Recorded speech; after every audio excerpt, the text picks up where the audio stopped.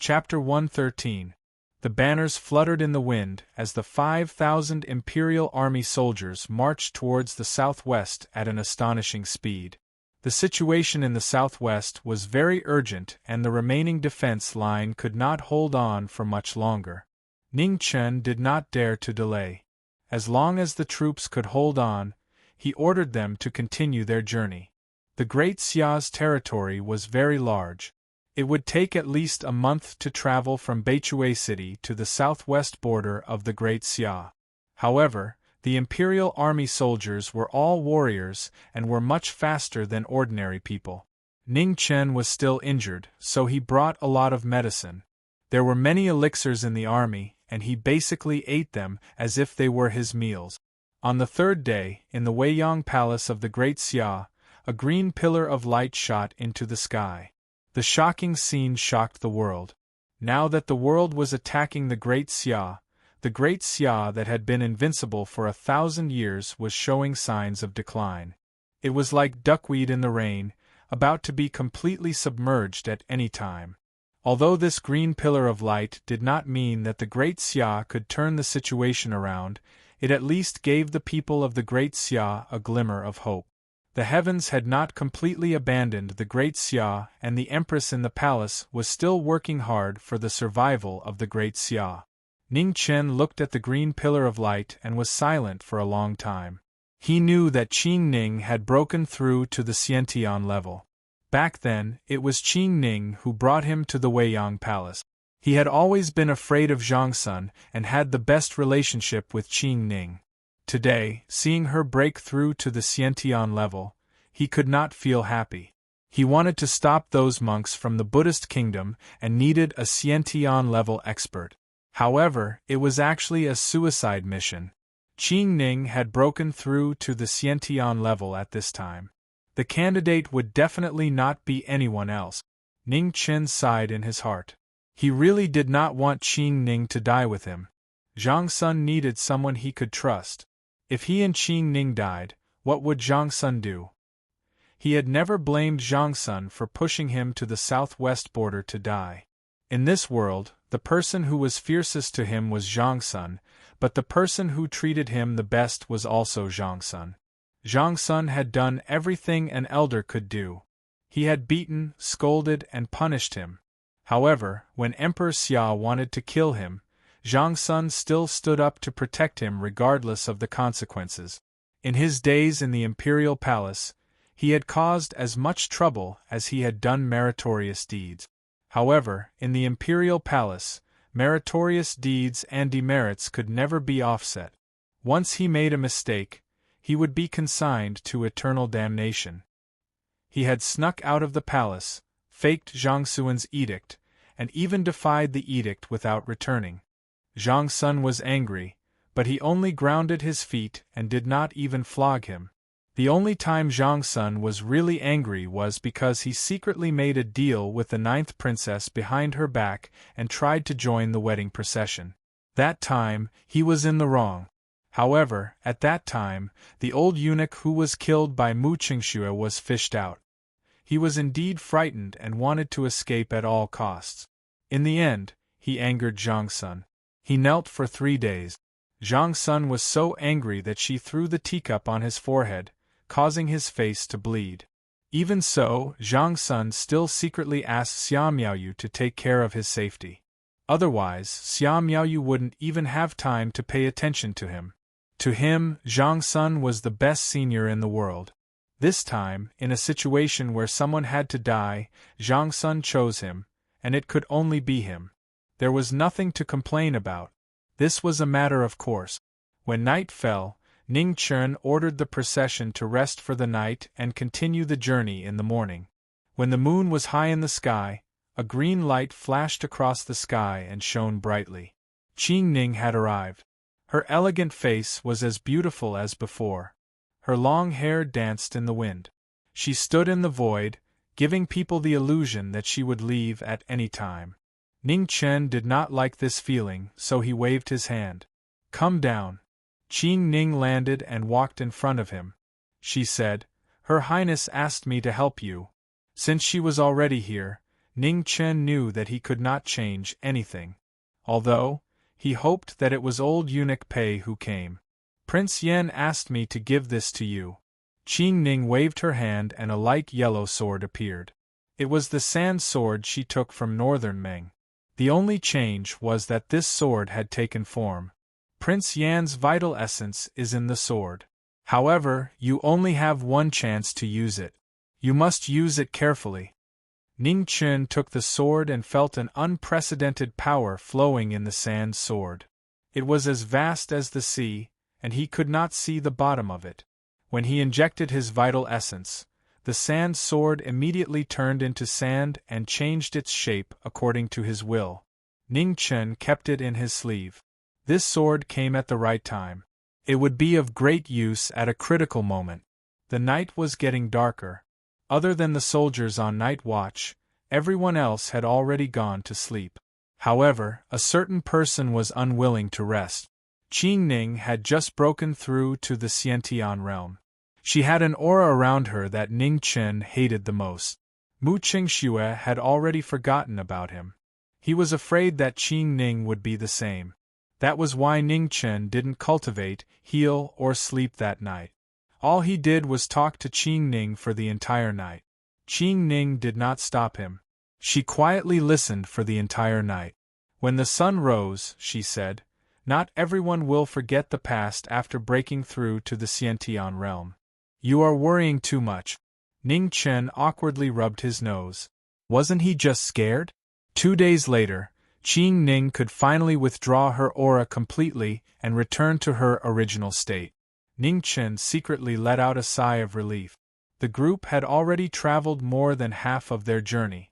They should be able to reach their destination in 3 days. Ning Chen ordered the group to rest for half a day again and make some adjustments before continuing on their journey. Martial artists were also human. It was impossible for them to not sleep all the time. Those who did not sleep were all monsters, such as the Xiantian realm. Mingyu was the only person in the group who did not know martial arts. She had been rushing for days. Her little face was bitter and she was not used to it. Ning Chen's heart ached. The little girl had suffered too much with him. She had been running all over the place. Her days of rest could be counted on one hand. However, this war would take a long time. Little Mingyu was also clear about this. Therefore, she did not say anything. Half a day later, the group continued their journey. The 2 Imperial Guard commanders looked more and more serious. They were both rank 9 late-stage experts. Although they had not reached the peak, they were not far from it. However, they knew very well that they were going to die this time. Rank 9 late-stage experts were nothing in the Buddha kingdom. It was said that there were 4 protectors of the Buddha kingdom under the abbot of Du-Yi Temple. Each of them was at the peak of rank 9. No one below the Xiantian realm could defeat them. As the Imperial Guard commanders, they naturally knew some things that the commoners did not know. Marquis Jiming was the most trusted person of the Empress. Now, even Marquis Jiming was sent to his death by the Empress. One could imagine how dangerous the situation was. The soldiers of the Great Xia were pinned down by various battlefields. In addition, they had suffered several losses. They were already stretched thin and could not be compared to the past. The Great Xia was a centralized dynasty. There were not many guards in each city. The main military force of the Great Xia was concentrated in the hands of the 10 Marquis and the imperial court. The rebellion of the 7 cities had been brewing for a long time. In the end, only 250,000 soldiers were gathered. The 3-day journey passed quickly. The atmosphere in the group gradually became serious. They had finally arrived at the southwest border of the Great Xia. They could vaguely hear the flames of war in the distance. The 5,000 Imperial Guards had set up camp and were making their last rest. The night was shrouded in darkness. It was like a hopeless situation that would never be lit up. Ning Chen stood on a high ground and looked at the flames of war in the distance. Thoughts flashed through his cold eyes. Marquis. 2 Imperial Guard commanders stepped forward and respectfully bowed. They asked with anticipation, "Marquis, can we really do it?" In front of the tent, figures walked out one by one. Their eyes were also filled with a trace of confusion and hope. Ning Chen turned around and looked at these different faces. His thoughts were very complicated. He knew that from today onwards, the lives of these 5,000 Imperial Guards were in his hands. "Are you afraid of death?" Ning Chen calmly asked. The 5,000 soldiers in front of the tent were startled. They looked at each other. In the end, someone said in a low voice, "Yes. I'm also afraid. Perhaps I'm even more afraid than you," Ning Chen honestly said. Hearing these words, panic flashed through the eyes of the soldiers. They did not know what to do. Ning Chen looked in the direction of the Great Xia Imperial City and said in a low voice, "In this world, there is no one who is not afraid of death. If you're afraid, I'm also afraid. I've always believed that people who do not fear life do not deserve to live in this world. You are all humans. Being afraid of death is your nature. There is nothing to be ashamed of. Buddha speaks of the afterlife, but I have never believed in Buddha. I only believe in myself, and I only believe in this life. The Empress has saved my life and protected me. In this life, I will repay her kindness. Even if I die, I will not regret it. In this life, people must have their own belief. Perhaps they are even more important than their own lives.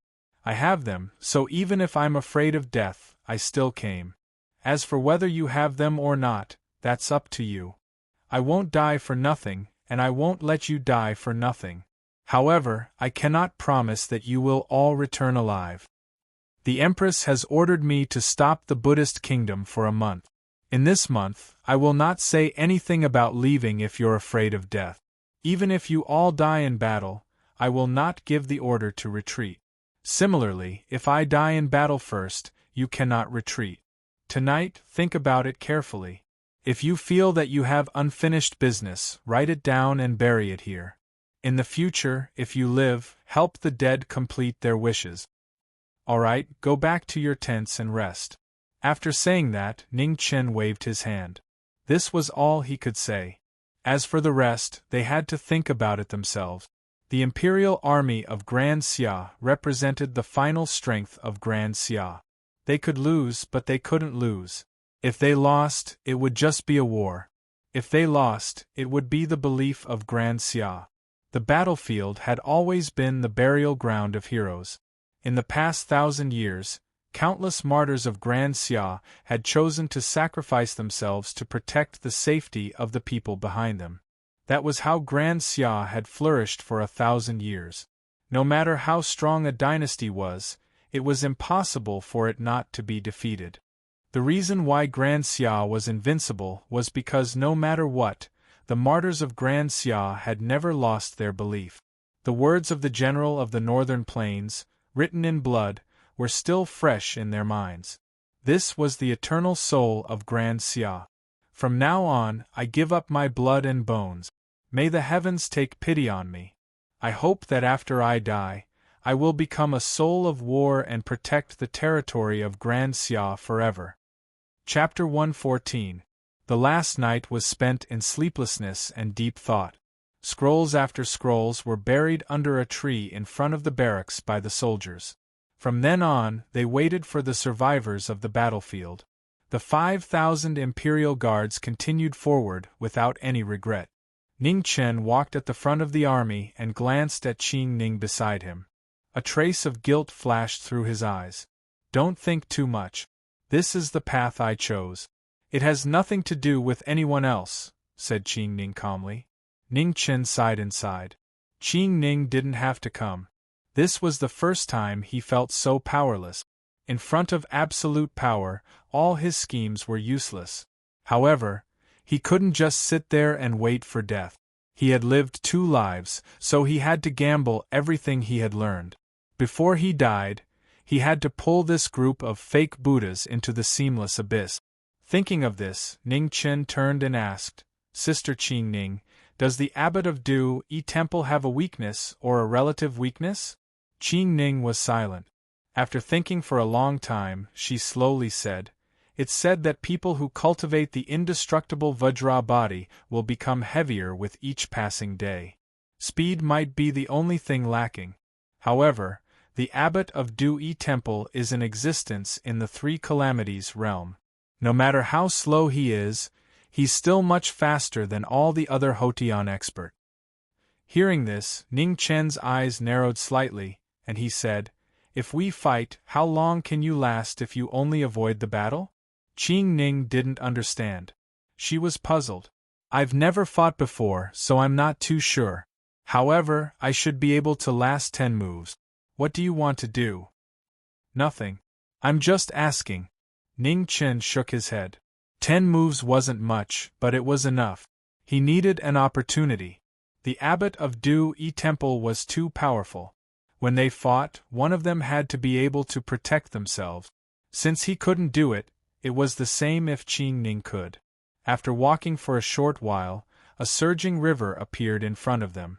An Imperial Guard commander stepped forward and respectfully said, "Marquis, the Nanli River is up ahead. After that, we won't be far from the monks of the Buddhist kingdom." The river was very fast, but it wasn't very wide.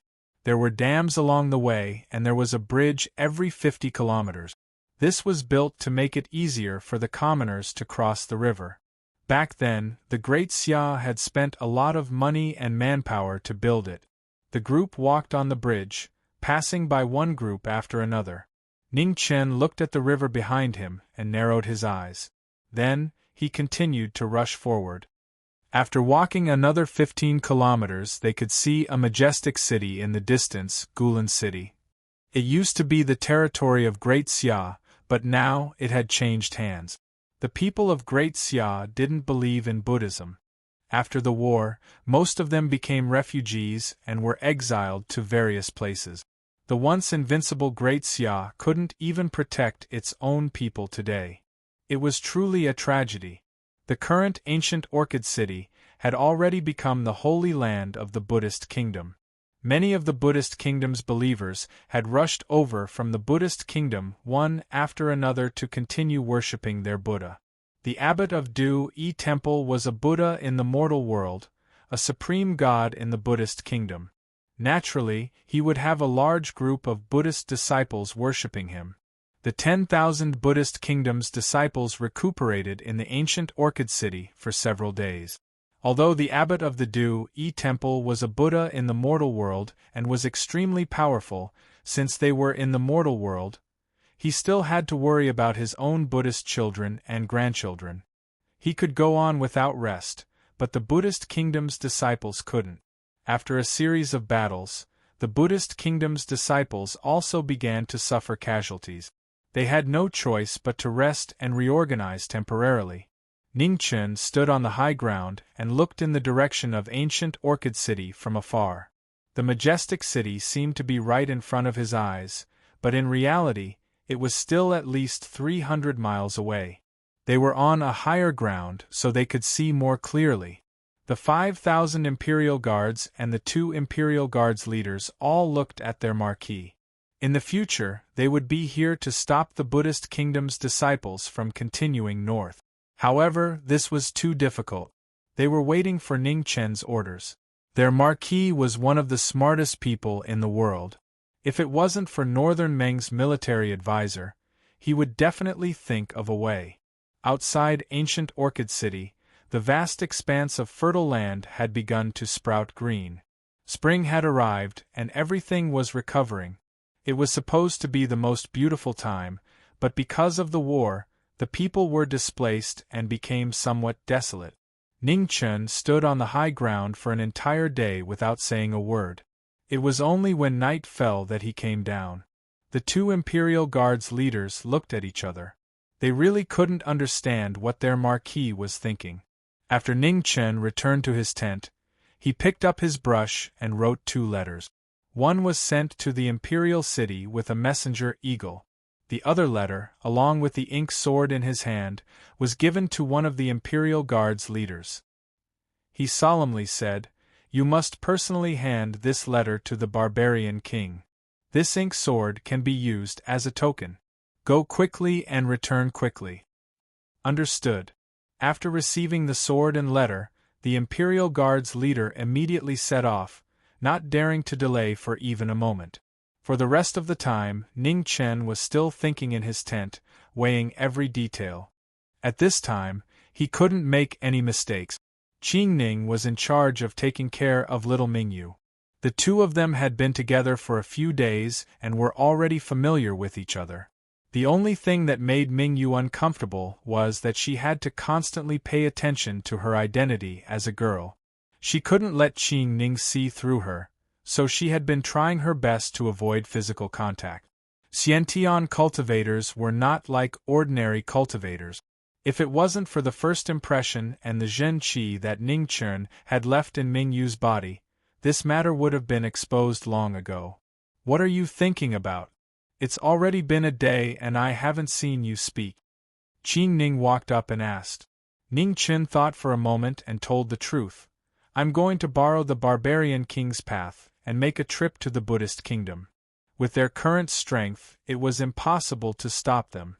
It was better to destroy the Buddhist kingdom's foundation while the Du-Yi temple was not there. He didn't believe that they wouldn't be able to drag the old monk back. Qing Ning frowned. The idea was good, but there was still a big problem. What should we do here? This was what she was most worried about. If the Buddhist kingdom's disciples directly went north as soon as they left, who could stop them? Let the Southernly River flood this place. I've observed the terrain here today. The north side is slightly higher than the south side.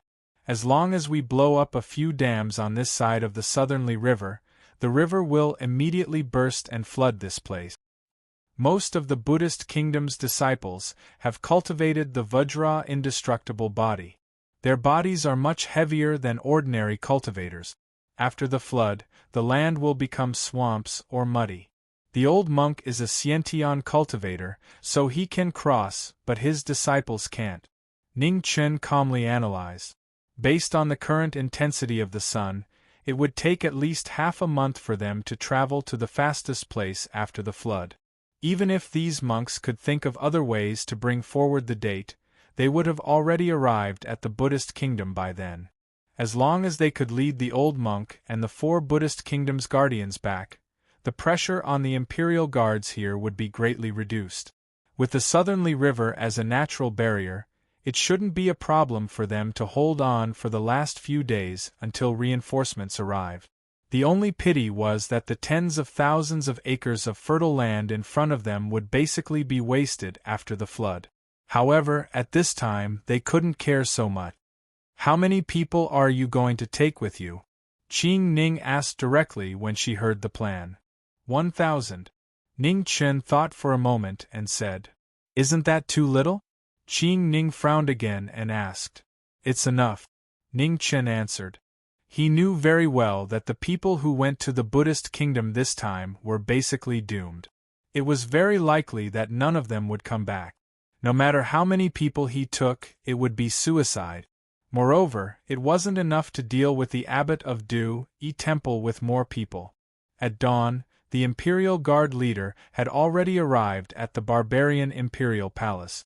After delivering the ink sword, he was summoned by the barbarian king not long after. The Imperial Guard leader handed over Ning Chen's handwritten letter and then stood quietly in the hall, waiting. The barbarian king read the letter and his rough and mighty face changed several times. This brat was extraordinarily bold. He actually wanted to enter the Buddhist kingdom through him. Borrowing the passage was no big deal, but he couldn't let this brat off so easily. Go back and tell your Marquis that I want a city as the price for borrowing the passage. I think Tianfu City is a good choice. The barbarian king mercilessly demanded an exorbitant price. The Imperial Guard leader's eyelids twitched. This barbarian king's appetite was too big. I'll report this to the Marquis when I return. Goodbye. The Imperial Guard leader cupped his fists and then turned to leave. Bring a messenger eagle back. I'm sure your Marquis and I will have a lot to talk about. The barbarian king smiled faintly and reminded him. The Imperial Guard leader nodded and immediately left. Half a day later, The Imperial Guard leader returned to the Imperial Guard camp in front of Nanli River. After seeing Ningchen, he repeated the barbarian king's request word for word. Go back and rest. Ningchen waved his hand and didn't say anything else. The barbarian king's condition was pure nonsense. He wouldn't agree and didn't have the right to agree. Dividing the territory was a taboo of the imperial court. Even Zhang Sun didn't dare to open his mouth. Negotiations couldn't be settled in one go. Not long after, another letter was sent to the barbarian imperial palace by messenger Eagle. The content of the letter was even simpler this time. From beginning to end, it only expressed one meaning: wake up, stop dreaming. Moreover, at the end of the letter, Ning Chen intentionally or unintentionally mentioned that if negotiations failed, he would seriously consider going to the barbarian palace personally. After reading the letter, the barbarian king was extremely unhappy. He knew this kid was threatening him. In this world, the person he didn't want to see the most was Ning Chen, especially in the barbarian palace. This was because once Ning Chen came, a man would most likely leave with him. His daughter had grown up and was already starting to side with outsiders. He was very helpless. The barbarian king replied and severely reprimanded Ning Chen's shamelessness.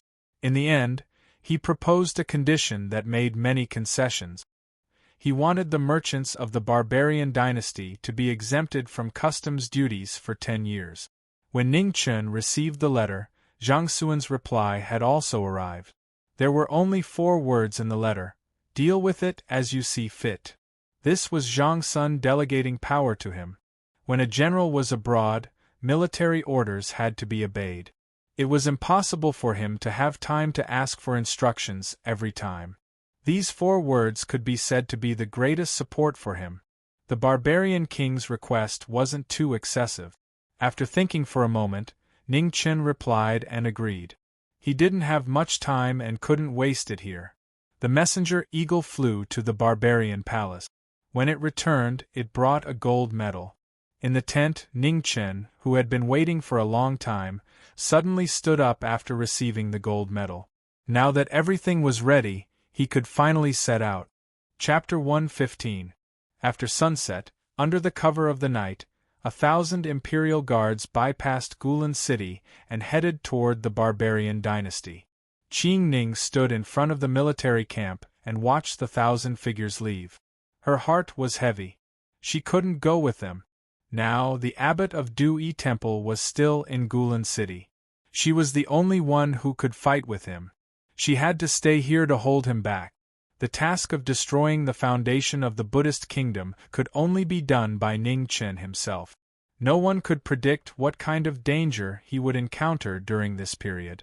The strongest person beside Ning Chen was a late-rank, 9 Imperial Guard leader. The other person stayed in the camp to help Qing Ning defend the last line of defense. Before leaving, the biggest problem was whether to stay or leave little Mingyu. It was too dangerous to follow him, and it was also inappropriate for her to stay. Mingyu refused to stay no matter what. She insisted on going. She only trusted Ning Chen. Other than him, she wouldn't trust anyone else. Ning Chen thought for a long time and finally decided to bring the little girl along. Since Mingyu wasn't afraid, why should he dawdle? The group set off as soon as the sky turned dark. They first headed east and then south, heading straight for the barbarian dynasty. The Buddhist kingdom and the barbarian dynasty bordered each other. Borrowing the route from the barbarian dynasty was the fastest way. The remaining 4,000 imperial guards stayed 30 miles away from the Nanli River, waiting for the Buddhist kingdom's disciples. Time in Great Xiao was too precious. Every day they could hold on was one more day. Before Ning Chen left, he explained everything in detail. He didn't leave out any details. Qing Ning and the other Imperial Guard leader nodded. At this critical moment, they didn't dare to overhear anything. Under the night sky, the eastbound group moved faster and faster without stopping for a moment. They planned to enter the barbarian dynasty's territory before dawn. After midnight, Ning Chen led the group south and soon stepped into the barbarian dynasty's territory. With the token given by the barbarian king, the journey into the barbarian dynasty was smooth and they didn't encounter any obstacles. It was obvious that the barbarian king had given him instructions, which saved him a lot of trouble. Ning Chen specially wrote a letter to express his gratitude and apologize for his previous impoliteness. He hoped that the barbarian king wouldn't be calculative with a junior like him. The barbarian king didn't believe a single word of this nonsense. He wasn't even interested in replying. However, an hour later, the messenger eagle still flew out of the barbarian palace, leaving behind the barbarian king with a gloomy expression. A man came over to pay her respects and happened to see the letter on the table. Thus, it was up to the barbarian king to decide whether to reply or not. When Ning Chen received the letter, it was already half a day later. When he saw the letter, he was immediately somewhat confused. There were only 6 words on the letter. "What rank are you now?" Her handwriting was graceful and elegant. It was obvious that it wasn't written by the barbarian king. A man didn't like to practice martial arts and didn't write much. Ning Chen didn't recognize it at first glance. However, he wasn't an idiot, and he knew that only a man could seize the right to speak from the barbarian king in the barbarian palace. After reading A Man's letter, Ning Chen thought about it seriously for a long time, but he still couldn't figure out the profound meaning behind it. Actually, he was already used to it. This wasn't the first time. Of course, the reply couldn't be as simple as A Man's. At the very least, the main idea had to be clear. Ning Chen used his actions to tell A Man that the other party must be able to understand the letter. A day later, when another letter came back, he had no choice but to completely give up this unrealistic idea of his. The reply was even simpler. There were only 2 words. "Good luck." These 2 words were taught to A Man by him, but now it felt like a slap in the face. At this moment, the group stopped in their tracks. They had finally arrived at the border between the barbarian dynasty and the Buddhist kingdom. Ning Chen's expression gradually became serious. From this moment on, danger truly began. Strictly speaking, the Buddhist kingdom couldn't be considered a country. It was a large country of Buddhist cultivators with the Du-Yi Temple as its center. 1,000 imperial guards stepped into the Buddhist kingdom and headed west. Their destination was the center of the country, the Du-Yi Temple. The flames of war burned every inch of land along the way. The weak resistance of the Buddhist kingdom quickly collapsed under the butcher's knife of 1,000 imperial guards. The Buddhist kingdom wasn't a well-disciplined country. All the resistance was scattered. In addition, the experts of the Buddhist kingdom had already headed north. How could they stop the most elite imperial guards of the Great Xia dynasty? 3 days later, a group of people slowly walked up to the foot of a majestic mountain. On the mountain, a huge Buddhist temple stood. Below, temples of various sizes surrounded the temple, making it look even more sacred. Mount Mijie, the holy land in the hearts of Buddhist cultivators, was finally in front of them today. At the same time, the city gates of Gulan City in the southwest of the Great Xia dynasty opened. 10,000 Buddhist disciples walked out in a mighty manner. Retreat. When the 2 armies were 200 miles apart, the leader of the imperial guards immediately retreated. Then, the 4,000 imperial guards quickly broke camp and retreated toward the Nanli River. Not long after, the army retreated to the other side of the bridge. At the same time, Qing Ning led 500 imperial guards to the dam. She condensed all her power into one move. Suddenly, the world trembled. A huge silver spear shadow fell from the sky. With a loud bang, the Nanli Dam collapsed. The shocking torrent was like a heavenly river descending. It destroyed the remaining obstacles and quickly swept downstream. The terrifying torrent roared. It was unavoidable and unstoppable. Looking from afar, there was nothing in the world. The Buddhist disciples were horrified. They immediately turned and ran. However, it was too late. The torrent was less than 100 miles away. In an instant, the 10,000 Buddhist disciples and thousands of acres of fertile land were submerged in the flood. The struggle before death was unusually mournful. The difference in cultivation between the 10,000 Buddhist disciples was too great. The weaker ones could only fear and die under the terrifying power of heaven. Qing Ning stood in the void on the other side of the Nanli River. She looked coldly at the tragic scene in the flood. There was no pity or sadness on her face. Ning Chen once said that the group of fake Buddhas in the Buddhist kingdom were the most hypocritical people in the world. They should not have existed a long time ago. Since the Buddhas did not want to cultivate Buddhism in the human world, then they should go to hell to cultivate. The flood surged south and swallowed everything along the way. In the face of a natural disaster, any obstruction was futile. Heaven's will. The abbot of Du Temple looked at the tragic scene in front of him and sighed softly. A touch of mercy flashed across his old face. Immediately, he put his palms together and a vast Buddhist power spread out. He wanted to resist the power of heaven with his strength. At this moment, a silver spear flew over and collided with the Buddhist light with a loud bang. Qing Ning had arrived. She held a silver spear and stood in the void. Her waist-length hair fluttered in the wind, making her look like a goddess of war. The abbot of Du Temple's expression turned cold. His mercy instantly turned into killing intent. Evil and evil. You can't be forgiven for killing.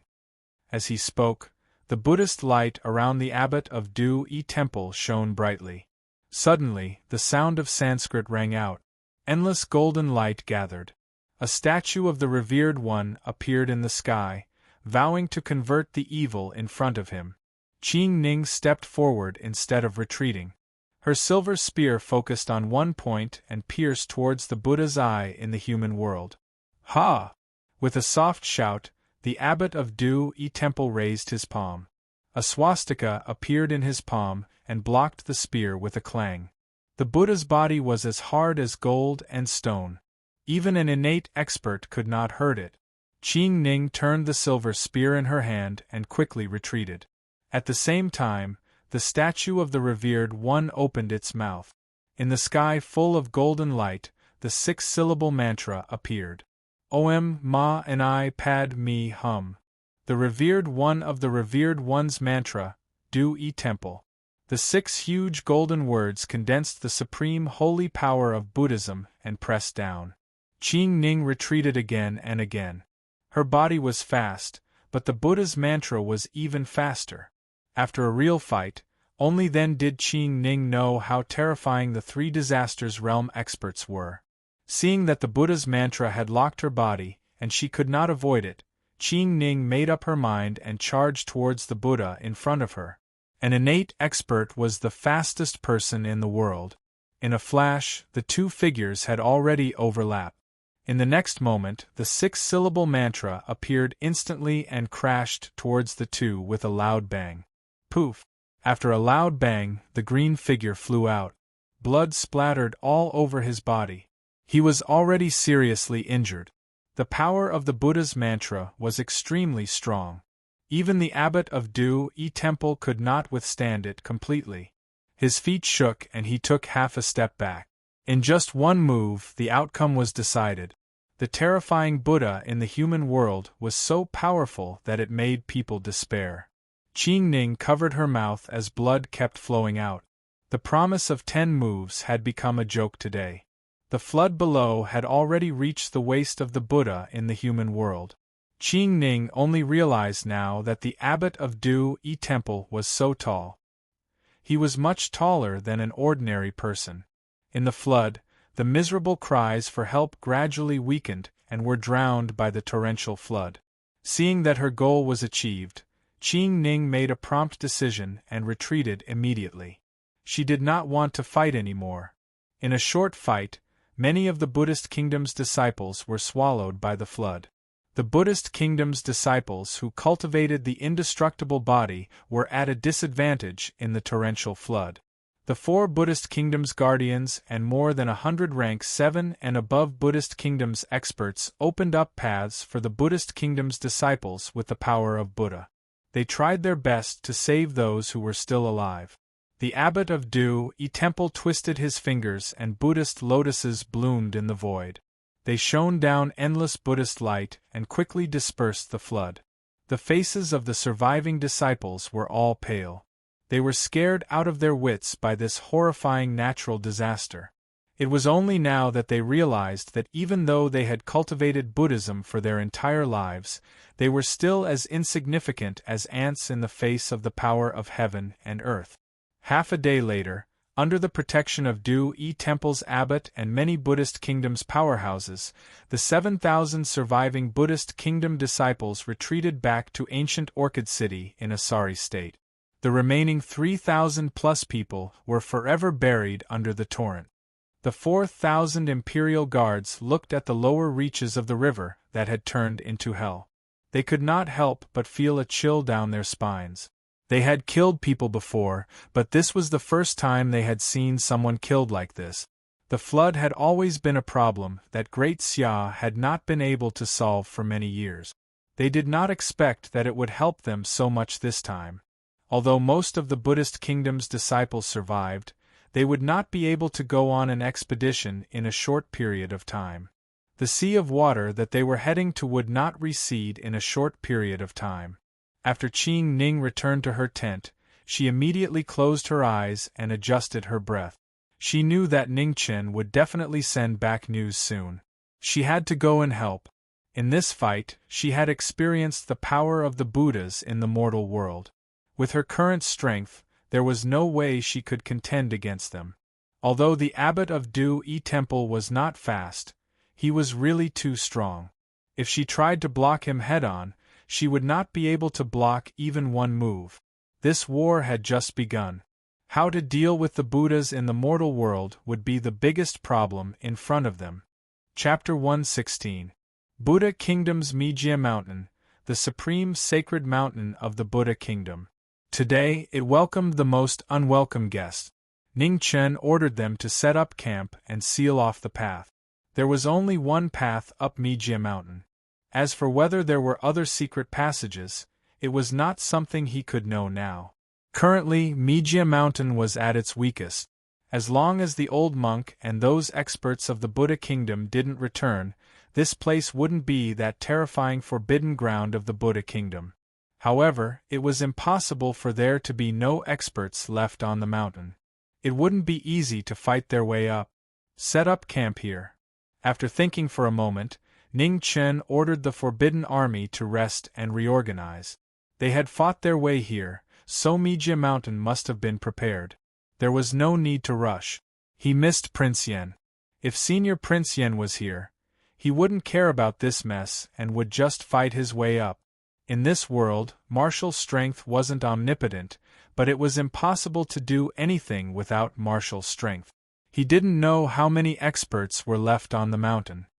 He only knew that the old monk had brought out 4 Buddha Kingdom protectors.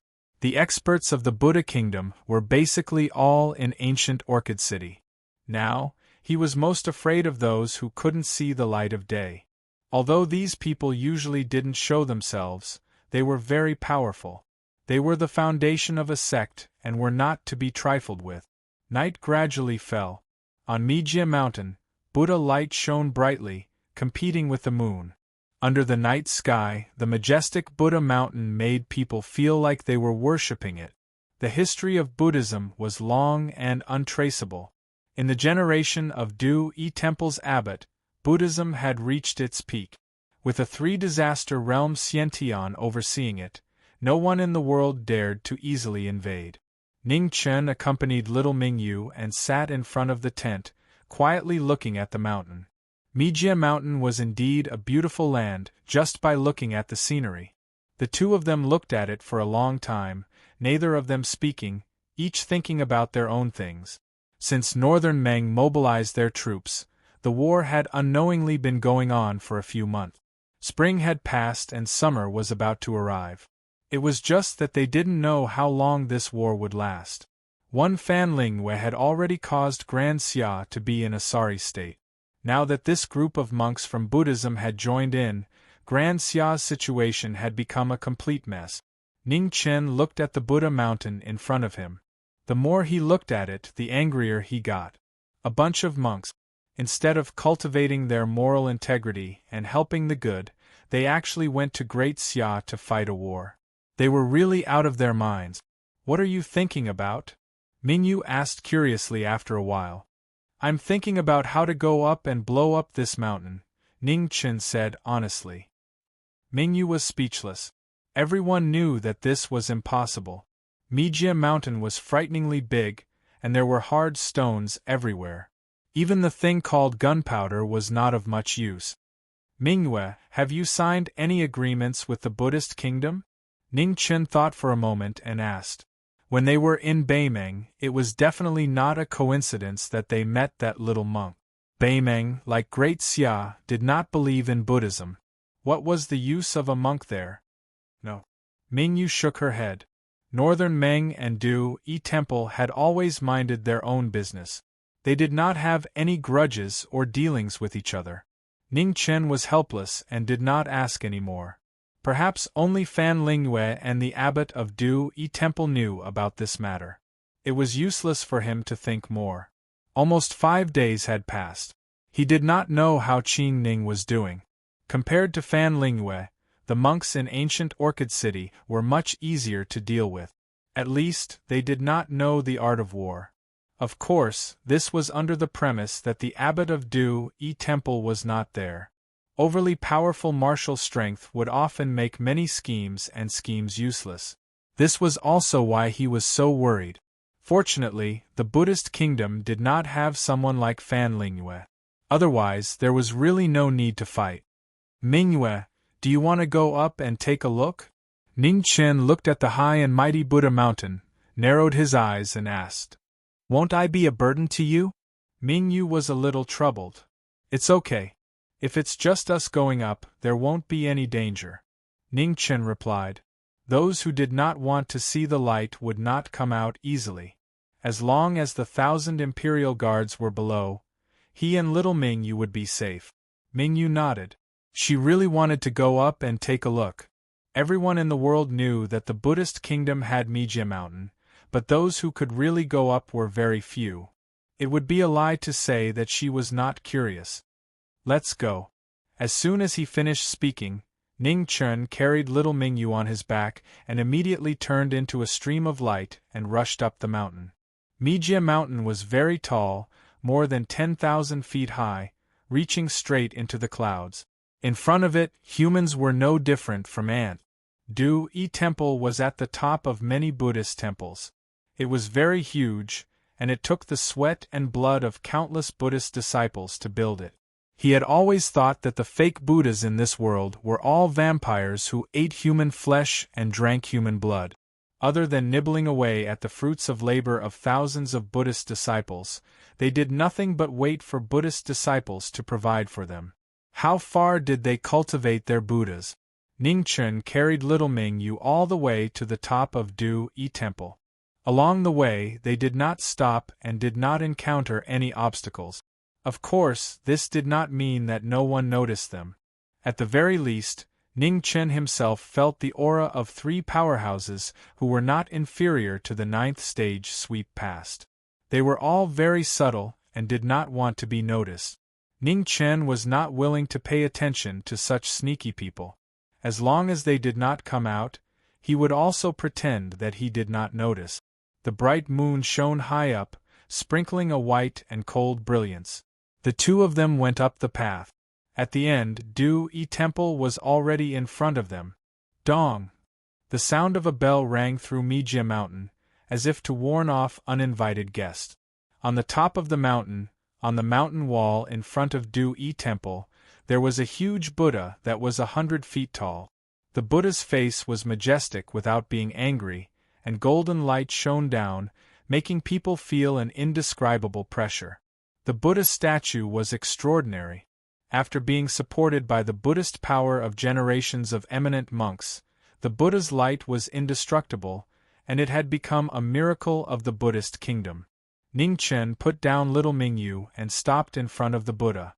He carefully looked at the miracle in the eyes of the world, and wondered what was so magical about it. The 100 feet tall Buddha was surrounded by golden light, as if a real Buddha had descended to the world, overlooking the whole world. Buddhists always had to have some tricks up their sleeves to deceive their disciples.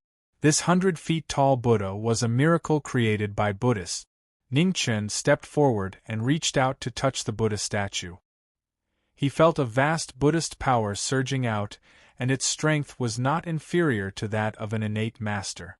However, a dead object was a dead object after all. No matter how strong it was useless. Grand Xiaojiming Marquis, this is a peaceful place of Buddhists. It is not a place you should come to. Please return quickly, warned a powerful aura from Du Yi Temple. Buddhists say that all life is equal. If you can come, why can't I? Ningchen sneered in response. Buddhists help those who are fated. Your sins are too heavy, and you have no intention of repenting. Buddhists do not welcome you, said the voice from before. Clang. Ningchen unsheathed his sword and stabbed it into the ground. He said indifferently, now that I've put down my butcher's knife, does that mean I can become a Buddha? I've already put down my butcher's knife, but your Buddhists are killing people in ancient Orchid City. Just who is the Buddha and who is the devil? Sophistry. The expert from Du Yi Temple was enraged, and a powerful palm pressed down, wanting to suppress this blasphemer. Ningchen was not afraid at all. With a flip of his hand, his body shone with a brilliant blue light. He also met the attack with a palm, unwilling to back down. With a boom, the ground in front of the Buddha trembled. Pieces of stone cracked, spreading out hundreds of feet. The power of this palm was shocking. Buddhists were strong, but blasphemers were also strong. They were not inferior to anyone. The figure under the Buddha was as unmoving as a mountain. After cultivating for so long, he was no longer that youth who could be bullied by others. A mere late 9th-rank cultivator wanted to kill him? That was a fool's dream. Mingyue moved back. I'll help this Buddha repair his feet. Ningchen pulled little Mingyu and retreated 10 steps. His ink sword flew up. Frost condensed and snowflakes surged as he slashed down. The Buddha's body trembled. Cracks continuously spread on the Buddha's feet, and then it shattered. Impudent! The expert from Du Yi Temple was infuriated. His figure flickered and he arrived in front of the two of them. He angrily slammed his palm down. Boom! When the tip of the sword collided with the Vajra palm, the sound of metal clashing could be heard. The powerful force caused their clothes to flutter in the wind. It's the indestructible Vajra body again. Ningchen was irritated. This Buddhist cultivation technique was truly disgusting. When it came to fighting, there was no need to be afraid of not being able to defeat them. The indestructible Vajra body of Buddhists was difficult to injure. Up until now, he still hadn't found an effective way to deal with this cultivation technique. If he fought it head-on, it would be too exhausting. No more fighting.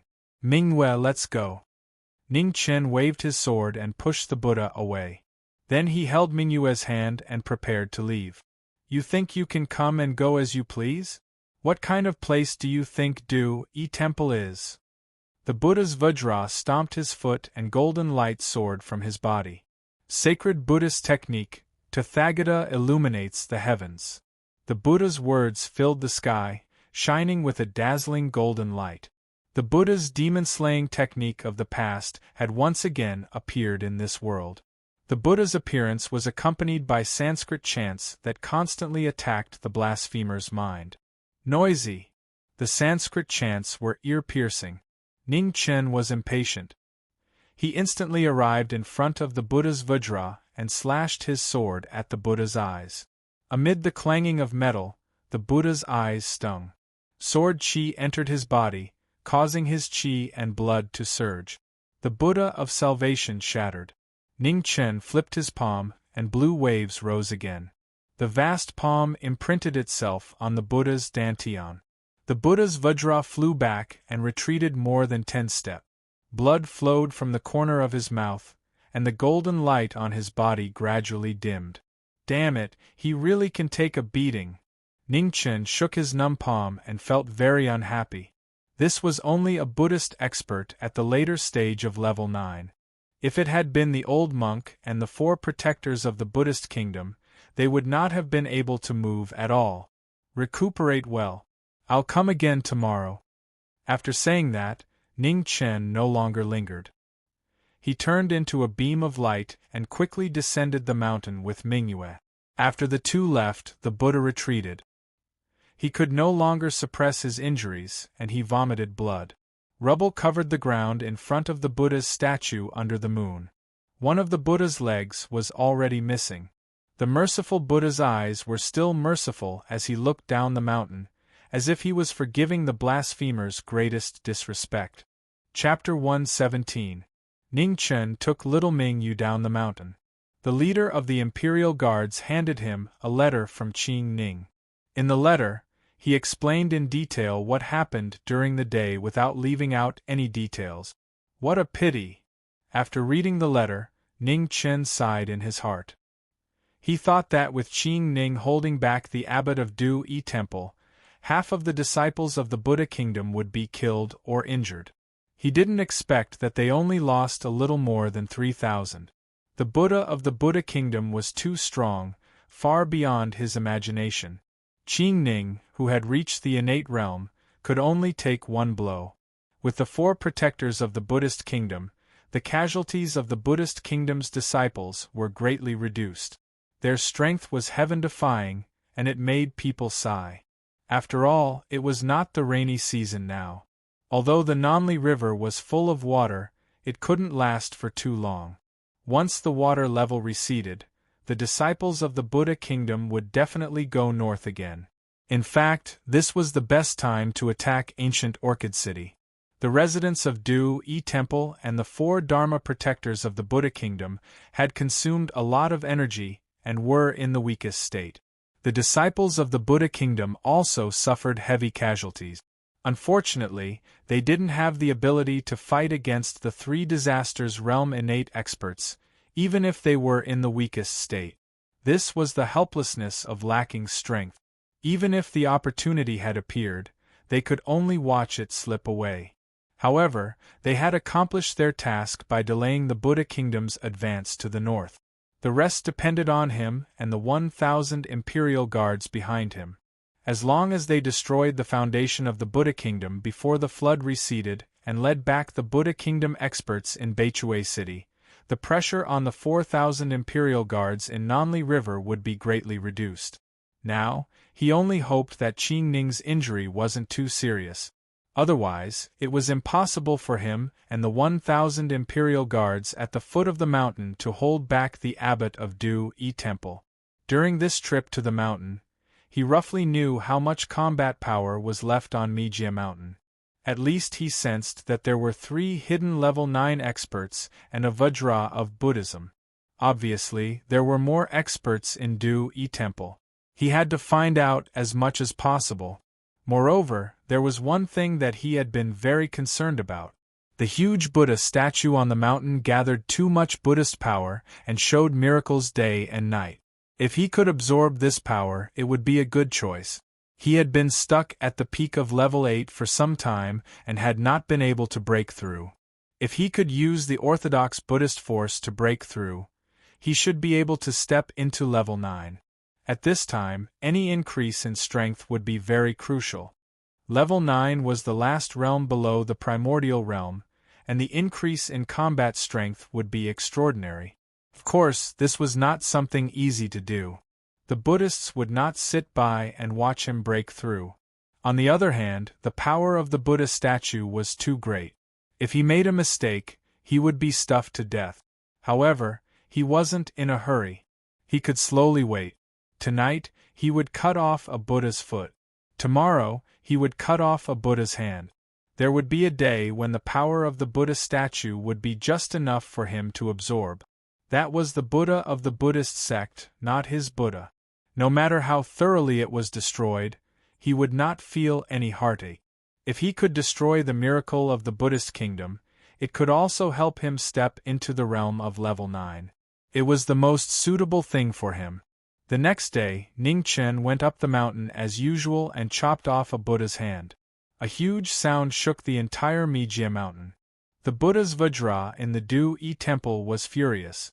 Just as he was about to attack, Ning Chen had already gone down the mountain. Late at night, Qing Ning sent another letter to report in detail the changes in the water level outside the ancient Orchid City. Ning Chen replied and asked about Qing Ning's injury.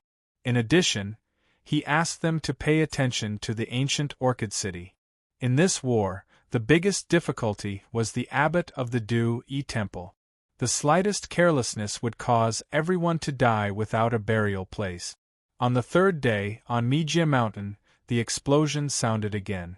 The next moment, a shocking battle broke out. In the Du-Yi temple, two Buddhas Vajra, who had been in seclusion for a long time, came out of seclusion regardless of the risk of injury. Together with the previous Vajra, they fought with the blasphemer who repeatedly went up the mountain to provoke them. Ning Chen fought against three Buddhas Vajra alone. The battle was dangerous and he finally escaped. After returning, Ning Chen did nothing but sit cross-legged to adjust his breath. He didn't wake up until the night after tomorrow. This battle came so suddenly that he was a little unprepared. Fortunately, his speed was a little faster than the three Buddhas Vajra, so he barely escaped defeat. The Buddha statue's 2 legs and 1 hand were already broken, but the remaining Buddha power was still so huge that he didn't dare to absorb it. He finally learned the last 2 moves that the old Marquis taught him. The blue cyclone in his body also grew a lot stronger because of it. Half a day later, Zhang Sun sent a letter. As usual, he said what he wanted to say and didn't talk nonsense. In the letter, he asked him to hold on for a few more days. The reinforcements were gathering and would set off soon. Ning Chen directly ignored this and continued to read. At the back of the letter, he wrote about the current situation in the imperial city. As expected, the first prince had basically decided to withdraw from the battle for the throne. What was left was the contest between the third prince and the 10th prince. Duke Jingwu chose to support the third prince, while Duke Xiu was more inclined to support the 10th prince. However, Duke Taisher didn't like the 10th prince. According to the current situation, the third prince had a higher chance of becoming the next Emperor Xia. Of course, no one knew until the final result. Apart from the 3 dukes, Zhang Xuan's opinion also had a crucial influence. Who he voted for might decide the future direction of the great Xia. He didn't know much about the third prince and the 10th prince. He had only heard that the third prince was the most talented of the princes. He had been learning martial arts from Duke Jingwu since he was young, and his strength was truly extraordinary. In comparison, the 10th prince's martial arts could only be said to be average. On the contrary, his literary talent was more outstanding. The 2 princes each had their own merit. One was literary and the other was martial. Both were extraordinary. He couldn't tell which Prince Zhangsun wanted to choose. Presumably, even Zhangsun himself hadn't decided. The position of Emperor Xia was too important. No one dared to make a decision lightly. The current situation was indeed a bit difficult. The third prince and the 10th prince were already fully fledged. If one was helped up, the other would have to be completely beaten down. Otherwise, if there was a rebellion, the situation of the great Xia would be even worse. After finishing the important matter, Zhang Sun didn't say any words of encouragement or consolation at the end of the letter. He only wrote 4 words, "Come back alive." Ning Chen smiled helplessly.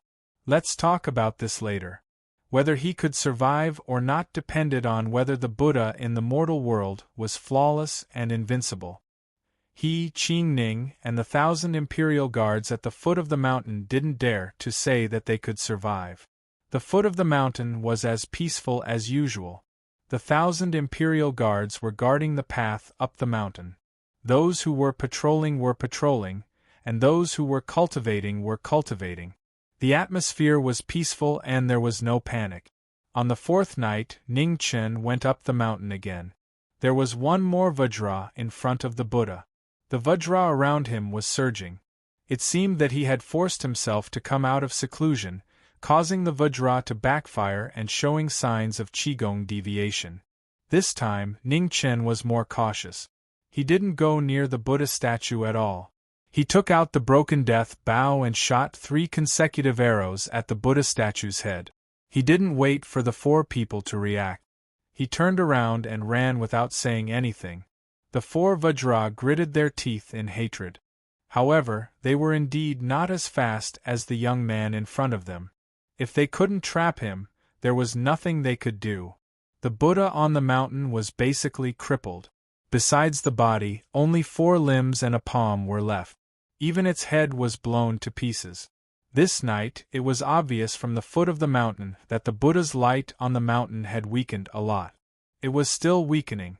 The Buddha's body was broken. It couldn't bear the Buddha's power that had been added by generations of Buddhist experts. It began to crack gradually. At the same time, the Buddha's power also appeared to be incomplete and quickly scattered between heaven and earth. On the 5th day, Ning Chen didn't go up the mountain again. Anyway, the Buddha's power on the Buddha statue had begun to weaken by itself. He just needed to wait. Qing Ning hadn't come yet. It seemed that her injury was really serious.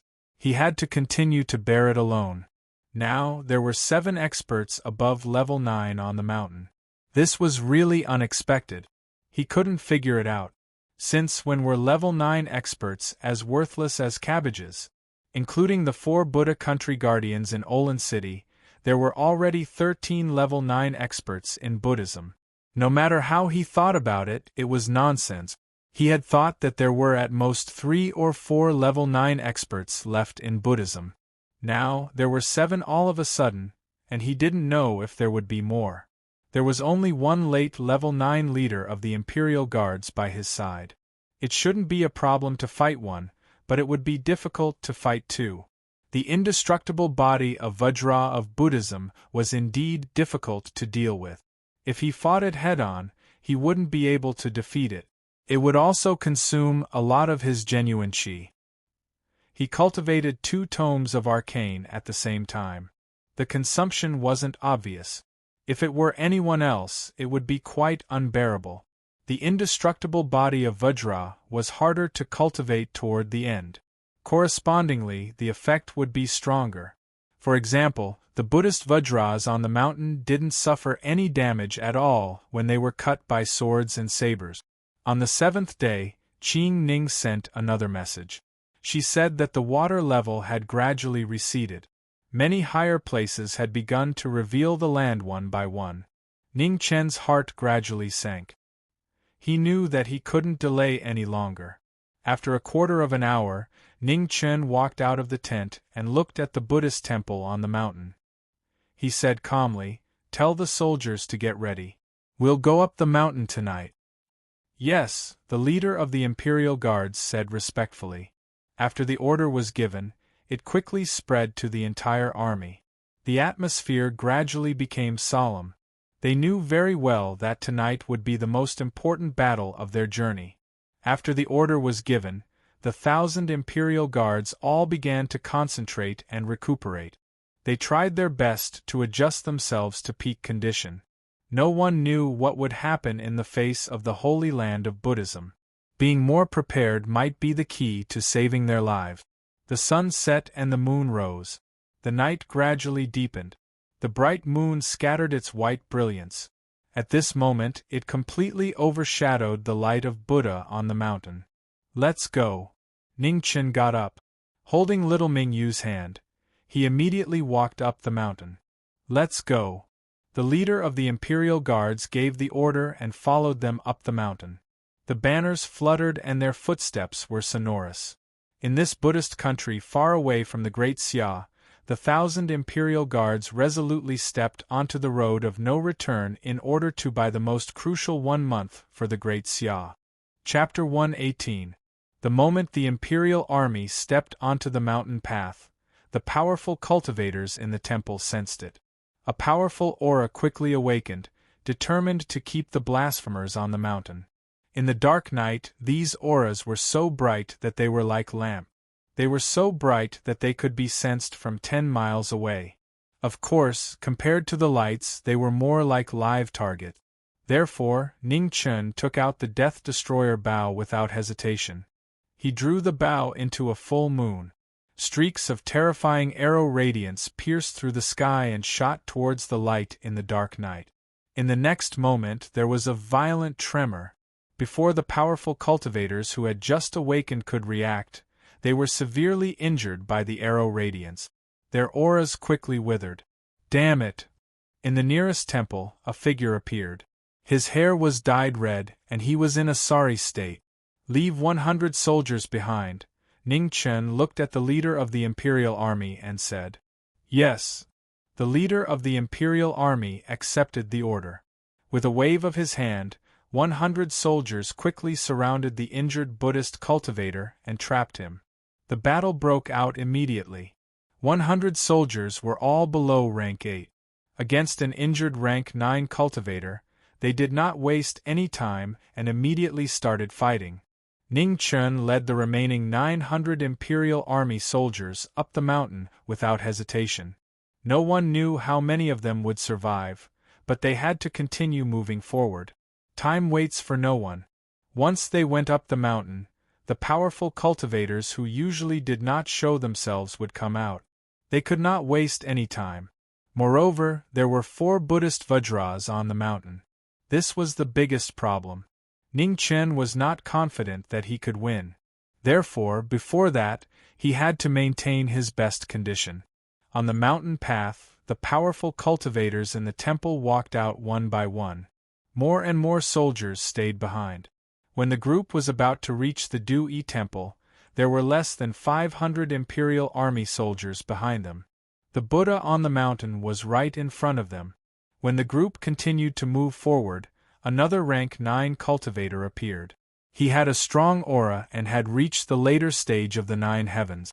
This time, the leader of the Imperial Army stayed behind personally to stop the cultivator who was blocking the way.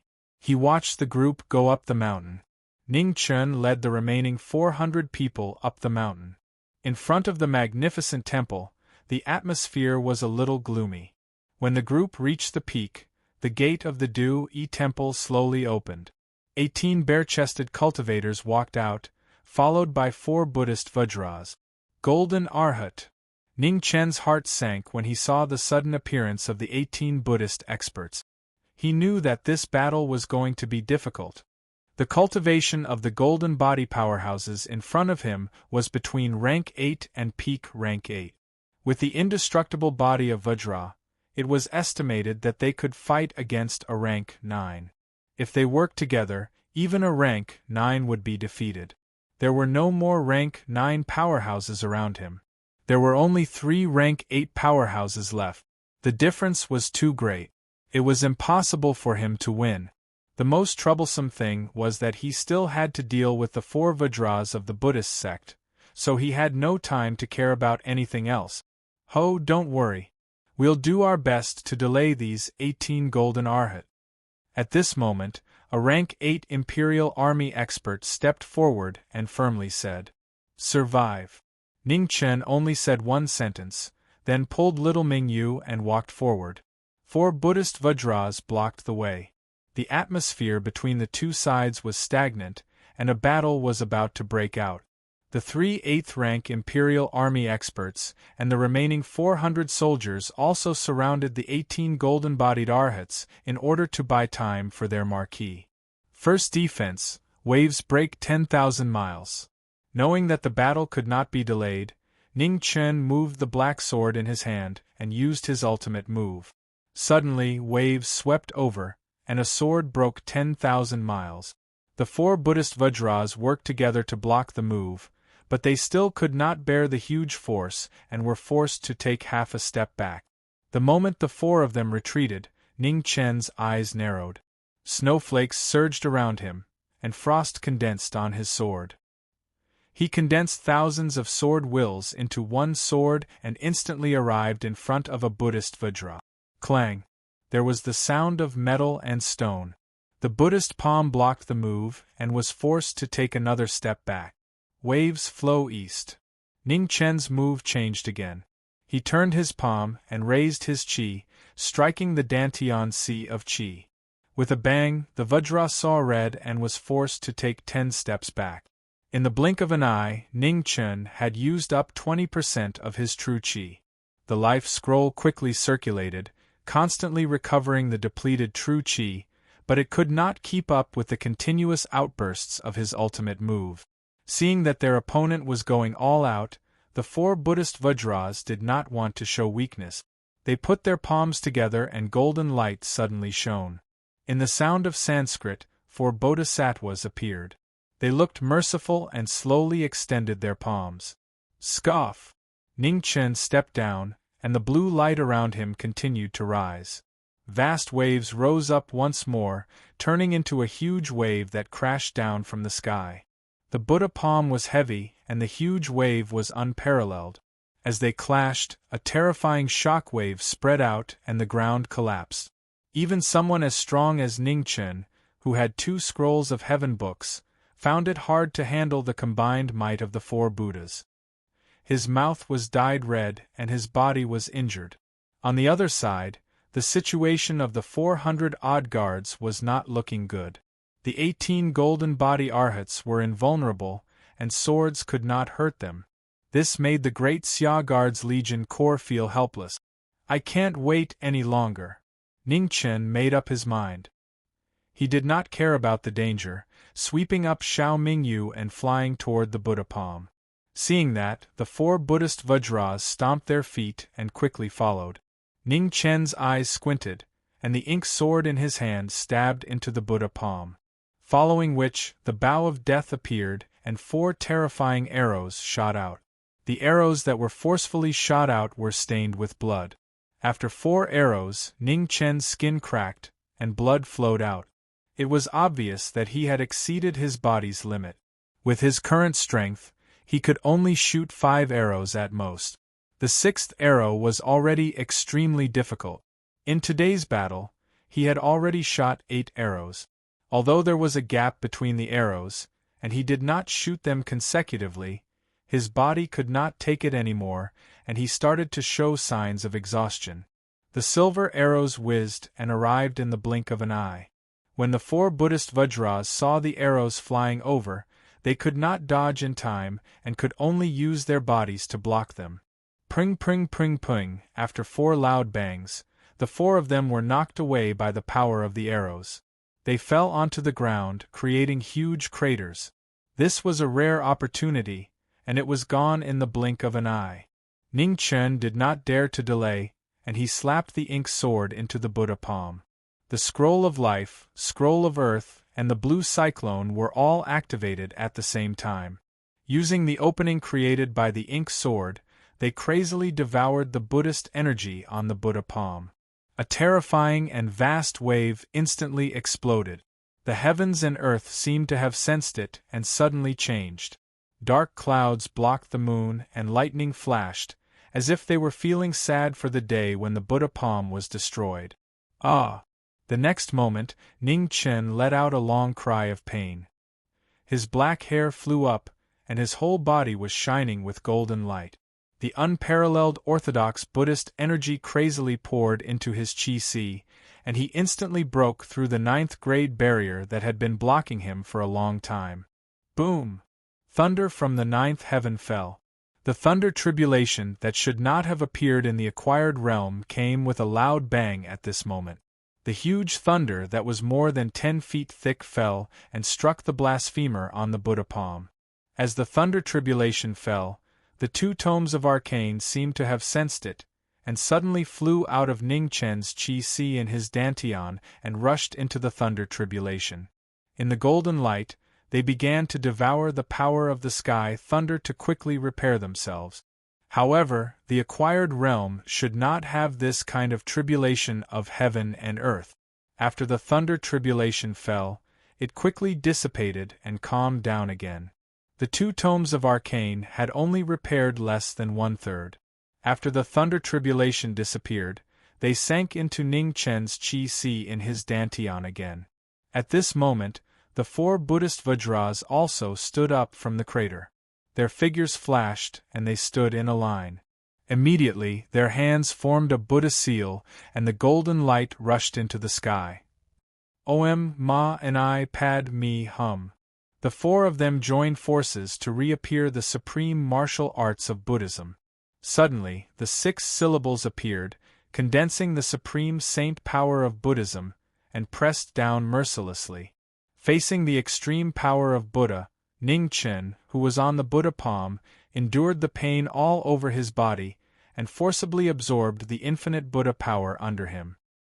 He turned his palm, and the surging waves kept surging between heaven and earth, as if the Milky Way in the 9th heaven had collapsed, and turned into a huge waterfall falling down. In the next moment, the strongest move of the Zhangsun lineage met the supreme martial arts of Buddhism. The two extremes collided, and Mijia Mountain seemed to have suffered a tribulation. Huge rocks fell down, and the Buddha statue that was already full of holes finally could not bear it and collapsed quickly. In the terrifying aftermath, the 4 Buddhist Vajras flew out with blood and fell to the ground. They vomited red and could not get up for a while. The Buddha statue collapsed, and Ning Chen fell down with little Mingyu. The golden light on his body flickered, and his aura was unprecedentedly strong. After reaching the 9th rank with the help of the Buddha power, Ning Chen was finally not afraid of any powerhouses below the innate stage. He was full of killing intent, and stepped into the 18 Golden Arhat formation. In the Imperial Guards, all those below the 7th rank retreated, and watched their Marquis finish the battle. A 9th rank middle rank against an 8th rank middle rank. It was undoubtedly a one-sided battle. The Golden Arhat was not ordinary, and his combat power was extremely strong. However, Ning Chen was not ordinary either. He had 2 heavenly tomes, and he also had the supreme martial arts of the Zhangsun lineage. With his unparalleled foundation, he forcibly broke the Golden Arhat's indestructible body. This was the day of the Buddha's demise.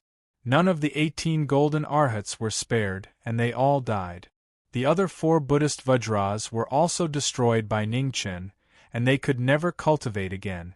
The battle at the foot of the mountain was also coming to an end. The survivors came back one after another, and the dead were buried in a foreign land forever. In the end, there were only 300 Imperial Guards left. The leader of the Imperial Guards was seriously injured, and only one of the 8th rank powerhouses survived. In the battle of life and death, both sides suffered heavy losses. All of you stay here and heal yourselves quickly. The Du-Yi Temple was already in front of them. Ning Chen ordered everyone to rest, and then he pulled little Mingyu into the temple. The 300 Imperial Guards accepted the order and sat on the ground, healing themselves. They knew that the battle was already over. Although they won by a lot, what awaited them was an even more difficult battle. The news of the Buddhist sect's defeat would definitely spread to the ears of the Du-Yi Temple in the ancient Orchid City. Once the Buddha in the human world returned, they would immediately fall into a passive situation. Although their Marquis was very strong, facing the strongest 3 disasters realm powerhouse in the world, he still had no hope of winning. Now, they could only hope that Miss Qing Ning could come quickly and help the Marquis. Chapter 119. Buddha Mountain suffered a calamity. The light that had lasted for thousands of years completely dissipated between heaven and earth with the collapse of the great Buddha. This was the darkest day of the Buddha kingdom. Thousands of Buddhists looked in the direction of the holy mountain, kneeling and crying. Demons appeared in the world, and Buddha could not do anything. Was the pure land of the Buddha kingdom about to fall into a terrible night? Why had their Buddha not returned yet? The Buddhists who worshipped the false Buddha had long lost their hearts and could not withstand the slightest blow. They fell into despair and panic on this night when the Buddha was destroyed. On the mountain, beside the collapsed stone statue, 300 Imperial Guards sat on the ground and adjusted their breathing. Their blood-stained faces were as determined as before. Even if the future was bumpy, even if life and death were at stake, they still did not give up. As always, they trusted their Lord and the Empress in the distance. In the heavenly Mandate Palace, Zhang Sun sat on a side seat beside the dragon throne. She had not slept or rested for several days. Under the phoenix crown, her beautiful eyes were now bloodshot, but she still persisted. Piles of memorials had been piled up on the table, especially the battle reports from the southwest of Great Xia. One would be sent every half a day. She had heartlessly sent him to that battlefield. How could she not feel guilty? How could she not be worried? She was not a cold-hearted person. However, compared to the millions of commoners in the southwest of Great Xia, her personal feelings were so insignificant. She could only sacrifice him, sacrifice the person she trusted the most. More than half a month had passed, and he did very well. Those bald donkeys of the Buddha kingdom did not take half a step forward, and Great Xia also got a brief respite. These days, the northern Meng army in front of Beichui city stopped. Since the defeat of the disciples of the Buddha kingdom, Fan Lingyue had restrained himself.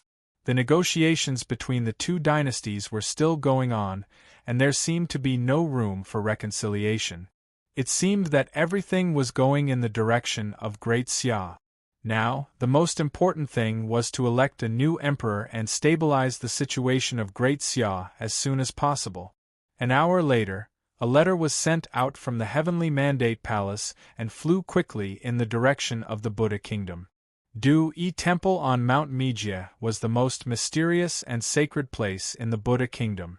Today, blasphemers stepped in and wanted to destroy the foundation of Buddhism. Ning Chen led little Mingyu into the hall. What entered his eyes was a dignified Buddha with a dazzling golden body. The size of the Buddhist hall was unimaginable. It was hard to believe that such a huge Buddhist temple was built on Mijie Mountain. Even in the future, this was almost impossible. In the main hall, the relics of the past supreme experts of the Buddhist sect were placed there. They shone with a golden light and looked extraordinary. Ningchen stepped forward and looked at the 13 relics. He stretched out his hand and examined them for a long time, but he didn't find anything special about them. He couldn't help but frown slightly. With a wave of his hand, he put them all away. "What's the use of this stone?" Mingyu asked, puzzled. "I don't know. Who cares? Let's take it first." Ningchen shook his head and replied. It was said that the Buddhist cultivation method was different from that of ordinary martial artists. After cultivating to the transformative realm, one's golden body would be indestructible. Even after passing away, one could still infuse one's cultivation into the Sarira. However, this was only a legend. He did not know whether it was true or not. These monks were already so hard when they were alive that they could not be cut. After they died, the stones they formed were also incomparably hard. It was unknown what they were used for. The two of them searched the main hall for a long time, but they didn't find anything else that could be taken away. Little Mingyu took away a small wooden mallet in front of the Buddha. Ning Chen saw that the mallet had been taken away, so he simply put away the wooden fish. After searching the front hall, the two of them went to the back hall. This was the place where the Buddhist disciples rested. After a simple search, they found some pills and conveniently put them away. The last place they went to was the residence of the Du-Yi Temple's abbot. However, before they could step in, they were stopped by a strong force. They couldn't even take half a step closer. "We can't go in. What should we do?" Mingyu stretched out her small hand and touched the invisible barrier in front of her. Ning Chen also stretched out his hand to feel it. He immediately felt a little depressed. The strength of this restriction was at least above the innate stage to break it. Although he was already at the middle stage of the 9th stage, he was still some distance away from the innate stage. It would probably be difficult for him to break this restriction in a short time. "Mingyu, step back." "I'll try." Ning Chen asked little Mingyu to step back. He then pulled out his black sword and prepared to smash it with brute force. Mingyu obediently stepped back more than 10 meters and said in a crisp voice, "Okay, you can start." Ning Chen prepared for a moment and immediately slashed with his sword. In the next moment there was a loud bang. Golden light shone brightly and the ground shook. The soldiers on Mijia Mountain were startled by this sudden sound. They all looked behind the Du-E temple to see what their leader was doing. The restriction shook and then quickly calmed down. It was completely fine. Ning Chen shook his numb arm. This thing was so resistant to smashing. It was a bit difficult to deal with. It wasn't that he didn't have a way to break this restriction. The sand sword that the senior gave him could definitely break this turtle shell. However, this was a gift that he had left for that old bald donkey. How could he waste it here? "Can you open it?" Little Mingyu shouted and asked. "No problem. Wait a little longer." Ning Chen worked harder. Little Mingyu was still watching from the side. He couldn't embarrass himself. Wasn't it just a broken restriction? He couldn't beat a innate stage expert. He couldn't even open a restriction set by a innate stage expert. After a while, there was a loud bang on Mijia Mountain. Many of the Imperial Army soldiers who weren't seriously injured were curious and unconsciously looked at the leader of the Imperial Army who was still recuperating. "If you want to go, then go." The leader of the Imperial Army didn't open his eyes and said calmly. After receiving permission, everyone immediately stood up and ran in the direction of the sound. Not long after, a large group of soldiers stood in front of the old monk's residence. They looked at their leader who was unscrupulously slashing at a faint golden light in front of them. Mingyu took a piece of dried beef from a soldier's hand and put it into her mouth. She chewed on it in boredom. How long would he take? The surrounding soldiers were curious and waited beside little Mingyu. They were not unfamiliar with the little emperor of Northern Meng and didn't have any bad feelings. After all, the war between the two dynasties couldn't be blamed on a child. If a child could make decisions for the matters of the Northern Meng imperial court, Great Xia wouldn't have to fight so hard. The rumbling in front of the old monk's residence continued.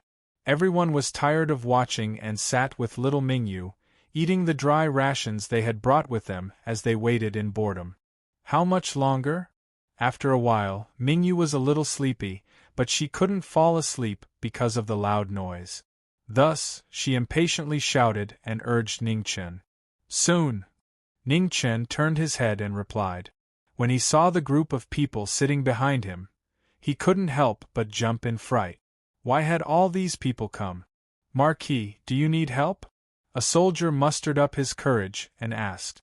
However, he didn't seem to have any intention of moving. "That's right, Marquis. If you need help, don't hesitate." Seeing someone take the lead, the rest of the soldiers also started to jeer. Ning Chen looked at these people with disdain. They only knew how to boast. If they had the ability, then come at me for real. Just sit and watch. This Marquis will definitely break it open. Ning Chen felt that his dignity had suffered a setback. Even these people dared to mock him. Today, he had to break open this tortoise shell to regain his face. Rumbling sounds rang out again. Ning Chen made up his mind. No matter what, he couldn't lose face in front of his subordinates. Sword after sword smashed down even more violently. 4 hours later, the sky was about to brighten. An Imperial Guard soldier ran over and shouted, "Marquis, there's a letter from the Imperial Palace." Ning Chen glanced at the restriction that was already very dim. Taking the letter, he turned around and sat down next to little Mingyu. He carefully read it. The soldiers also quieted down. They didn't know what news the Empress from the Imperial Palace had sent. "Reinforcements will arrive in about 10 days. The Empress wants us to hold on." Ning Chen glanced at the first half of the letter and raised his head to inform everyone. This letter was written the day before yesterday. It took more than a day to send it here. Counting the days, they indeed still needed to wait for about 10 days. The soldiers didn't have any happy expressions, but they also didn't have any dejection. 10 days was a bit long for them. However, they just had to hold on. In the second half of the letter, Zhang Sun focused on the situation in the Imperial City and Northern Meng. The situation in the Imperial City still hadn't changed much. The competition between the two princes had already reached its climax. It wasn't the first time that the three dukes had argued, but they still couldn't reach a consensus. What he was most concerned about was the excessive calmness of Northern Ming's army. Although the negotiations between the two dynasties were still ongoing, he didn't believe it at all. In this world, he was the person who understood Fan Lingwei the most. He was very clear that Northern Ming would definitely not retreat. The situation that was gradually easing up now was undoubtedly an illusion. Fan Lingwei seemed to be imperceptibly influencing everyone in Great Xia to convey an attitude. There was a possibility of negotiation between the two dynasties. He was now far away in the Buddhist kingdom and still wasn't sure what exactly Fan Lingwei was thinking.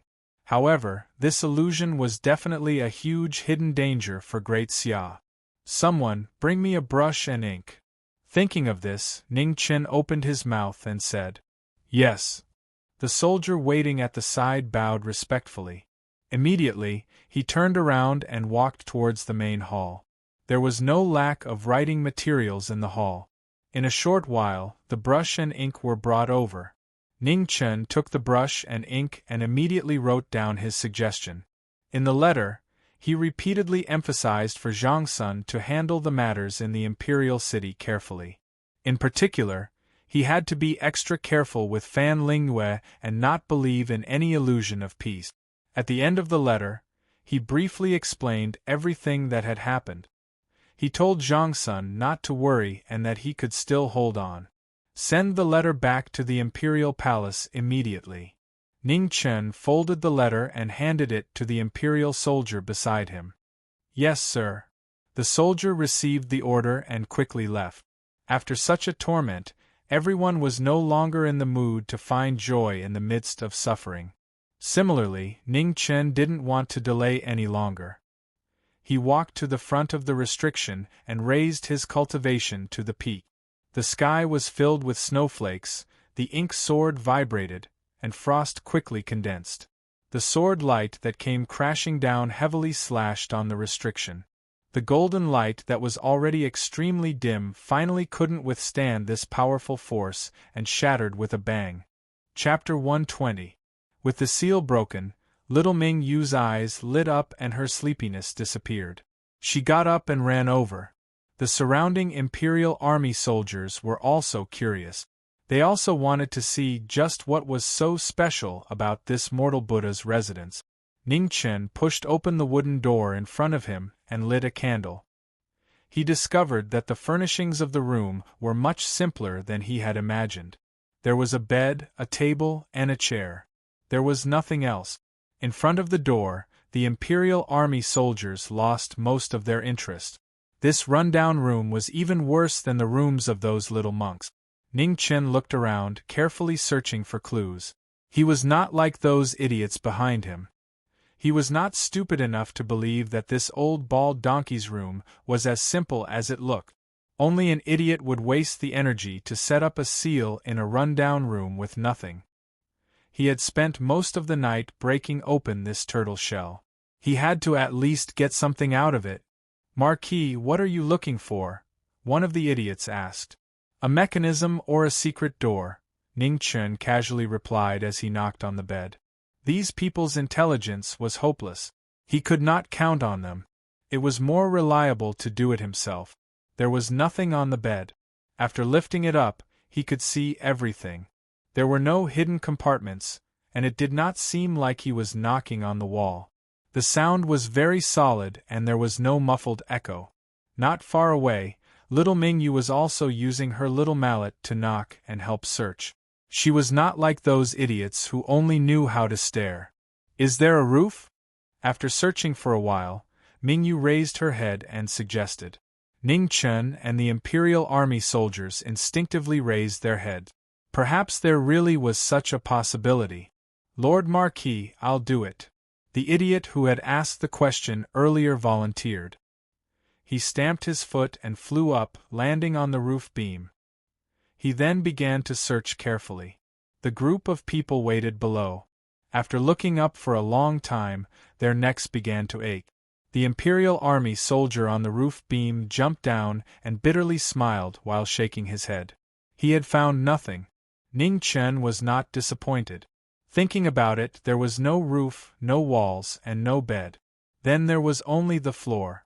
Mingyu had clearly thought of this as well.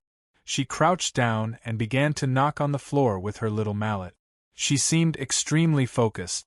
After a while, little Mingyu suddenly let out a soft cry of surprise, and the small wooden mallet in her hand kept knocking on the 2 floorboards under the table. Ning Chen walked forward, moved the table aside, and knocked on it carefully. He could tell that the sound of these 2 floorboards was obviously different from the rest of the room. Carefully lifting the stone slab, a flight of stairs appeared below. It looked like a dark room.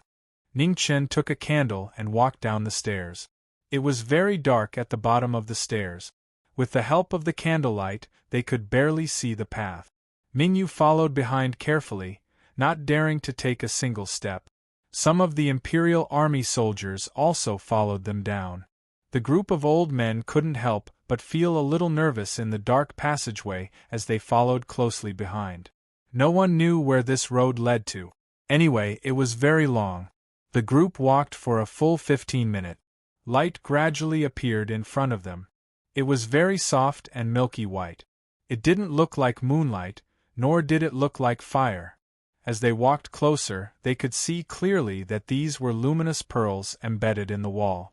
Each pearl was the size of a walnut. After counting, there were as many as 17 pearls. Little Mingyu walked forward and looked at them eagerly. She wanted to touch them, but she couldn't reach them. She was only 7 years old and had yet to grow taller. Those at the back, leave a few people behind and dig these pearls away, Ning Chen said. Based on the principle of taking advantage of opportunities, it would be a waste not to take it. As long as there was something good, he was determined not to leave it for the enemy. Yes. 3 Imperial Army soldiers stayed behind. They pulled out their swords and began to dig at the wall with clanking sounds. Give me one. No, I want 2. Mingyu stretched out her fingers. After thinking for a while, she changed her mind. Okay. Ning Chen agreed readily. He had no use for these pearls. Other than giving them away, he would give them away. It didn't matter how many little Mingyu wanted. Under the soft white light, the passageway came to an end. 2 iron doors appeared in front of everyone. They were completely black and looked extraordinarily heavy. There were no locks on the doors, but they couldn't be pushed open. Without a doubt, there must be a mechanism controlling them. However, for a 9th-rank expert, there was more than one way to open the door. Everyone back off. Ning Chen pulled out the sword behind his waist and waved his hand. He was too lazy to look for any mechanism. Wasn't it just a broken door? He could just cut it open.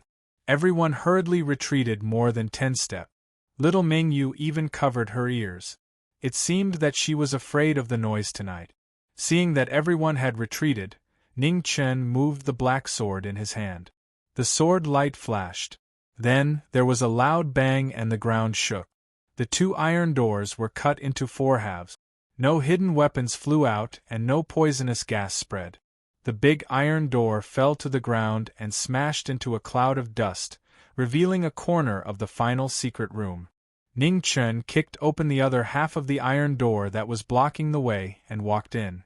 Mingyu put down her hands that were covering her ears and jogged to follow him. In the secret room, one could see 4 even brighter luminous pearls embedded in the 4 corners. The entire secret room was as bright as day. On the bookshelves below, scrolls of scriptures were neatly arranged. Most of the original copies of many lost Buddhist scriptures could be found here. Every scroll was well preserved. Ning Chen and little Mingyu knew nothing about Buddhism. They couldn't tell what was so precious about these things. Therefore, they automatically ignored these Buddhist scriptures. After taking a few steps in, a stone platform appeared in front of them. On the stone platform, there was a wooden niche carved from moonlight wood. Their eyes lit up. This was good stuff. Ning Chen walked forward and carefully opened the lid of the wooden niche. A golden ancient book lay quietly inside. It wasn't a scripture, but the cultivation method of the indestructible body of Vajra. Beside the scripture, there was a golden short sword. On the hilt of the short sword, there was a jade bottle. 3 words were clearly written on the jade bottle: Heavenly Buddha Elixir. There were only 2 elixirs. There was no doubt that they were precious. In this world, any elixir with the word heaven in it was extraordinary. For example, the Xiantian elixir of the Great Xia, the divine heaven elixir of the eternal night cult, and the heaven-turning elixir that he had eaten before. There was no need to ask about these 3 items. He took them directly. As for the scripture, he carried it away as usual. Although he couldn't understand it, it didn't mean that it was worthless. The fact that Buddhism could exist for so long meant that it was extraordinary. These scriptures were the best evidence. After searching all the places that needed to be searched, Ning Chen pulled little Mingyu back to the surface. He left 20 to 30 people to carry the scriptures. After a night of torment, the sky was about to brighten. The soldiers in the front hall gradually woke up from their meditation. They quietly went down the mountain to bury their dead brothers. They were the imperial guards of the Great Xia. They were already prepared to die in battle. Being able to rest in peace after death was already the best outcome. Ning Chen watched quietly from the side. He didn't say anything. The soldiers of the Great Xia had always been the most admirable group of people in the world. If it weren't for generations of soldiers of the Great Xia who had firm beliefs, the Great Xia wouldn't have existed for 1,000 years. Little Mingyu had already fallen asleep on his back. Under the light of the morning sun, it was indeed tiring. However, none of the soldiers had rested yet. He had to accompany them here. He was their Marquis. It was already a breach of duty that he couldn't bring them back alive. At the very least, he had to accompany them on the last journey of their lives. More and more soldiers gathered at the foot of the mountain. By the time the sun rose high in the sky, everyone had already gathered at the foot of the mountain. Farewell. Looking at the dozens of soldiers lying neatly in front of him, Ning Chen sent them off in a deep voice. Soon after, he sprinkled the first handful of soil. Out of 1,000 soldiers, 700 had died in battle. This was only the first battle. Not long after, even he and the remaining 300 soldiers behind him might not be able to survive. Today they were burying their dead. In the future, they hoped that someone would also sprinkle the soil for them. The young and mature faces in front of them were gradually buried in the soil. Everyone's heart sank along with it. For the sake of 1,000 years of peace in the Great Xia, they had no regrets. Even if all of them died in battle, they would block the path of Buddha in the mortal world in front of Mount Mijia. After burying their dead comrades, the remaining 300 soldiers returned to the mountain. They didn't know when the experts from the Buddha kingdom would return. They had to be prepared as much as possible. All the scriptures in the secret chamber had been moved out. There were more than 7,000 of them. Ning Chen ordered 10 soldiers to escort these scriptures back to the Great Xia and hand them over to Zhangsun. He believed that these scriptures would definitely be useful. They couldn't be left here. For this reason, the only rank 8 expert in the Imperial Guards also followed along to ensure that nothing would go wrong. In this world, rank 8 experts were rare. After all, not every place was like the Buddha kingdom, where rank 9 experts were as worthless as cabbages. The remaining people continued to rest and recuperate. Ning Chen distributed the rest of the Buddhist elixirs, except for the 2 heavenly Buddha elixirs, to help everyone recover as soon as possible. It was a pity that there were no peak rank 9 experts among them. Otherwise, with the help of the 2 heavenly Buddha elixirs, there might be another Xiantian expert. In the Great Xia, no one practiced Buddhism. The actual effect of these 2 heavenly Buddha elixirs was definitely not as good as the Xiantian elixirs in the Xia Palace. However, they were not comparable to ordinary elixirs. In the remaining days, Ning Chen carefully studied the indestructible body of Vajra technique he found in the underground secret chamber. The old bald donkey was too strong. He had to find the flaw of this technique as soon as possible. In this world, there was no invincible technique. Even the tomes of arcane had their own limitations, let alone other technique. From the first time he met a Buddhist disciple who practiced the indestructible body of Vajra to the battle last night, he didn't find a good solution. He could only rely on his foundation to fight. This definitely wouldn't work when he met the abbot of Du Yi Temple. One day later, in the ancient Orchid City, the news of Mount Mijie being breached finally arrived. The Buddha in the mortal world, who was still cultivating, immediately opened his eyes. A strong murderous intent flashed in his merciful eyes. One of you stay here and wait for the water to recede before continuing north. The other 3 follow me back. The abbot of Du Yi Temple glanced at the 4 people in front of him and said in a deep voice, "Yes." The 4 Buddhist protectors bowed and accepted the order. Chapter 121. The Buddha in the ancient Orchid City had taken action. Pulling one hair would affect the whole body. Beside the Nanli River, Qing Ning had also woken up from her healing. She got up and left. At the same time, in the northern Meng army, Fan Lingwei also had a report about the fall of Mount Mijie. The atmosphere in the tent became heavy. "Advisor, will Her Majesty be in danger?" Qing Huo asked worriedly. "No." Fan Lingwei shook his head. Not only would Ming Yu not be in danger, but she would also benefit from the disaster and be sent back. Now, everyone knew that Ming Yu was in Ning Chen's hands, and so was the abbot of Du Yi Temple. In the current situation, Northern Meng, the Eternal Night Cult, and the Buddhist kingdom all hoped that the other party could contribute more and share the pressure of the battlefield. Whether Ming Yu returned to Northern Meng would undoubtedly have a huge impact on Northern Meng. The abbot of Du Yi Temple knew this better than anyone else. He would only try his best to save and send Ming Yu back, and not use the opportunity to threaten her.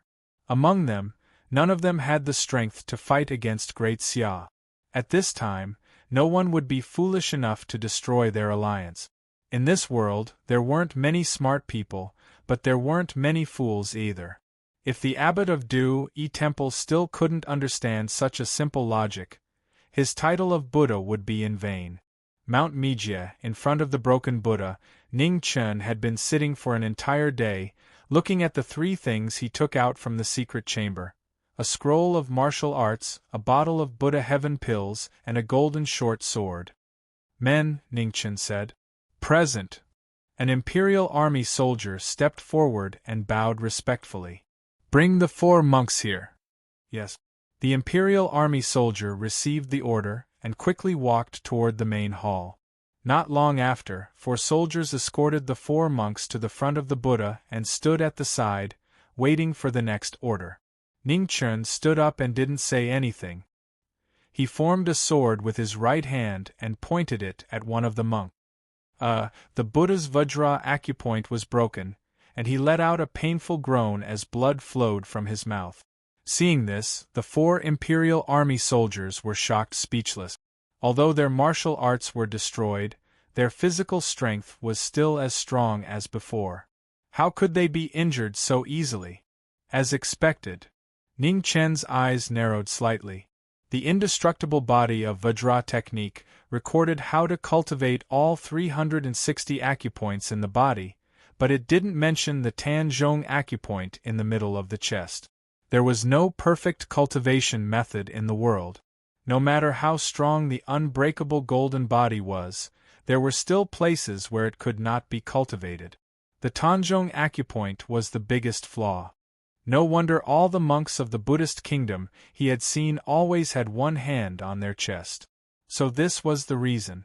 However, apart from this matter, there was another thing that he was very concerned about. It was the golden short sword that he had taken out from the secret chamber. Since the abbot of Du Yi Temple placed it in such an important place, there must be something unusual about it. Furthermore, he could clearly sense an indescribable power within the sword, but it was being forcefully suppressed by another power. Without a doubt, this suppressive power was the authentic Buddhist power of Buddhism. It was very powerful, and it was at least at the innate level. What is this? Ning Chen held the golden short sword and walked in front of another Buddhist Vajra. Amitabha. The Buddhist Vajra clasped his hands together and chanted, unwilling to reveal anything. You don't want to say it, right? Ningchen sneered. He liked to be stubborn. Men, break open his Tanzhong acupoint and then dig a hole to bury him. Remember, don't bury him past his chest. Yes, sir. An imperial guard stepped forward and took him away. What about you? Ningchen walked in front of the next Buddhist Vajra and asked calmly. This is a Buddhist holy weapon. The Buddhist Vajra didn't keep being stubborn and replied. What is it for? Ningchen continued asking. It's just a keepsake. It doesn't have any special use. The Buddhist Vajra replied. Do you think I'm stupid? Ningchen glanced indifferently at the monk in front of him and suddenly said. The Buddhist Vajra was stunned and didn't react for a moment. Take him away like the previous one. Ningchen ordered. Yes. Another soldier walked over and took him away. Ningchen walked in front of the last Buddhist Vajra and said coldly, You're the only one left. My patience is limited. I'll only give you one chance. It's the same question as before. This sword is called the Blood Vein Sword. It wasn't originally a Buddhist weapon, but a demonic weapon. When Buddhism was first established, it was obtained by the first abbot of this temple. He used Buddhist Dharma to suppress Du-E Temple for 300 years. In the end, the demonic nature was sealed, and it became a holy weapon of Buddhism. As soon as he finished speaking, the last Buddhist Vajra sighed deeply and silently chanted a Buddhist proclamation. That's all? Ningchen asked. That's all. The Buddhist Vajra nodded. Can this seal be broken? Ningchen asked casually. No. A trace of undetectable panic flashed in the Buddhist Vajra's eyes as he denied. Take him away. Ningchen said coldly. Yes. The soldiers at the side walked forward and carried the last Buddhist Vajra away. After obtaining this little information, Ningchen thought for a moment and said, Men. Yes. An Imperial Guard soldier ran over and said respectfully, Take people to the main hall and the back hall to continue searching, especially that secret room. See if you can find anything suspicious. Ningchen ordered in a deep voice. Yes. The soldier cupped his fists and bowed before leaving. After saying that, Ningchen carried the golden short sword and went to the place where the 3 monks were buried and waited quietly. The mountain was made of stone, so it wasn't easy to find a place with soil. However, building a temple required soil. There were so many temples on the mountain, so how could there not be soil? The 3 of them were buried about 100 feet away from the Buddha. The Tanzhong acupoint in the middle of their chests had been broken. Under the pressure of the ground, blood was constantly spurting out. The wound is too big. Be careful next time. Ningchen glanced at the 3 soldiers and said, Yes. The 3 of them replied. Ningchen walked forward and looked at the 3 monks. He calmly said, How is it? Do you feel okay? A person's body only has about 4,000 milliliters of blood. If you lose more than a third of it, you'll fall into a coma. If you lose more than half of it, you'll die. Of course, you won't understand. Let me put it this way. In a moment, you'll feel empty all over, and you'll be hallucinating and hallucinating. At that time, you won't be far from death. Amitabha. The 3 of them chanted and closed their eyes. Good. Ningchen smiled coldly. He wasn't worried at all. Death wasn't scary. What was scary was the process of waiting for death. As long as the 3 of them weren't real Buddhas, he didn't believe that they wouldn't be shaken. Ho, is this useful? One of the soldiers asked in a low voice. You'll know later. Ningchen calmly replied. A person's greatest fear was the unknown. Moreover, this fear would be infinitely magnified in the process of waiting for death. Before long, the 3 of them could clearly feel their lives flowing out of their bodies bit by bit. The fear of death, brought about by the feeling of emptiness, wasn't something that everyone could endure. At that time, it would be the time to test their Buddha's heart. A quarter of an hour later, the ground in front of the 3 Buddhist Vajras was completely dyed red with blood. The three of them began to pale and the color gradually faded. Ning Chen casually inserted the golden dagger in front of the three of them and waited patiently on the side. He didn't believe that these three monks were really not afraid of death. If it were other people, he might believe it, but it was absolutely impossible for these bald donkeys. The reason was very simple. They didn't have any faith. The monks of Mijia Mountain knew better than anyone whether their Buddha really existed or not. Even the miracles of Buddhism had been artificially created by them. How could these people, whose faith was fake, truly not be afraid of death? Half an hour later, the three of them began to tremble. Their lips were pale, and tiny beads of sweat had appeared on their foreheads. Moreover, the beads of sweat were still increasing. It's about time. Ning Chen narrowed his eyes slightly. The true test was about to begin. 3/4 of an hour later, the three of them were still holding on. However, their tightly shut eyes had already begun to reveal a trace of fear on their faces. At this moment, the soldier who had gone to search the secret room returned. Just as he was about to speak, Ning Chen gave him a look to stop him. "How did the search go? Did you find anything?" asked Ning Chen. The soldier understood and changed his tone. "Reporting to the Marquis, we found some clues. Our brothers would like to invite the Marquis over to take a look." "All right, I'll go over right now. These three people are useless. If they don't want to talk, then forget it. Once the blood dries up, just bury them," ordered Ning Chen coldly. "Yes." The three soldiers standing to the side respectfully accepted the order. After he finished instructing them, Ning Chen pulled up the golden short sword that was covered in blood and mud from the ground before turning around and leaving. "This monk will speak." At this moment, one of them was finally unable to endure the torture of the fear of death. He opened his eyes and spoke while trembling. "Oh? Looks like there are still people who understand the situation." Ning Chen stopped moving, and a wisp of a cold smile appeared on the corners of his mouth. "Save him and bury the other two."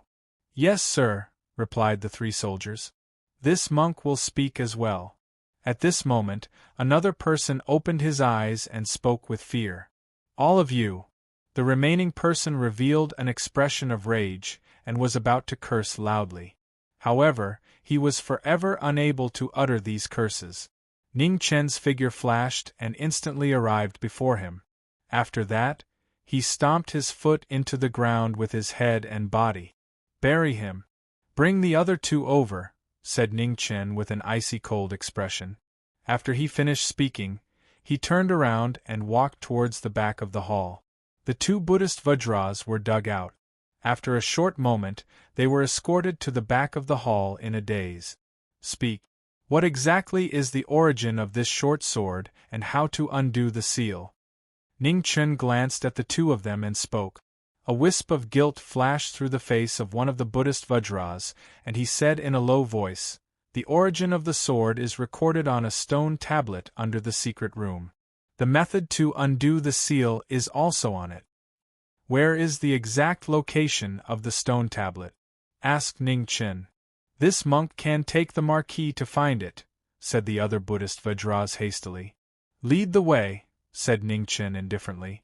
The two of them didn't dare resist and obediently walked towards the secret room. Chapter 122. Ning Chen followed the two Vajras into the secret room. The Imperial Army soldiers were all shocked. They hadn't found anything yet, so why was the Marquis here? "Marquis," the soldiers bowed respectfully. You can all step aside," said Ning Chen with a wave of his hand. "Yes, sir." The soldiers stood up and made way for the secret chamber. "Where is the stone slab?" "Speak," said Ning Chen calmly as he glanced at the two. The two Vajras walked to the stone platform where the wooden shrine had been placed and said, "It's right below here." Ning Chen stepped forward and pushed the stone platform, but it still didn't budge. He couldn't help but frown. "Is there a mechanism?" "No." The two shook their heads. Ning Chen nodded. "They wanted to smash it again, right?" Very good, this was what he was best at. With a clang, the ink sword was unsheathed. With a loud bang, the stone platform shattered and scattered across the ground. After the stone platform shattered, Ning Chen dug down another half a foot. Sure enough, a broken stone slab appeared. The pictures and words carved on it were somewhat blurred. It was obvious that it had been there for a long time. Ning Chen stared at the stone slab for a long time, his frown growing deeper and deeper. The nearby Imperial Army commander saw this and walked over. When he saw the contents of the stone slab, his expression changed. "Marquis," said the Imperial Army commander with a worried expression. "No need to say more. I know what I'm doing," said Ning Chen with a wave of his hand. The stone slab clearly stated the origin of this golden dagger. This was indeed not an item of Buddhism, but a heavy weapon with a demonic nature. A long time ago, the owner of this dagger had great enmity with Buddhism. He had once used this dagger to kill countless Buddhist disciples and followers, staining it with the blood of countless Buddhas. In the end, the first abbot of Du-yi Temple couldn't take it anymore. He mobilized the strength of the entire Buddhist kingdom and fought a bloody battle for 2 days before finally killing the owner of the sword. In the end, he suppressed the sword under the temple for 300 years, using the great Buddhist Dharma to seal the resentment within the sword. This sword was filled with the hatred of the owner of the sword towards Buddhism, as well as the resentment of the 100,000 Buddhist disciples and followers. It could be said to be an extremely demonic weapon of resentment. When Buddhists talked about the afterlife, they were most afraid of resentment. This period of history had always been a taboo of Buddhism. It was buried deep in the dark underground, never to see the light of day. After being sealed by the great Buddhist Dharma, the resentful weapon had lost its original appearance and turned into a golden Buddhist holy weapon. However, it did not mean that the resentment inside had disappeared. The method to remove the seal was not written clearly, and the Buddhists were not stupid. They definitely did not want this demonic artifact to appear again. However, the first half of the stone slab had already explained that this was a resentful weapon forged from the blood of Buddhist disciples and followers. Now that it had become a Buddhist holy weapon, it was only sealed because of this. In other words, as long as the power of resentment was stronger than the power of Buddhism, the sword would be unsealed again. Since the Dharma could suppress the power of resentment could also suppress the Dharma. The Buddha and the devil restrained each other, and vice versa. Soon, they would have to deal with an innate Buddha in the three disasters state. Any bit of suppression would be of great use. There are Buddhist disciples continuously gathering at the foot of the mountain. They're about to rush up the mountain. At this moment, a soldier hastily rushed over and reported. The Imperial Army captain grimaced and hastily said, "Marquis! Say no more." Ning Chen raised his hand to stop him. Then he looked at the surrounding soldiers and coldly said, "Everyone, come with me." Yes. The soldiers respectfully accepted the order. The Buddha of the Buddhist kingdom should have already received the news. On the way back, he could not hesitate at all. At the foot of the mountain, Buddhist disciples continuously rushed over from all directions. Just in front of him, there were already tens of thousands of them. Ning Chen led the 300 Imperial Army soldiers down the mountain. Seeing more and more figures gathering at the foot of the mountain, the coldness in his eyes grew thicker and thicker. The number of Buddhist disciples from afar was still increasing. The 300 Imperial Army soldiers stood behind Ning Chen without saying a word, quietly waiting for orders. "You demons, get out of Buddha Mountain!" Among the bustling crowd, a Buddhist disciple relied on his numbers to roar, "Get out of Buddha Mountain!" The other Buddhist disciples also angrily cursed. The voices of tens of thousands of people were like angry thunder on a sunny day in the gradually darkening night sky. It was deafening and resounded for 50 kilometers. Ning Chen coldly looked at the crazy Buddhist disciples in front of him. He was not angry or pitiful.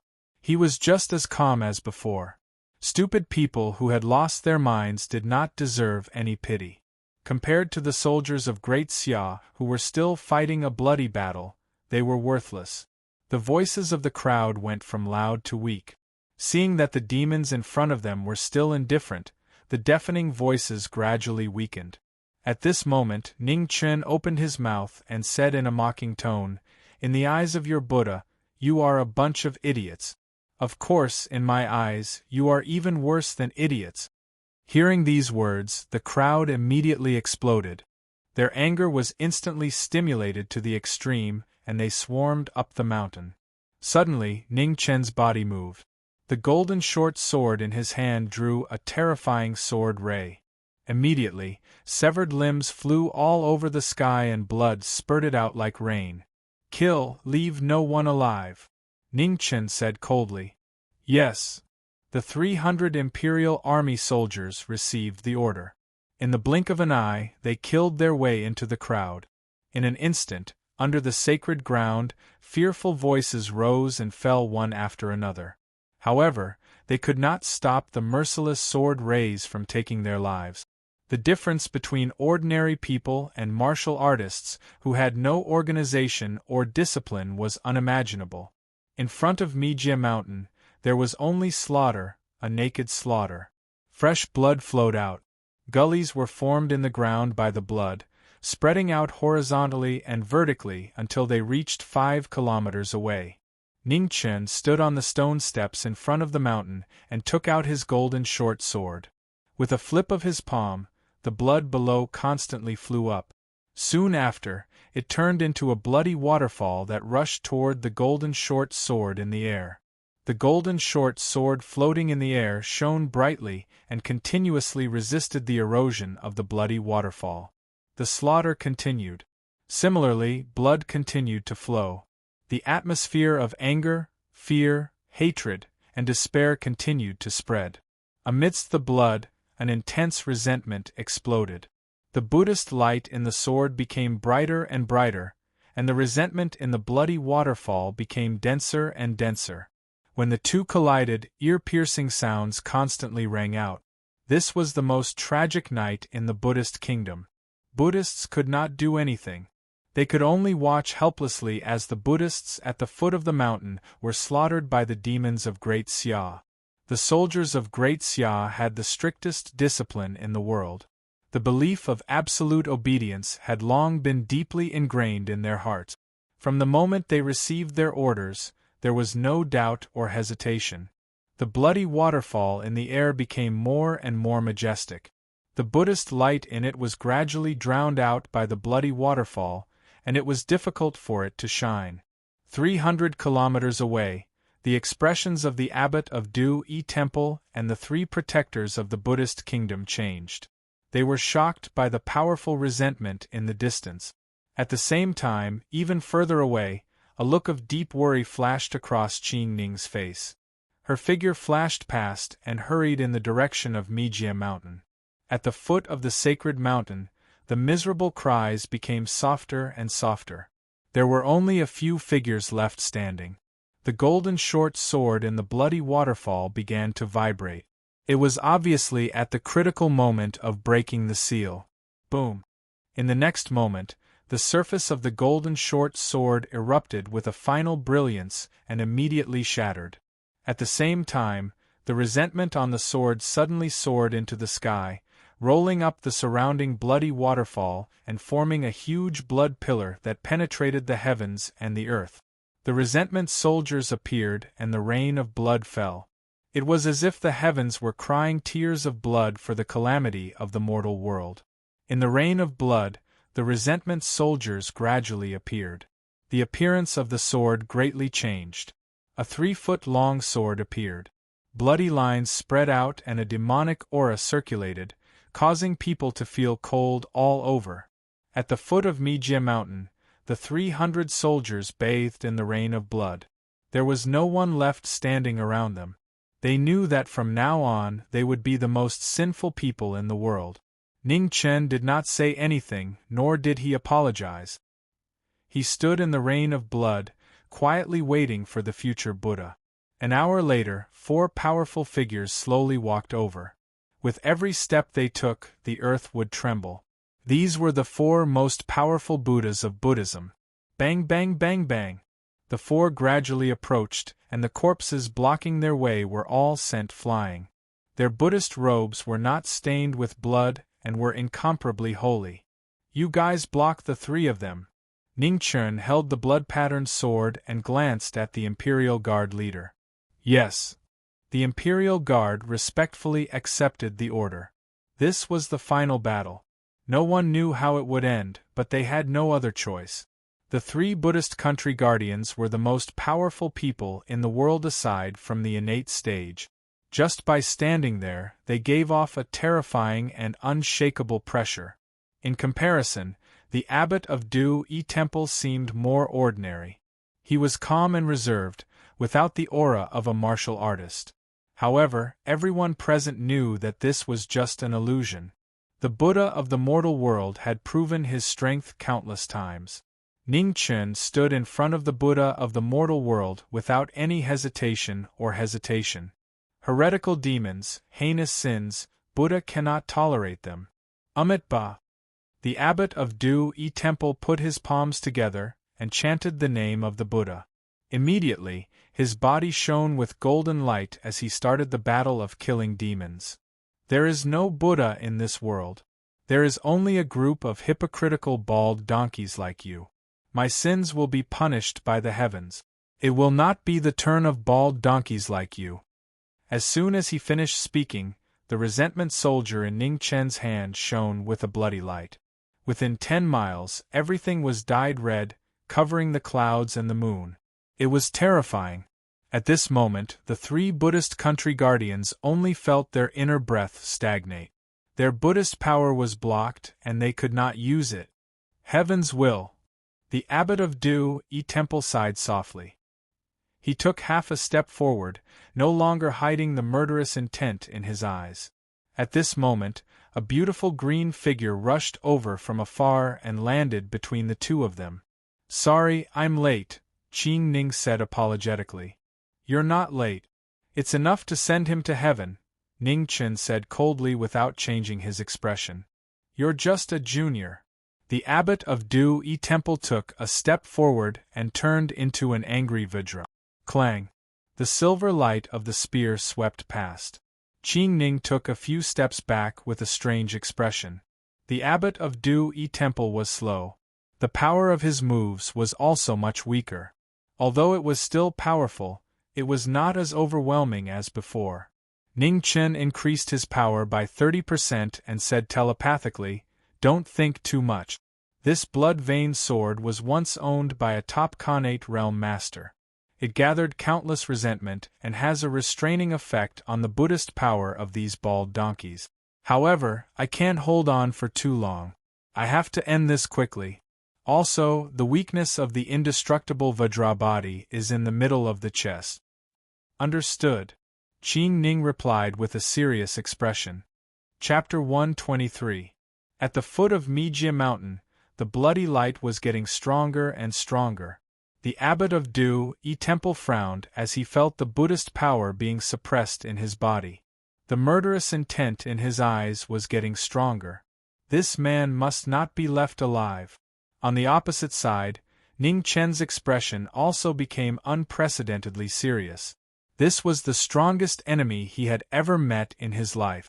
Even with the suppression of resentment, he was still the abbot of Du-yi Temple, a living Buddha. Their only chance was to compete in speed. The abbot of Du-yi Temple was not good at speed. Now that he had slowed down again, he could barely keep up. In other words, Qing Ning's speed was already superior to his. In this battle, the existence of the blood-veined sword was crucial. He had to activate the resentment in the sword as much as possible to suppress the old monk's Buddhist power and create a chance for Qing Ning to fight. The abbot of Du-yi Temple obviously knew where the key was. Looking at the resentful soldiers in front of him, he slowly raised his right hand and approached Ningchen. Golden light shone and bloomed in the bloody light. Ear-piercing sounds were constantly heard. It was the violent collision of the Buddhist resentment.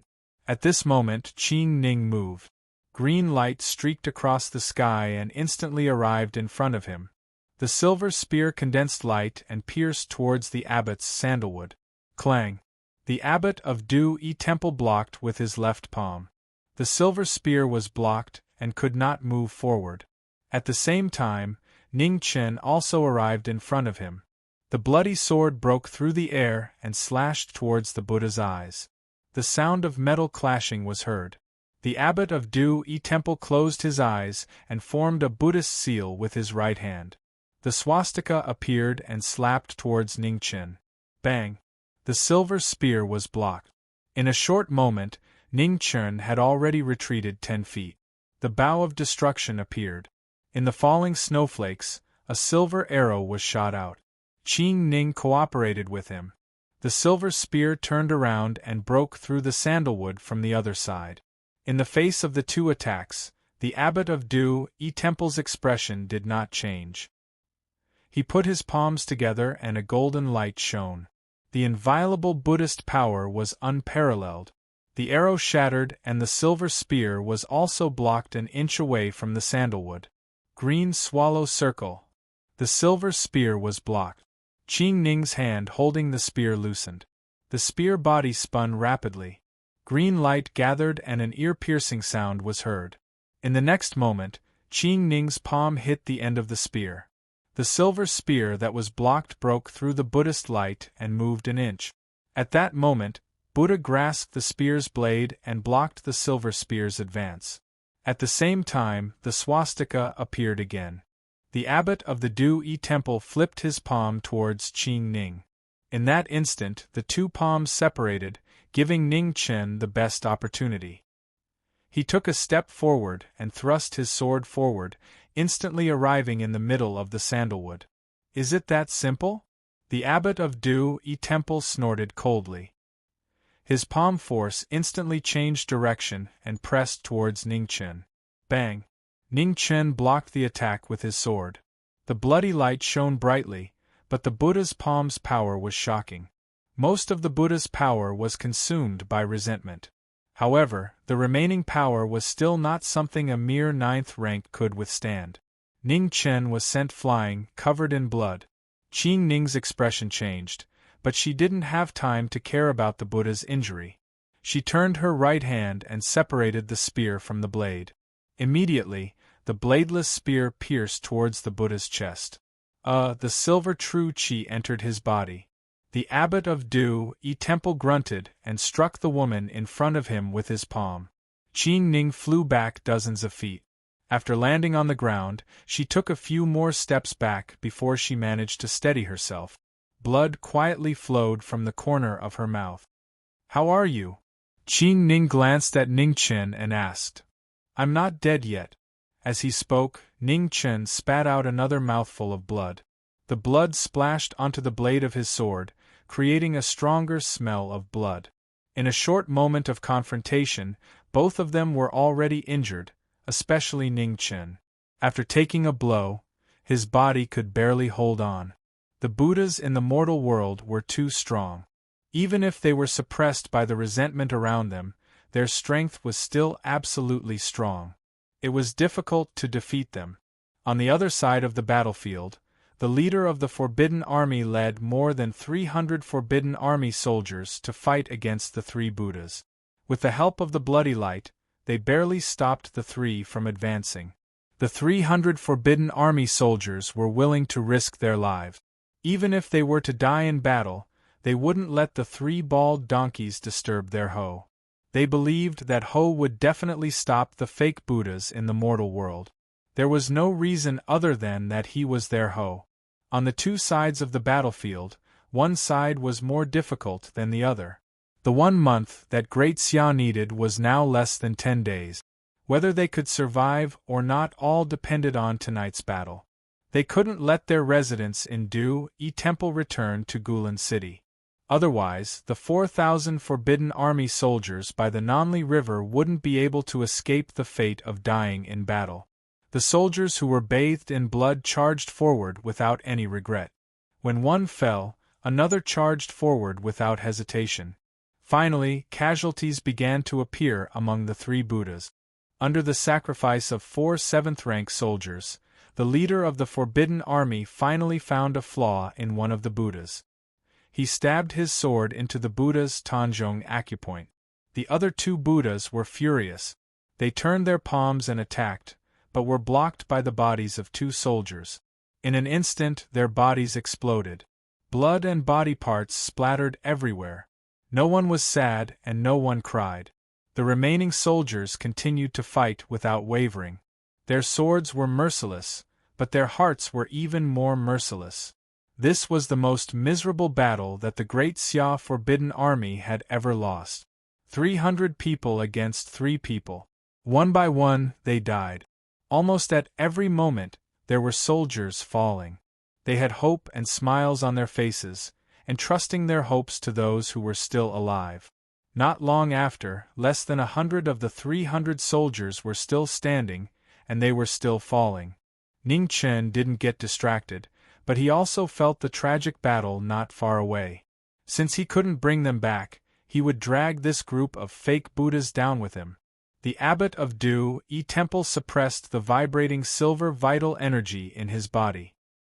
His face turned pale for a moment. Qing Ning turned the end of the spear and pulled out another spear blade. She immediately put it on. The 3 of them faced each other. After a while, Ning Chen moved first. He clenched his left hand, and the ink sword flew out. Frost condensed, and he attacked again. Clang! It was still an inch in front of the Buddha's palm. The Buddha's palm blocked the sword. After suffering a loss just now, the abbot of Du Yi Temple was even more cautious about protecting the Buddha's Tanjong acupoint. The ink sword was blocked, and Ning Chen's blood-veined sword moved again. With a bang, it slashed on the Buddha's eye. Suddenly, the blood-red light was dazzling. The Buddha's resentment chi collided violently, and an ear-piercing sound was heard again. The abbot of Du Yi Temple still had his eyes closed. His left palm protected the Buddha's Tanjong acupoint, and his right palm formed a Buddha's seal. In an instant, the sky was filled with golden light. The statue of the world-honored one appeared again.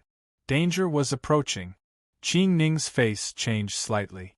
She rose into the air, and her vital energy was at its peak. She held the silver spear in her hand and pierced it into the statue's body. In a loud bang, the world-honored one was scattered. Qing Ning was also injured by the remaining power. She flew out again, covered in blood, and vomited vermilion red.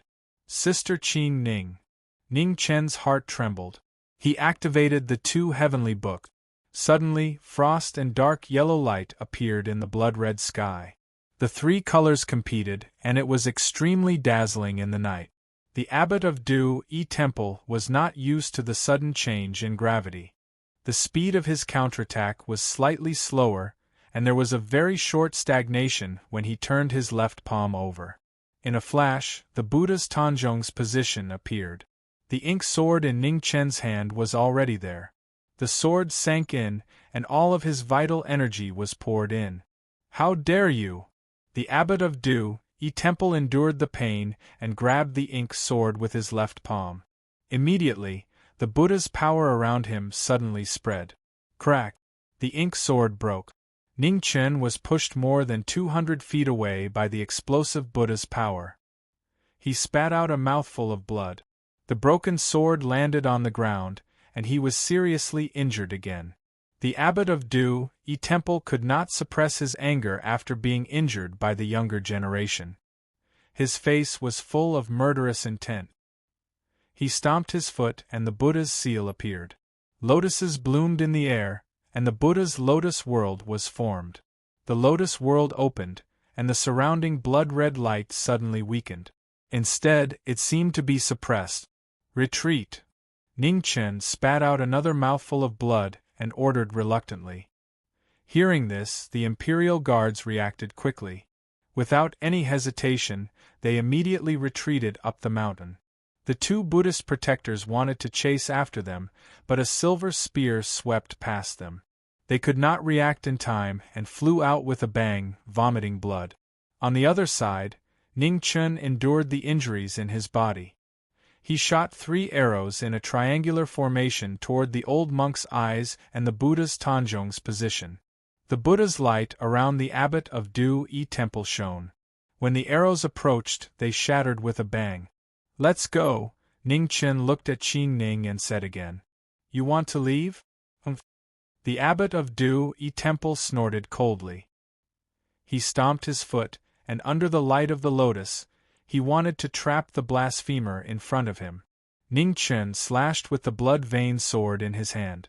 Endless blood qi gathered and blocked the light of the lotus. However, in the blink of an eye, the blood qi collapsed and could not block the sacred Buddha's power. At this time, Qing Ning was already in front of him. She grabbed him by the skin of his teeth, and then quickly retreated. The path up the mountain was very long. The two of them stayed behind and fought for 2 breaths. The remaining 70-odd Imperial Guards barely escaped 1,000 feet away. After all, not everyone was an inborn expert like Qing Ning. Moreover, they were injured and could not escape. Just as the abbot of Du-yi temple and the 2 Buddhist protectors were chasing after them, an arrow flashed across the mountain path. The arrow pierced the ground, and a terrifying explosion was heard. The explosion without warning caused the mountain to shake violently. Gravel flew everywhere, and everyone staggered. In the blink of an eye, the light of the golden lotus shattered and was swallowed by the fire. Seeing this, Ning Chen did not hesitate.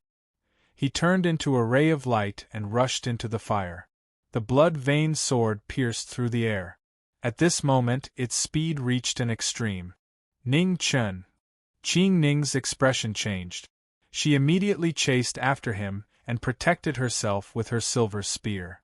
However, it was still too late. In the fire, the Buddha in the mortal world stood quietly. He held the spear with one hand, and the other hand silently pierced through the blasphemer's figure. Blood splattered and dyed his Buddhist robe red. The cold wind blew the ends of his robe in the night. This bloody battle finally came to an end at this moment. The soldiers behind him stopped in their tracks. They were stunned and gradually became desperate. The Buddha in the fire had his Buddhist robe destroyed. The 2 Buddhist protectors were seriously injured and could not get up. However, the Buddha in the mortal world was still standing. This was a huge mountain that they could not cross in the end. Just when everyone thought that the battle was over, some light yellow fine sand appeared silently. It immediately condensed into a long sword and instantly pierced into the sandalwood of the Buddha in the mortal world. Chapter 124. The sudden change shocked everyone. Even the abbot of Du-yi temple did not expect the sand sword to penetrate his body with the full power of a legendary figure of Xia. Qing Ning was the first to react. She turned the silver spear in her hand and pierced it into the Buddha's sandalwood. She then turned her hand and the silver spear penetrated the Buddha's body. Innate true qi exploded and poured into the Buddha's body. The abbot of Du-yi temple groaned and retreated. The corner of his mouth was stained with blood. The Buddha's palm moved and was about to counterattack. However, a pair of blood-stained hands suddenly grabbed it. Frost condensed and it was quickly frozen. The moment of stagnation finally gave Qing Ning a chance to strike. She turned her hand and grabbed the blood-veined sword in Ning Chen's hand. She activated her true qi and pierced the Buddha's sandalwood point. Both of their bodies were nailed to the mountain wall with a clang. When the resentful weapon entered the Buddha's body, it exploded with intense hatred. The abbot of Du-yi temple vomited another mouthful of blood. The Buddha's power in his body was scattered by the resentful weapon. He could not move his body for a while. At this moment, Ning Chen could not hold on any longer and quickly collapsed. Ning Chen. Qing Ning held him up and poured her innate true qi into him. She tried her best to protect his last breath. At the same sandalwood point, Ning Chen's chest was penetrated by the Buddha's palm. Blood flowed and dyed his body red. At the last moment, the Buddha's palm pierced through his heart. Although Ning Chen managed to avoid the attack, he still suffered a terrible injury. Is he dead? Ning Chen opened his eyes and coughed up blood. No, there is no way to kill him at the moment. Qing Ning replied while pouring her true qi into him. Although the sandalwood point was the weakness of the indestructible body, It was not a fatal point. She was already helpless if he did not die from the injury. Burn him with fire. Ning Chen coughed violently. He resisted the drowsiness and said intermittently, "Leave a few people here, burn him day and night. Sprinkle the resentful blood of the Buddhists in the fire, don't give him a chance to recover." No matter how strong the indestructible body was, it had a limit. As long as the resentful fire was not extinguished, he would be burned to death sooner or later. Not far away, after the leader of the Imperial Guards heard the method, he immediately summoned the surviving soldiers to the foot of the mountain to find firewood and burn this fake Buddha to death. The last thing was not done yet. Ning Chen forced himself to hold on to his last bit of energy, unwilling to pass out.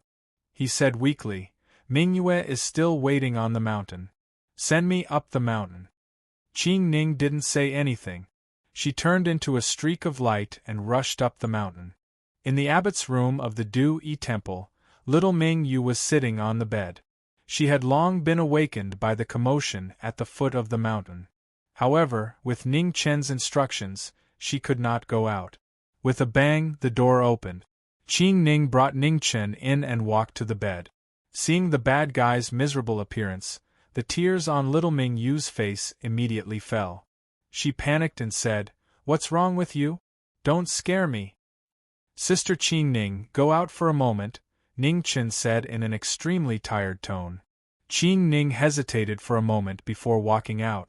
"Don't cry first, listen to me." Ning Chen's strength was getting weaker and weaker. He said with difficulty, "I might not be able to take care of you for the next few days. However, your body has my vital energy. As long as no one checks your pulse, you will be fine. Sister Qing Ning will definitely bring us back to the palace. You have to be careful and don't expose your identity." "Okay, I'll remember it." Mingyu nodded while crying. The corners of Ning Chen's mouth curved slightly, revealing a touch of relief. In a daze, his eyes slowly closed weakly. "Don't worry, I'll be fine." The last sentence was already inaudible. His hands drooped down, motionless. With a bang, Qing Ning, who was outside the door, broke in and swept up the two of them. Immediately after, a green ray of light rushed towards Xia. Ancient Orchid City, the only protector of the Buddhist kingdom, was sitting quietly in the temple. At this moment, a green ray of light descended from the sky. Without any warning, a silver spear pierced through his body. Xiantian vital energy exploded, instantly destroying the Buddhist's vitality. After killing the protector of the Buddhist kingdom, Qing Ning did not stay and immediately left. In the commander's tent of the northern Meng army, Fan Lingwe stood in the tent with her eyes closed, deep in thought. Beside her, Qin Wuyo stood quietly, not saying a word. After a long time, Fan Lingwe opened her eyes and said calmly, "Go and invite Miss Mu here." "Yes." Qin Wuyo respectfully accepted the order and walked away. Fan Lingwe's eyes narrowed slightly, a touch of seriousness flashing through the depths of her eyes. She seemed to have neglected the possibility of Ning Chen winning. Although the abbot of Du Yi Temple was a Buddha in the human world, he was still a Buddha in the human world. As long as he was a human, there was a possibility of failure. She could not be careless. If the abbot of Du Yi Temple won, it would be a good thing for the northern Meng. If he lost, she also had to ensure that nothing would go wrong. Now, the only thing that could be confirmed was that when facing a Buddha in the human world, regardless of victory or defeat, Ning Chen would not be unscathed. Being seriously injured was the best result. After a while, Mu Qingxue came. As usual, her clothes were whiter than snow, and there was not a trace of human emotion on her beautiful face. The two of them exchanged a few words. Not long after, a white brilliance broke through the sky and disappeared in the blink of an eye. In the tent, Fan Lingwe coughed a few times, and a trace of blood slid down from the corner of her mouth. Ever since she was injured last time, she felt that her body was getting weaker and weaker. She did not have much time left. She had to push forward the process of defeating the Xia dynasty as soon as possible. "Come." Thinking of this, Fan Lingyue opened her mouth and said, "Yes." The general entered the tent to wait for orders. Inform the two marquises of the Great Xia dynasty on the opposite side that Northern Meng can consider giving in on the negotiation. Tell them to ensure the safety of His Majesty. Also, spread the Northern Meng's sincerity in the negotiation, Fan Lingyue calmly instructed. Yes. The general accepted the order and immediately left in quick step. In the heavenly mandate palace of the Great Xia dynasty, Zhang Sun read the letter sent by Ning Chen, and her frown deepened. The situation of the Buddhist kingdom was briefly mentioned in the letter, and only said that she should not worry. But how could she not be worried? The battle report from Nanli River had already been sent, and it said that the abbot of Du Yi Temple had already returned to the Buddhist kingdom. This was what she was most worried about. She was not a martial artist, and could not fully understand how powerful a Xiantian expert in the Three Disasters realm was. But Prince Yen had once told her that such an expert was not someone who could be defeated by human strength. As long as it was not an expert of the same level, no matter how many soldiers there were, it would be impossible to kill him. Come! Zhang Sun slammed the table and stood up. Yes. An imperial guard hurriedly ran in, knelt on one knee, and said respectfully, "Are those people from the Confucian sect not ready yet? A Marquis of the Great Xia and 1,000 soldiers are risking their lives to fight in the Buddhist kingdom, but they are still there, delaying time and time again. Go and tell the 4 heads of the Confucian sect that within 2 days, they must send troops to me." Zhang Sun said angrily. Yes. The imperial guard received the order and quickly retreated. Zhang Sun came to the front of the hall and looked towards the southwest of the Great Xia dynasty. The worry in her eyes grew stronger and she whispered softly, "You must hold on." In the hall, the letter was placed on the table, and the last few lines of sincere advice were written. Because Zhang Sun was worried, she did not carefully think about it. In this world, Fan Lingyue was the person who understood Ning Chen the most. Conversely, Ning Chen was also the person who understood Fan Lingyue the most. Thus, in the letter, she repeatedly emphasized that she should not trust any of Fan Lingyue's intentions to negotiate peace. Qing Ning brought Ning Chen and little Mingyu to the shore of the Nanli River for a short day. Although the medicines in the Imperial Guard could not compare to those in the Imperial Palace, Ning Chen's injuries could not be delayed any longer. They had to be treated as soon as possible. She had already helped him suppress the Buddhist energy that was constantly surging through his body, but with her cultivation she was unable to force it out. This matter could only be resolved by asking Prince Yen for help once they returned to the imperial city. Right now, what she needed to do was help him stabilize his injuries. That palm strike from before had not only pierced through Ning Chen's chest, it had also shaken up his internal organs. If he was not treated soon, Ning Chen would not be able to hold on until they returned to the imperial palace.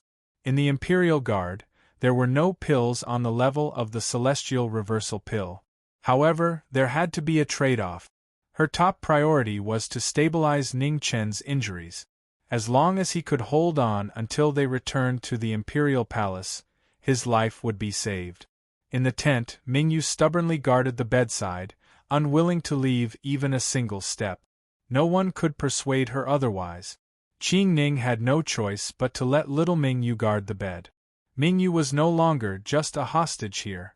It could be said that as long as Ning Chen was still alive, no one would dare to make things difficult for this child. Back then, even when Emperor Xia was so crazy, he could not make him yield at all. Under heavy murderous intent, he had stubbornly protected little Mingyu. After arriving here, Ning Chen, who was still unconscious, had a high fever again. Once a person's body was weak, all kinds of illnesses would attack. Little Mingyu guarded him for a day and a night without sleeping or resting. She continuously used a towel soaked in cold water to lower his temperature. Her small hands were somewhat white from being soaked in the cold water. As an emperor, she had never done such a thing before. Not far away, Qing Ning stood quietly. Every hour, she would inject vital energy into Ningchen, trying her best to suppress the Buddhist power in his body.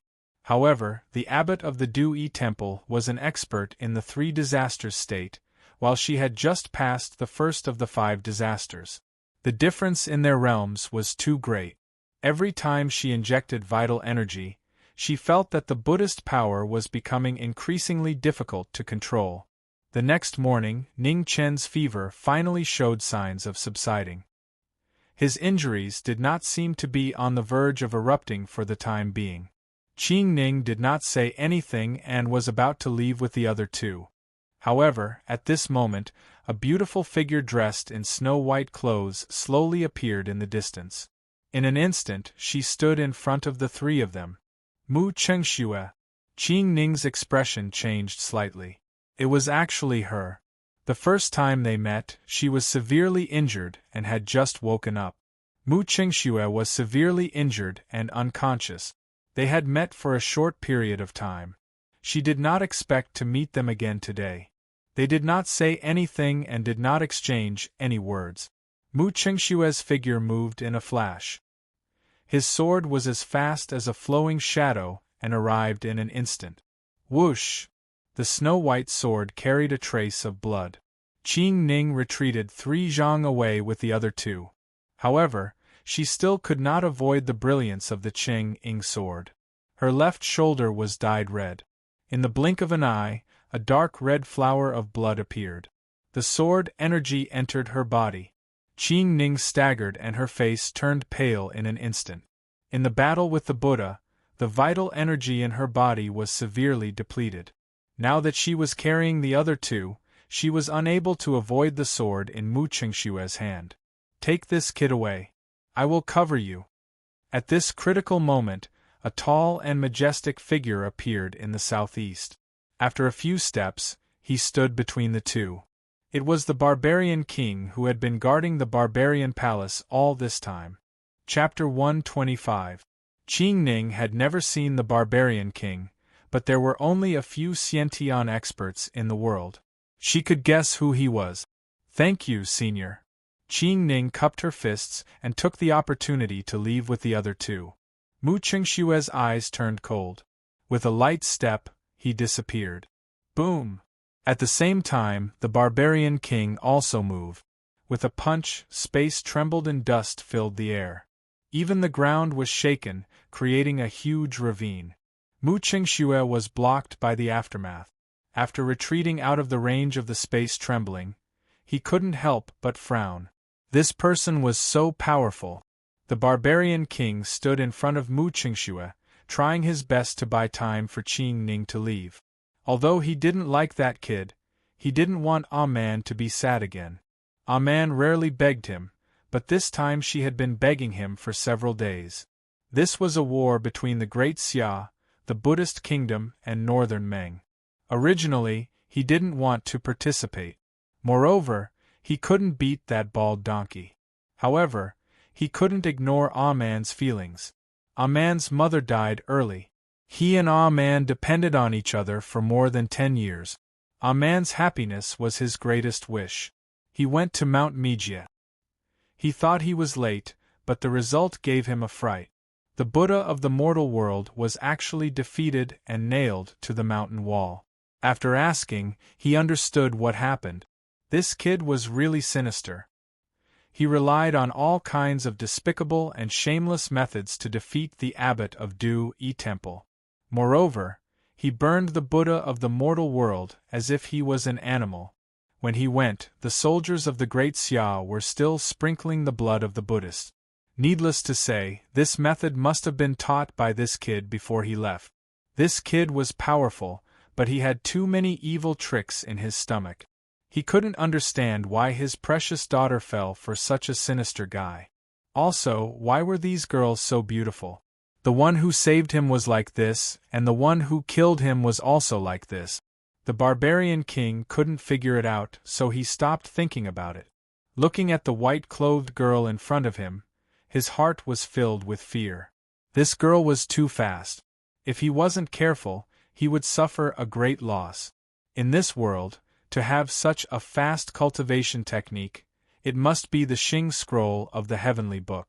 Young people nowadays were really scary. After a brief exchange of glances, the two of them clashed again. One was fast, the other was strong. The collision of speed and power caused the world to be miserable and the void to tremble violently. Mu Qingxue tried to chase after him a few times, but he was blocked by the barbarian king's terrifying power each time. In the distance, Qing Ning had already disappeared with Ning Chen and Mingyu. The world was so big that it was almost impossible to find and catch up with a Xiantian expert. Mu Qingxue squinted his eyes. His figure flashed and he retreated from the battle. He was unwilling to fight a meaningless battle. The barbarian king didn't stop them anymore. After finishing his work, he glanced at the three people who had disappeared and turned around to leave. Now, he would finally be able to give Wild an explanation when he returned. Above the wilderness, a green light flashed by and disappeared in the blink of an eye. Qing Ning led the two of them towards the direction of the imperial city. However, she had to stop for a period of time every hour because she needed to channel Ning Chen's vital energy. The sky gradually darkened, and the three of them finally returned to the imperial city after walking for a day. Qing Ning didn't rush back to the palace. Instead, she brought Ning Chen and little Mingyu to the Prince Yan's residence. When the three of them entered the residence, Prince Yan was already waiting in the hall. When he saw Ning Chen covered in blood, he didn't ask anything. He waved his hand and the sand sword flew out and returned to the sword rack. "Bring him here." Prince Yan turned around and walked towards the back hall. Hearing this, Qing Ning immediately followed with the two of them. "Put him down." After entering the room, Prince Yan said. Qing Ning put Ning Chen on the bed in front of her and retreated to the side with little Mingyu. Prince Yan turned his palm and a green light flashed. His fingers condensed and a vast amount of vital energy flowed into Ning Chen's body. It enveloped the Buddhist power left by the abbot of Du-Yi Temple and quickly destroyed it. After a while, Prince Yan stopped and said calmly, "Okay, bring him back to the palace." "Thank you, Prince Yan." Qing Ning bowed respectfully. Then she carried Ning Chen and left with little Mingyu. Looking at the three of them leaving, Prince Yan nodded slightly. When the sand sword entered the imperial city, he already knew that the three of them had returned. This time, he did a good job. However, Ning Chen's killing would have a great impact on his cultivation in the future. This impact would be even more obvious when he faced the 3 disasters and 5 tribulations. In the Heavenly Mandate Palace, Zhang Sun looked at Ning Chen's miserable state covered in blood and felt a pain in her heart. She said in a low voice, "Let's go back to Weiyang Palace." "Your Highness." Qing Ning was shocked. Ning Chen's current status was no longer suitable to enter Weiyang Palace. This was unreasonable. Zhang Sun snorted coldly and said angrily, "He came out of Weiyang Palace. Why can't he return? I'm not dead yet. Let's see who dares to make trouble." Qing Ning didn't say anything else. She carried Ning Chen and followed Zhang Sun back to Weiyang Palace. Mingyu silently followed by the side, not saying a word from beginning to end. In Weiyang Palace, Ning Chen was brought to his old room. Mingyu and Qing Ning stayed by the bed. Zhang Sun went to the Hall of Offerings in the palace to get the medicine. Not long after, Zhang Sun came back with 3 jade bottles and handed them to Qing Ning. She didn't know much about medicine. However, these were the best elixirs in the palace besides the Xiantian elixir. Dragon Heaven Elixir. Qing Ning looked at one of the purple jade bottles.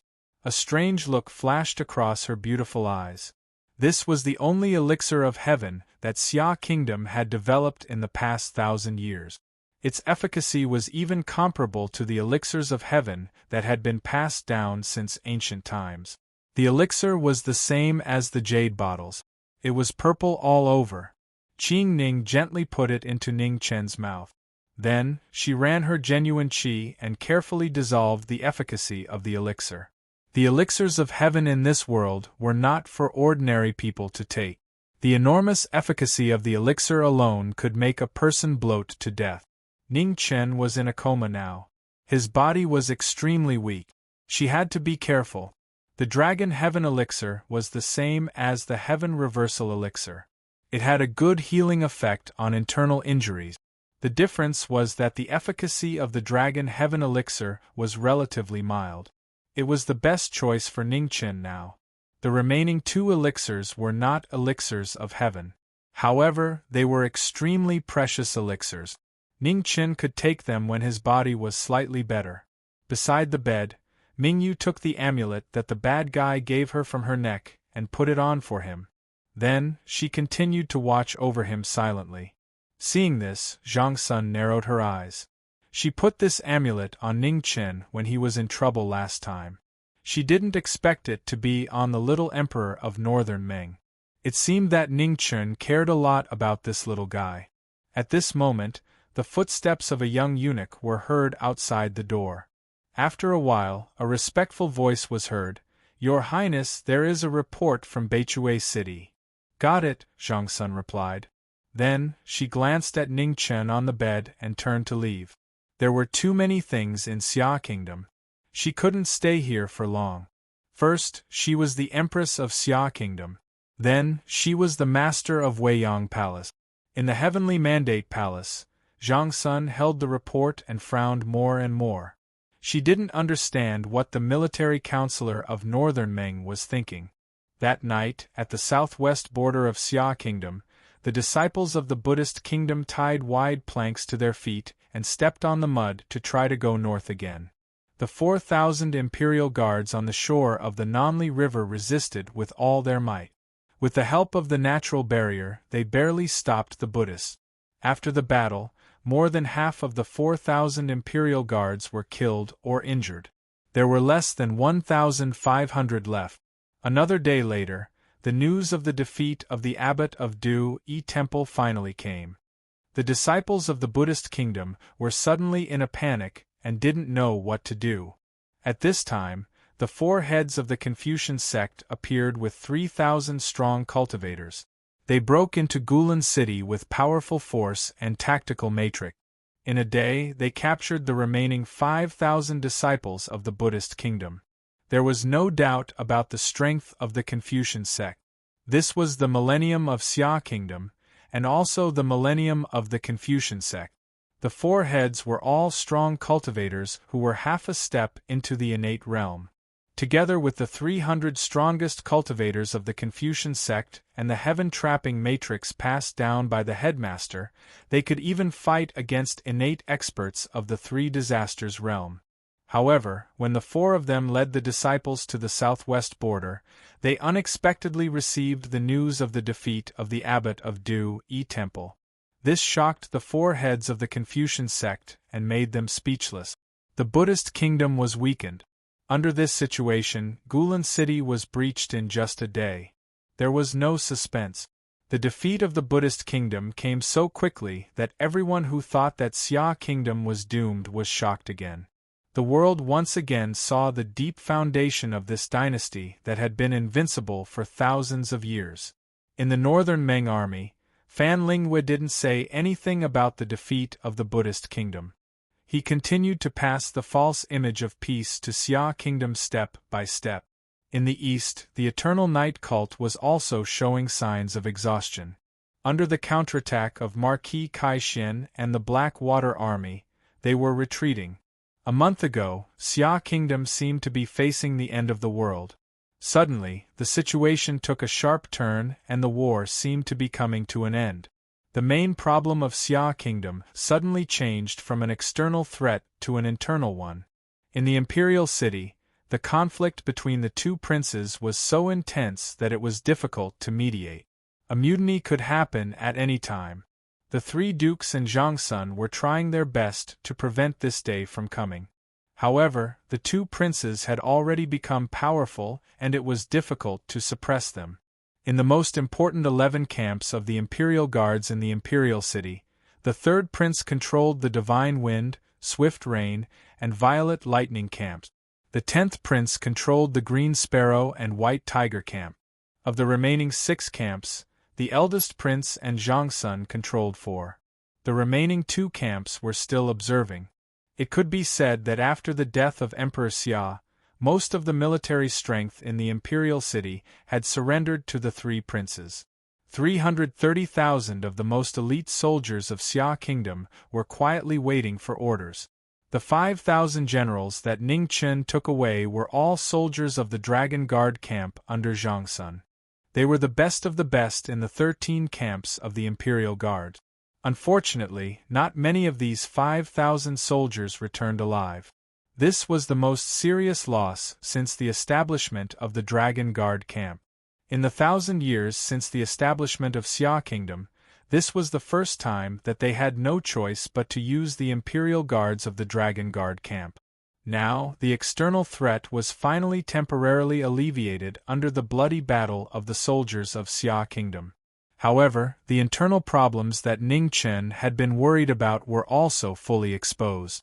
The matter of Xia Kingdom appointing a new emperor could no longer be delayed. Chapter 126. In the northern Meng camp, in front of the commander's tent, Fan Lingyue looked in the direction of the imperial city of Great Xia. There, the purple fate was getting darker and darker, indicating that the situation of Great Xia did not turn for the better. Instead, it was getting worse. However, there were only a few people in the world who knew the art of aura viewing. Most people knew nothing about it. Military advisor. Qing Huo opened his mouth and wanted to ask, but he didn't know how to start. He really couldn't understand why the military advisor kept giving in during the negotiation. Could it be that they really wanted to make peace with Great Xia? Don't ask too much. Now is not the time. You will know why soon. Fan Lingyue didn't explain further. The situation of Great Xia had not reached its worst yet. She had to continue waiting. Now, the biggest hidden danger was that Ning Chen was not dead and had returned to the imperial palace of Great Xia. This was what she was most worried about. Many times, the impact of one person's existence on the overall situation was beyond the imagination of ordinary people. Who would have thought that the losing side in the War of Buddha Kingdom would be the abbot of Du Yi Temple? It was a well-known fact that the 3 calamities were invincible. Except for experts of the same level, he was almost invincible. However, such an expert was still defeated. He was defeated miserably and miserably. Although she never expected the Buddha Kingdom to have such a big impact on the war against Great Xia, she didn't expect it to be defeated so quickly. In the Weiyang Palace, Ning Chen was still unconscious and was unaware of the changes in the situation outside. The 3rd prince and the 10th prince were trying their best to rope in the remaining nobles who were still neutral. At this time, no one was willing to fall behind. The battle for the throne had always been about the winner taking all. When one person ascended the throne, the other would definitely die without a burial place. This was also the main reason why the princes couldn't coexist. There was no kinship in the royal family. This had never changed since ancient times. After all, there were very few people who didn't care about the throne like the 1st prince and the Yan Qinhuang. In the court, other than the 2 princes fighting, there was another matter that was also placed in front of the officials. How would the Marquis Zhiming be rewarded for his contributions? The origin of the Zhiming Marquis was an unspoken secret. Everyone pretended that they didn't know. No one was foolish enough to mention it at this time. In the Battle of the Buddhist Kingdom, Zhiming Marquis had shocked everyone. The dignified Buddhist kingdom was basically destroyed. The Buddhas in the mortal world suffered a crushing defeat, 3 Buddhist kingdom protectors died in battle, and all the precious ancient scriptures in the entire Mijie Mountain were pulled back to Great Xia. It could be said that the peace of the southwest region of Great Xia was won by Zhiming Marquis and his 5,000 soldiers. If this matter was not handled properly, it would definitely disappoint the soldiers of Great Xia. Hence, the matter of bestowing rewards became a huge headache for the 3 dukes. When the Xia emperor was still alive, he had suppressed Ning Chen time and time again. They had never considered this problem. Now that they were counting the merits of Ning Chen, they realized that unknowingly, This young man had already done so much for the Grand Xia. Everyone in court was paying attention to this matter, waiting for the final decision of the three dukes and the empress. Logically speaking, with such merits, he could already be considered for the title of Marquis. After the death of Marquis Wanchuan, one of the 10 marquises of Great Xia was empty. Jiming Marquis' strength and merits were enough to meet the requirement. 3 days later, the decision of the three dukes was finally made. Ning Chen was conferred the title of Marquis, and his title was still Jiming. The moment this decree was released, the court was shocked. Especially the 3rd prince and the 10th prince, who immediately looked at Weiyang Palace. Everyone knew how much power and influence a marquis had, especially when this marquis was the most trusted person of the empress. The final decision of the emperor's selection was in the hands of the three dukes and the empress. Winning the support of Jiming Marquis was equivalent to winning the empress's crucial vote. For the next few days, the two princes took the opportunity to visit Ning Chen in Weiyang Palace every day. Unfortunately, the latter was still unconscious, which greatly disappointed the two princes. "How long are you going to hide?" Xia Zi looked at Ning Chen on the bed and asked. "I don't know. I'll hide as long as I can." Ning Chen coughed as he replied. He had woken up 2 days ago, but because of the situation outside, he didn't show himself. As for whether or not he was conferred the title of Marquis, he didn't care. Zhang Sun also didn't mention it. If the first prince hadn't told him, he wouldn't have known about it. "First prince, I still owe you an apology." Ning Chen's pale face flashed with an apologetic expression. In the entire imperial palace, the only person he felt guilty towards was the first prince in front of him. "You don't owe me anything. You don't need to apologize to me. Everything was done voluntarily by me. It has nothing to do with anyone else," Xia Zi calmly said. Hearing this, Ning Chen deeply sighed. How could such a person be born in the imperial family? "Mingyue, come here." Ning Chen waved his hand. Not far away, little Mingyue, who had been sitting at a table, heard the call and immediately ran over. "Help me get my sword." Ning Chen pointed at a cabinet not far away. "Oh."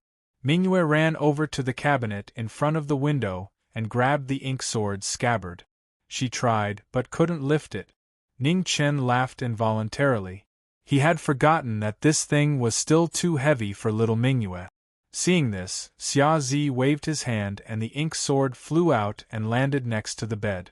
The ink sword had already broken in two. It had been destroyed during the battle with Du Yi Temple's abbot, and even now, he hadn't had the time to repair it. "First Prince, I've heard that the Confucian sect has a special forging technique. Is it possible to repair this sword?" Ning Chen seriously asked. Xia Zi carefully examined it and nodded. "There is, but this sword's material is special. It should be difficult to repair." After saying that, Xia Zi paused for a moment before continuing. "I can help you bring the sword back to the Confucian sect to try it out. It might take some time. Then I'll have to trouble you." Ning Chen sincerely thanked him. This sword had followed him step by step until now, and it had a special meaning to him. If possible, he wanted to repair it as best as he could. "All right, it's getting late. I'll be leaving first. Rest well." Seeing that the sky was gradually darkening, Xia Zi picked up the ink sword and bid him farewell. "Okay." Ning Chen nodded. Suddenly, he seemed to think of something and said, "First Prince, wait a moment. This is a Buddhist cultivation technique I obtained from Du Yi Temple's abbot. Perhaps it will be of some help to you." He knew that the Buddhist and Confucian sects had many similarities in terms of their teachings and cultivation technique. The unbreakable Vajrabhati cultivation technique wasn't very useful to him, but it might be very useful to the first prince, who came from the Confucian sect. "Many thanks." Xia Zi didn't refuse and took the cultivation technique. This thing was indeed very useful to him. After the eldest prince left, Qing Ning pushed open the door and entered. She looked at Ning Chen with a strange expression and said, "When did you become so generous?" Ning Chen awkwardly rubbed his nose. Wasn't he just feeling guilty? That's right. Big Sister Qing Ning, isn't it inappropriate for me to stay in Weiyang Palace? After all, he was no longer a eunuch. If he stayed here, it would be troublesome for Zhang Sun. This consort isn't afraid, so what are you afraid of? At this moment, Zhang Sun walked in and reprimanded him. Ning Chen immediately shut his mouth. After getting injured, he discovered that his perception had decreased a lot. He didn't even notice that Zhang Sun had arrived. As of now, Zhang Sun was already annoyed enough by the two princes. He didn't dare to go against them. It was better to keep a low profile. How is your body? Are you feeling better? Zhang Sun calmly asked. Much better. Ning Chen nodded. I'm sure Zi has already told you about the Marquis position. In the future, the 3rd prince and 10th prince will definitely think of ways to rope you in. Be careful. Zhang Sun warned. Okay. Ning Chen nodded again. Tomorrow you can leave the palace. The new Marquis government has already been prepared for you. In the future, you will also be a Marquis of Xia. You must pay attention to the rules when you speak. Okay. Ning Chen continued to nod. Alright, go rest. This consort still has matters to attend to and doesn't have time to care about you. Tomorrow, you can leave the palace on your own. After saying this, Zhang Sun left without stopping.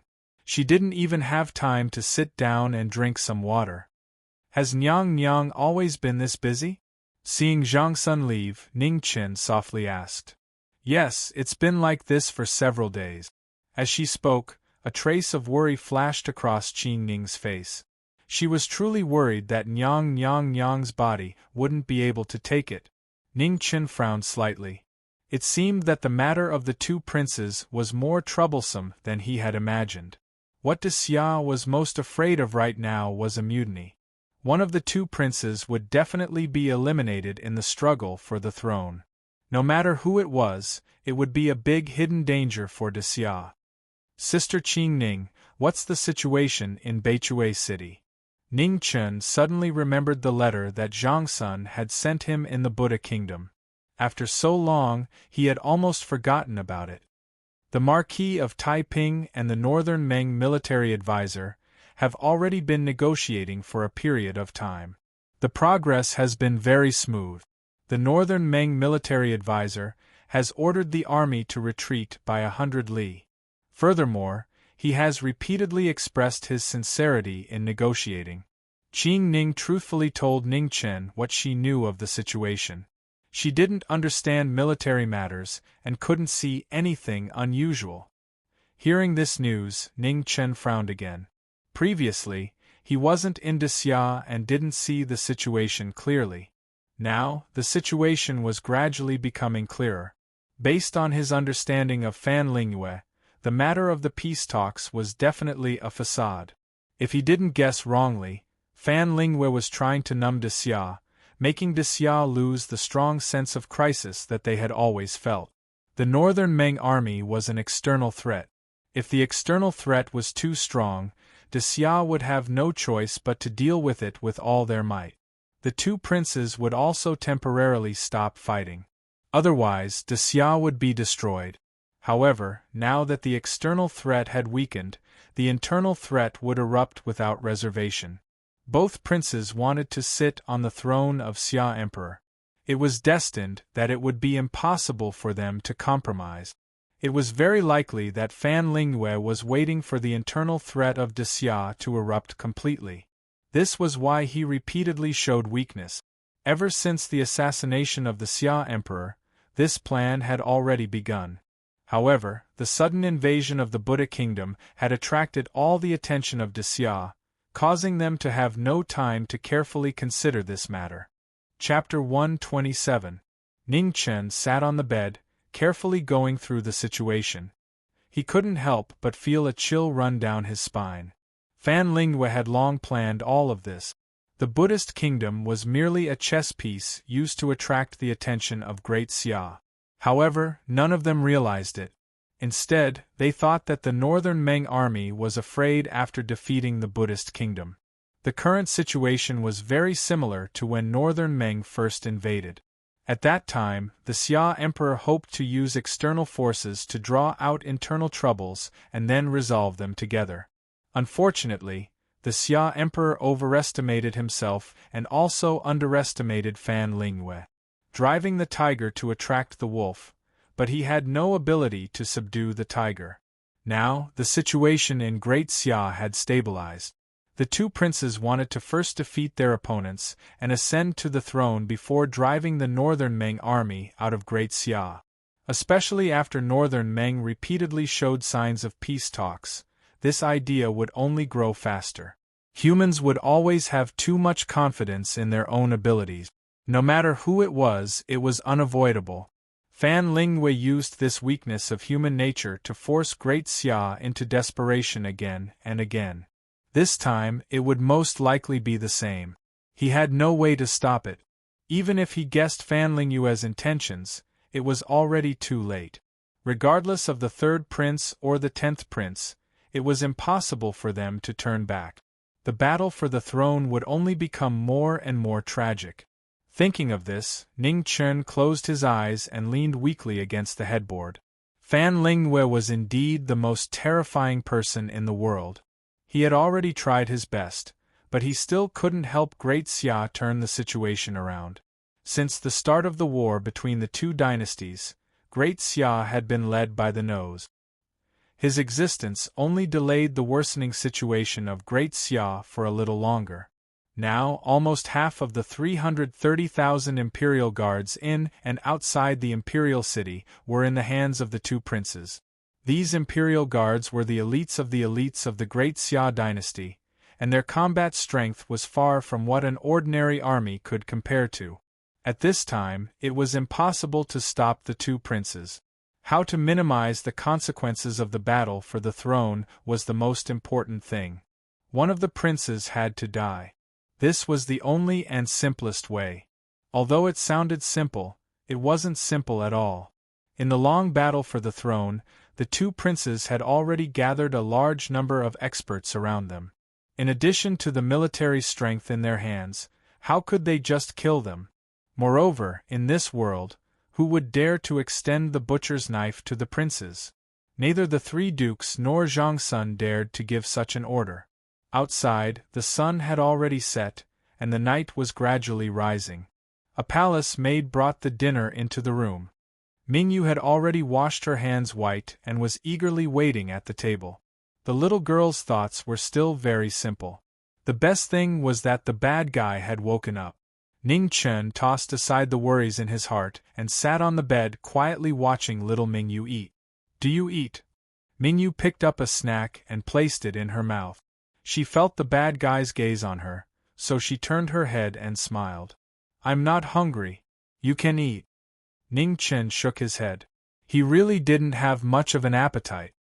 He had just eaten some porridge from the kitchen in the afternoon, so he wasn't hungry yet. "Oh," Mingyu replied. Then, she turned her head back and focused on eating. She liked the food in the Great Xia dynasty's palace very much. The way the little girl ate was pleasing to the eye. After all, Mingyu was the emperor of northern Meng, so her etiquette was impeccable. Ning Chen looked at her quietly and didn't say anything. Only when he looked at little Mingyu could he calm down a little and lessen his troubled thoughts. The future still belonged to little Mingyu and the others. All he could do was try his best to preserve the hope of peace. Fan Lingyue's era wouldn't last long. The war between northern Meng and Great Xia would also end very soon. No matter who won or lost, it couldn't drag on forever.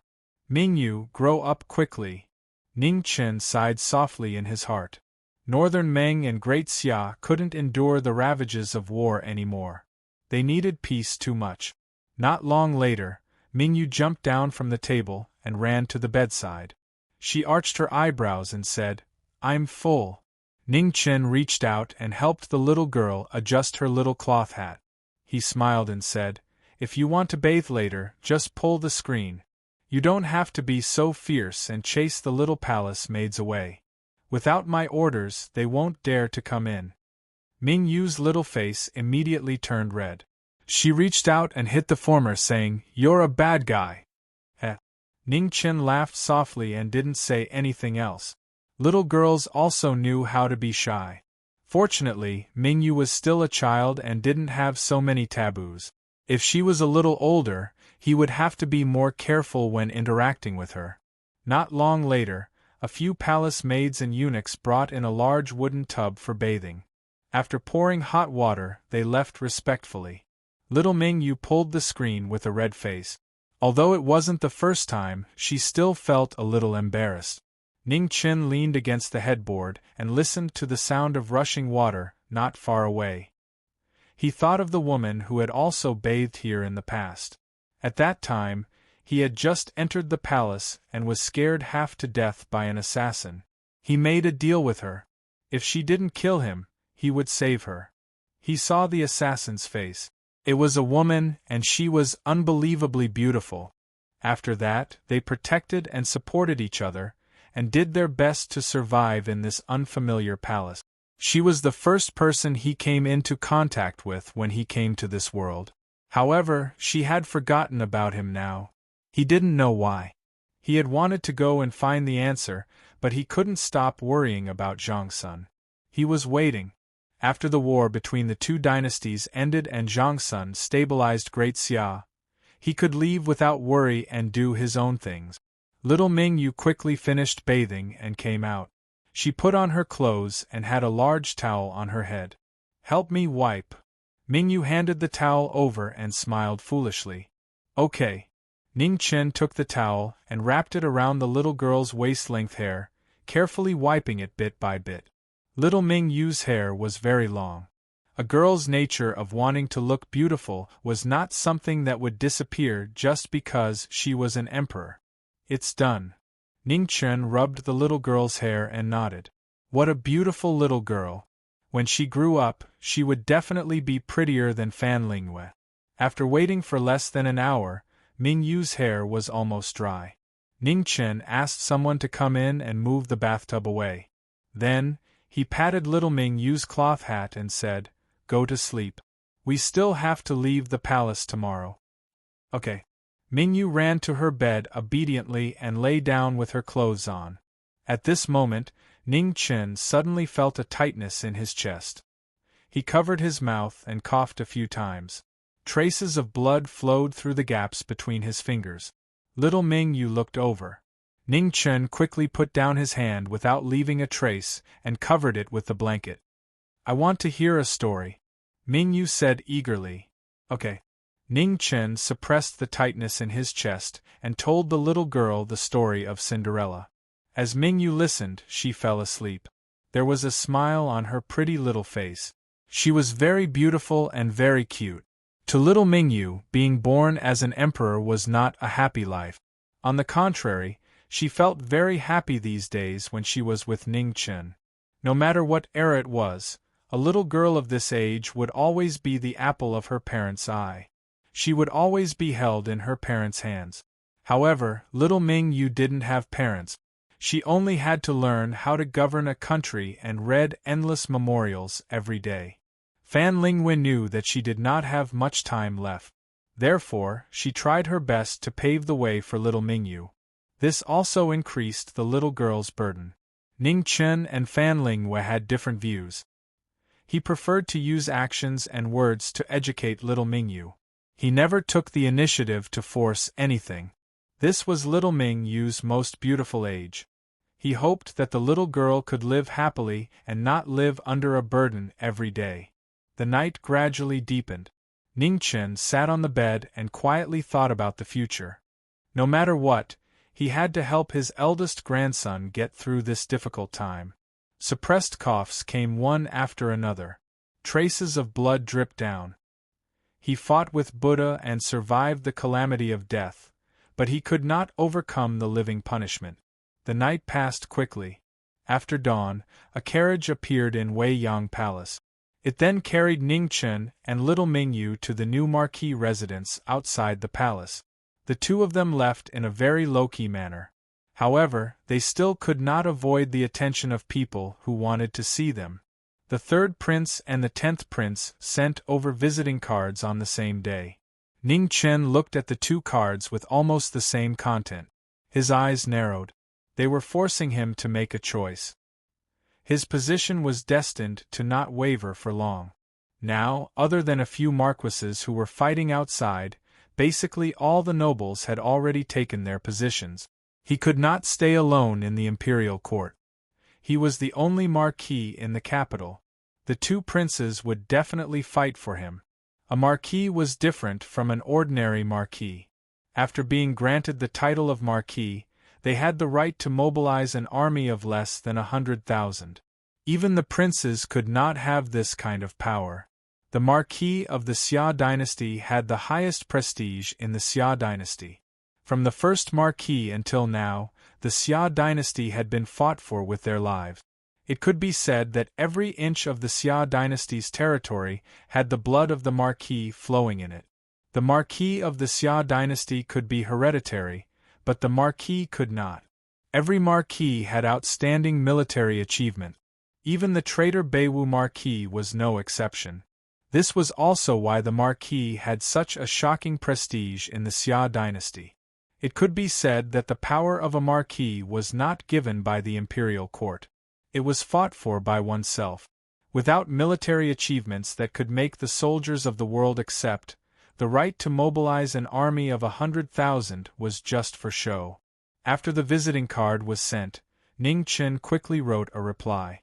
The content was very simple. His body was not well and it was inconvenient for him to see guests. He could not see the guests before he made a decision. However, half a day later, another visiting card was sent to the residence. Ning Chen was surprised and frowned. The one who had sent the visiting card was none other than the owner of the Lingyan Pavilion, Yuhan Yi. Not many people knew that he had left the palace. After all, not everyone had the ability to plant spies in the palace. It could be inferred that the person behind Yuhan Yi was not an ordinary person.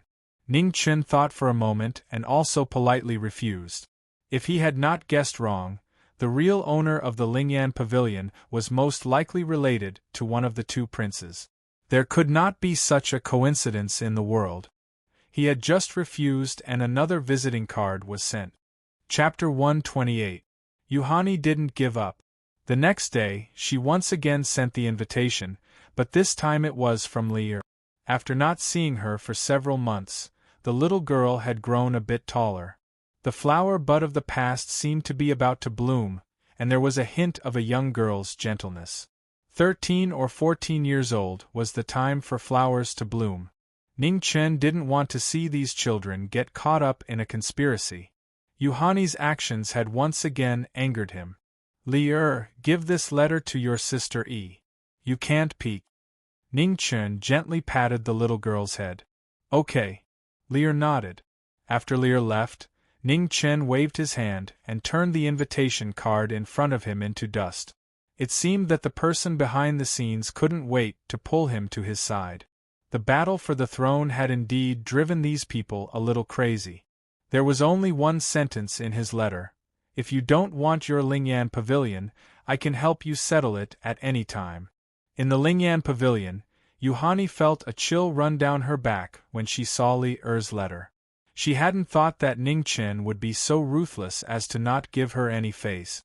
She didn't doubt the authenticity of the threat in the letter. How could someone who could order the slaughter of tens of thousands of Buddhist disciples care about her little Lingyan Pavilion? How is it? Did he still refuse? A gentle man's voice rang out from behind a screen in the room. Yes. Yuhani respectfully replied. Then forget it. In 2 days it will be the Empress' birthday. At that time there will be plenty of opportunities. There's no need to rush now, said the man calmly. Yes. Yuhani lowered her head. In the Grand Sage Manor, the Grand Sage Manor wrote a letter and sent it to the Jiming Marquis Manor. Ning Chen frowned after reading it. What did the Grand Sage Manor mean? In 2 days, the Grand Sage Manor advised him not to attend Zhang Xuan's birthday banquet. It would be better for him to recuperate in his manor. It was impossible for him not to attend Zhang Xuan's birthday banquet. No one could say otherwise. But the two princes would definitely take the opportunity to win him over. That was truly a troublesome matter. Zhang Sun and the three dukes still hadn't decided on the next emperor. If he rashly chose now, he would definitely be scolded to death by Zhang Sun. In Duke Jingwu's mansion, Duke Jingwu also wrote a letter and sent it to Jiming Marquis' mansion. The meaning was the same, telling Ning Chen not to attend the empress's birthday banquet. Originally, they did not want to confer the title of the 10th Marshal Marquis at this time, but Ning Chen's contributions could not be suppressed. While they were worried about the situation in the imperial city, they also had to worry about the feelings of the great Xia soldiers. However, they definitely did not want to see a Marshal Marquis from the capital participating in the struggle for the throne. The current situation in the imperial city was already chaotic enough. If another Marshal Marquis were to join in, who knew what would happen? When Ning Chen received the letter from Duke Jingwu, he read it and put it aside along with the letter from Duke Taisher. Now that the Confucian head had written a letter from the capital, the next one would be the eunuch head. Sure enough, not long after, Duke Shiyu's letter arrived as well. The contents were exactly the same, telling him to recuperate properly and not get involved in these matters. However, her tone was slightly stiffer. Ning Chen's impression of Duke Shiyu was very ordinary. He was even less interested in the commanding tone in the letter. After reading the letter, he crushed it into pieces and had someone sweep it away. In this world, other than Zhang Sun, no one had the right to order him to do anything. The three dukes were no exception. He would definitely attend Zhang Xuan's birthday in 2 days. As for the two princes, he would avoid them if he could. If he could not avoid them, he would just take them on. He could retreat, but it did not mean that he could retreat again and again. The struggle for the throne was not something he should be involved in. However, if he was forced into a corner, he would not care about such trivial matters. He had to listen to the words of his elders. However, it was not a big deal to be willful once in a while. At most, he would just bite the bullet and be scolded. Secretary Shi, the official in charge of recording the history of the Great Xia dynasty, was shocked when he recorded the youngest Marquis of the Great Xia. Ning Chen, spring of the 2nd year of the Great Xia dynasty, was conferred the title of Marshal Marquis, knowing destiny. 17 years old. The historian was afraid of making a mistake, so he sent the memorial to the Heavenly Mandate Palace and asked again about the age of the knowing destiny Marquis. After reading it, Zhang Sun only replied with 2 words, "There is no mistake." 2 days later, it was the 39th birthday of the Empress of the Great Xia. There was a family banquet in the 9-palace garden. Not many people were invited, but many people came uninvited. Ning Chen was one of those uninvited. He did not receive an invitation. Instead, he received a verbal order from Zhang Sun telling him to recuperate in his residence and not to leave for the next few days. The meaning was obvious. There were already so many people at her birthday banquet. She did not need one more person. Just stay at home and rest. More and more people came to the 9-palace garden. They were all powerful officials and their families. The original family banquet quickly became a court banquet. On the main seat, Zhang Sun sat upright. She wore a red and yellow court robe embroidered with gold and silver luan birds and phoenixes. The phoenix in the middle of her bun held a pearl in its mouth. The tassel under the pearl hung down gently. Her beautiful face, which had not been eroded by time, had a gentle smile, giving people a kind of inexplicable pressure. Just as the banquet was about to begin, light footsteps could be heard in the distance. Under many surprised gazes, 2 figures slowly walked over, one big and one small. Pear blossoms drifted down, but they were brushed away by an invisible force, unable to fall on the 2. Zhang Sun frowned without leaving a trace. Why was this guy so disobedient? He was injured and still not obedient. Marquis Jiming. The officials greeted him politely. Looking at the young figure in front of them, They all had different expressions. Ning Chen returned their greetings one by one. Soon after, he brought little Mingyue and bowed respectfully to Zhang Sun. Official Ning Chen greets the Empress. Marquis Jiming may dispense with the formalities. Please take a seat.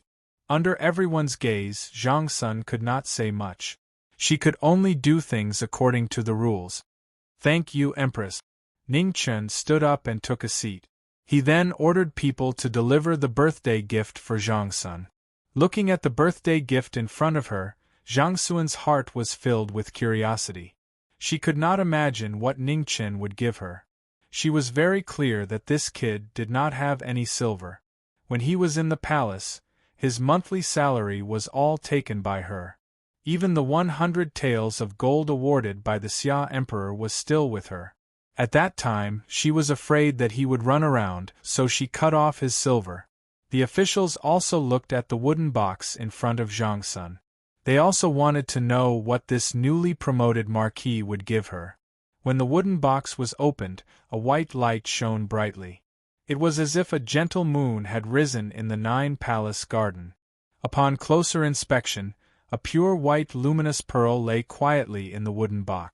It was the size of a fist and radiated light in all directions. It was perfect and flawless, attracting the gazes of all the women present. They could not shift their gazes away. Zhang Sun was after all the Empress. Her knowledge was not something an ordinary person could compare to. After a short moment of surprise, she immediately recovered and gently closed the wooden box. The faces of all the women present flashed with a strong reluctance. They subconsciously looked at Jiming Marquis, their eyes filled with a burning passion. The night pearl was a rare item. The one Jiming Marquis gave was even more priceless. Even if you had money, you would not be able to buy it anywhere. Beside Ning Chen, little Mingyu looked at the burning gazes from all directions. She despised them in her heart. Country bumpkins. Ning Chen naturally did not know what the little girl was thinking. However, in his eyes, this pearl was only used as a candle. It had no other use. He brought back a total of 21 night pearls from the Buddha kingdom. There were 4 large pearls and 17 small pearls. Little Mingyu asked for 2 pearls, 1 large and 1 small. She played with them in the palace every day, making his room lit up all day long. Jiming Marquis, you are very considerate. On the main seat, Zhang Sun said calmly and did not say anything else. It was impossible for him to praise Yi Futian. Yi Futian had come here against orders. How could he let Yi Futian off with a night luminescent pearl? Ning Chen was already used to it. He was not disappointed. It was good that he was not scolded. If he thought of anything else, he would be thinking too much. However, he could see that Zhang Sun liked this gift very much. Women always liked shiny things. Even a little girl like Mingyu was no exception, let alone Zhang Sun. After this brief interlude, the banquet officially began. First, Zhang Sun expressed his thanks to the officials for coming. He said some high-sounding pleasantries, and then the officials responded and continued the pleasantries. More than an hour had passed in the blink of an eye. Ning Chen's head was about to explode. Little Mingyu was also listless. She used to be sick of listening to such things in the palace. She did not expect to be tortured in Great Xia. Below the seats, the 2 princes looked over from time to time. One of them was slightly delicate and had a delicate face. He was dressed in a beautiful black satin robe with golden embroidery. A 4-clawed golden dragon coiled around the robe. His wide sleeves were embroidered with silver threads and dark cloud patterns. He had a white belt around his waist and his black hair was tied up with a white suet jade hairpin. The other one was tall and straight with a domineering aura. He had the aura of a martial artist and was at least rank 9. They were the 10th prince of Great Xia, Xia Mingri, and the 3rd prince, Xia Yanwu. In comparison, Xia Zi, who was sitting at the head of the table, was more low-key. Since he took the initiative to withdraw from the battle for the throne, the status of the eldest prince of Great Xia in the eyes of the officials decreased. Ning Chen just nodded at Xia Zi and pretended not to see the gazes of the other two princes. Besides Xia Zi, the ninth princess was still as beautiful as before. Ning Chen also nodded at her as a greeting. In the past, he was helped by the ninth princess when he went out of the palace. Although Xia Xinyu had her own plans at that time, he was indebted to her. The ninth princess nodded in response. She could not help but sigh in her heart. Who would have thought that the little eunuch who asked her for help in the past would become the noblest Marquis of Great Xia? Things in the world were changeable. It made people sigh. The officials present were also very conflicted. They were jealous but also fearful. The matter of the Buddha kingdom was no longer a secret. Under the numerous military exploits, it was hard to hide the ruthlessness of Jiming Marquis, the Buddha kingdom, his subordinates, and himself. In this world, other than Jiming Marquis, there was no other person who dared to lead 1,000 soldiers to attack Mount Mijia. The spies from the Buddha kingdom had already brought back the news. The once prosperous Mount Mijia had now been destroyed. The corpses at the foot of the mountain were so piled up that there was no place to stand. No one dared to look down on the delicate and even slightly immature face in front of them, because they knew that under this young face hid a cruel and ruthless heart. Chapter 129. Ning Chen ignored the gazes of others. After greeting the first prince and the ninth princess, he sat there quietly and ate. He didn't even raise his head, acting as if he didn't see anything. Mingyu didn't know anyone other than Qing Ning beside Zhongsun. She lowered her head and ate her own fruit. Occasionally, she would peel one and give it to the bad guy. Ning Chen took it and threw it into his mouth. The loquats in the imperial palace were really sweet. How long is your empress going to talk? Mingyu quietly glanced at Zhongsun, who was politely talking to the officials, and asked in a low voice. I don't know. Don't worry about the elders. Just eat. Ning Chen replied in a low voice. Mingyu nodded and didn't say anything else. She continued to pick out sweet and sour fruits to eat. Thus, in the Nine Palace Garden, a strange scene appeared. The officials all had respectful expressions as they congratulated the Empress on her birthday. The eldest grandson also responded to them one by one. At the same time, he asked about some of the officials' family matters to show the court's concern. Under the harmonious atmosphere, two people, one old and one young, lowered their heads and ignored everyone else. They were eating happily by themselves. Qing Ning found it funny. This guy was purely here to eat and drink. He didn't even know how to compliment her.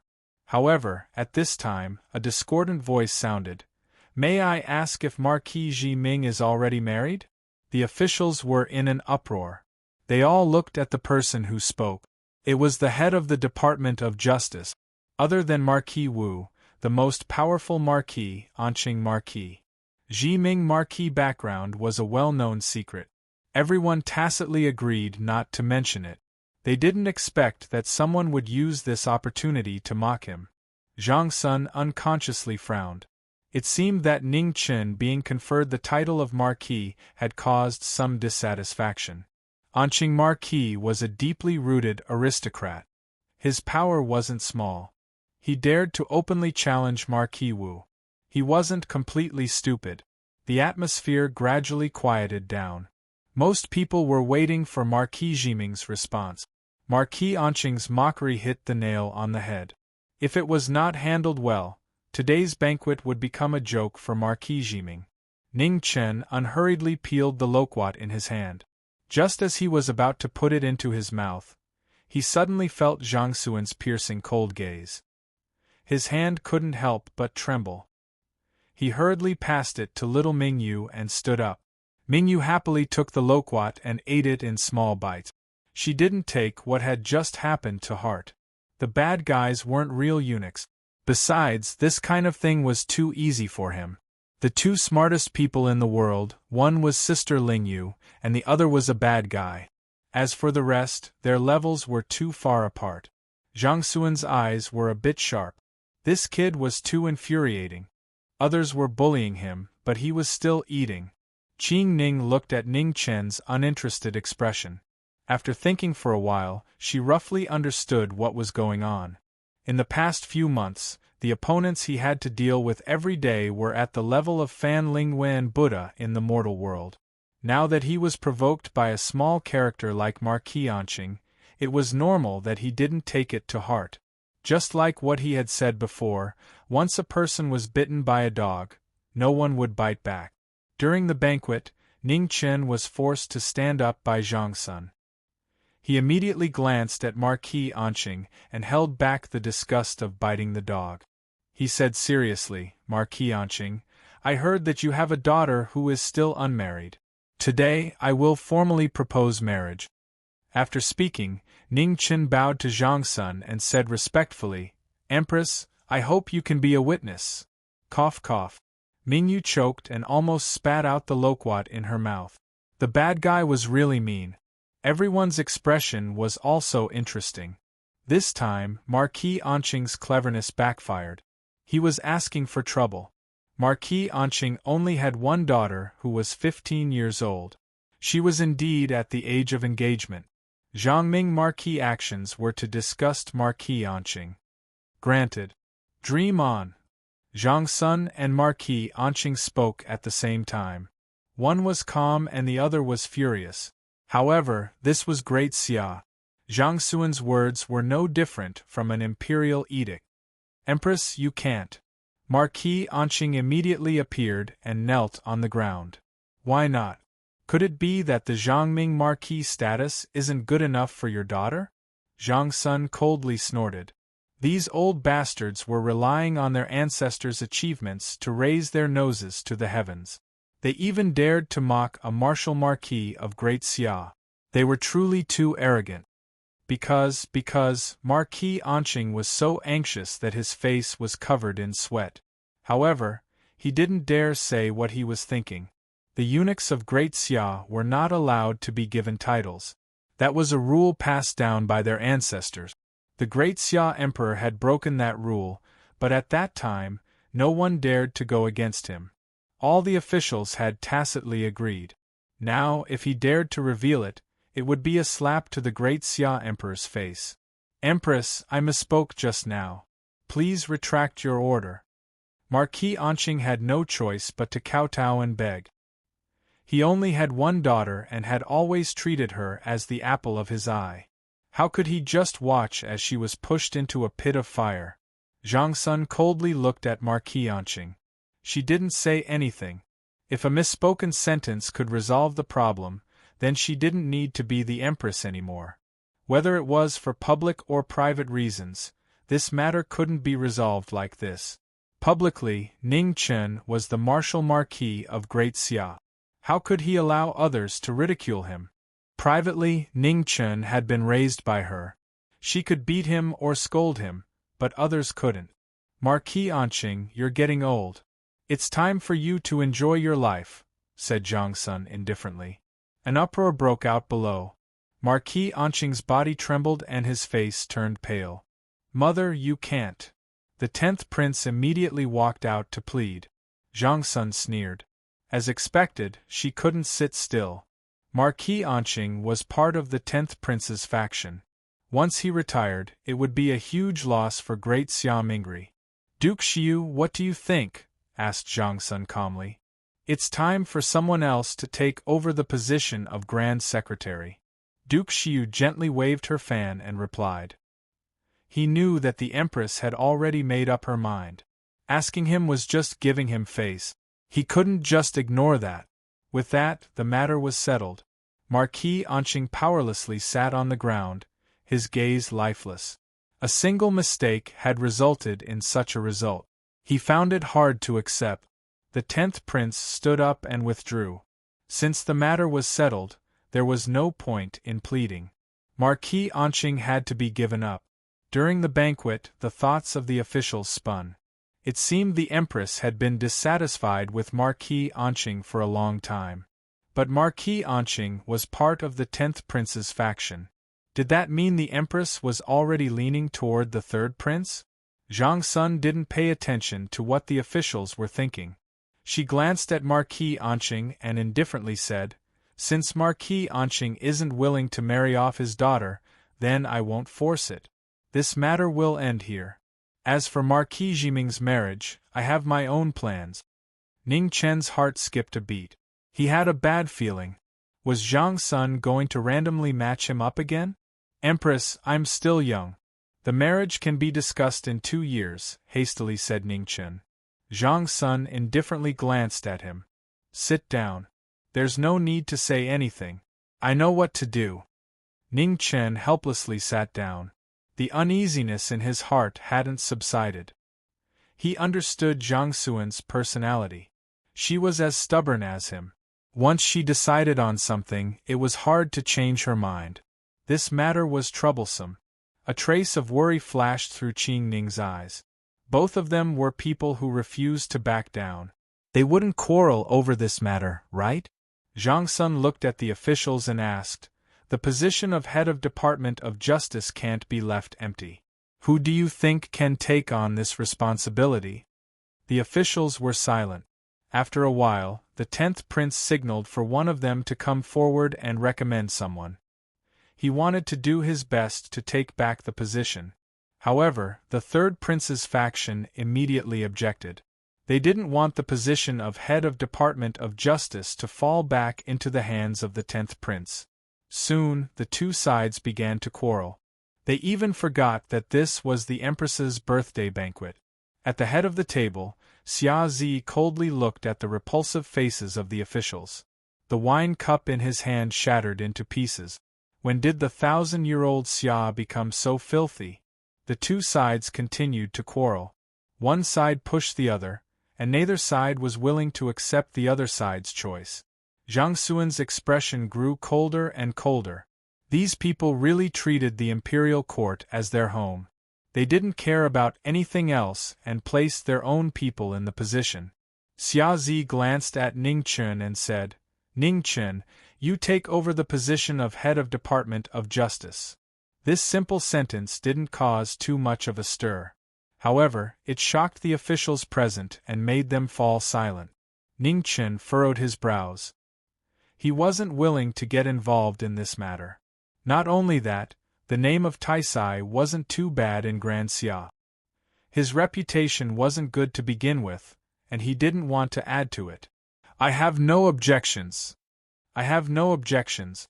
After a short silence, the 10th prince and the 3rd prince spoke at the same time. Their thoughts were simple. Since they couldn't take the position, they might as well use it to win over the Jiming Marquis favor. With the 3 princes speaking at the same time, the officials immediately shut up and didn't say anything else. Zhang Sun thought for a moment, then nodded without leaving a trace. Ning Chen was indeed the most suitable choice. He was smart, skilled, and ruthless. He was very much in line with the head of Department of Justice's style. There were many organizations within the head of Department of Justice that couldn't see the light of day. In Ning Chen's hands, they would definitely be put to good use. Currently, the battle between the two princes was becoming more and more intense. She needed to make preparations in advance and obtain more information and battle strength.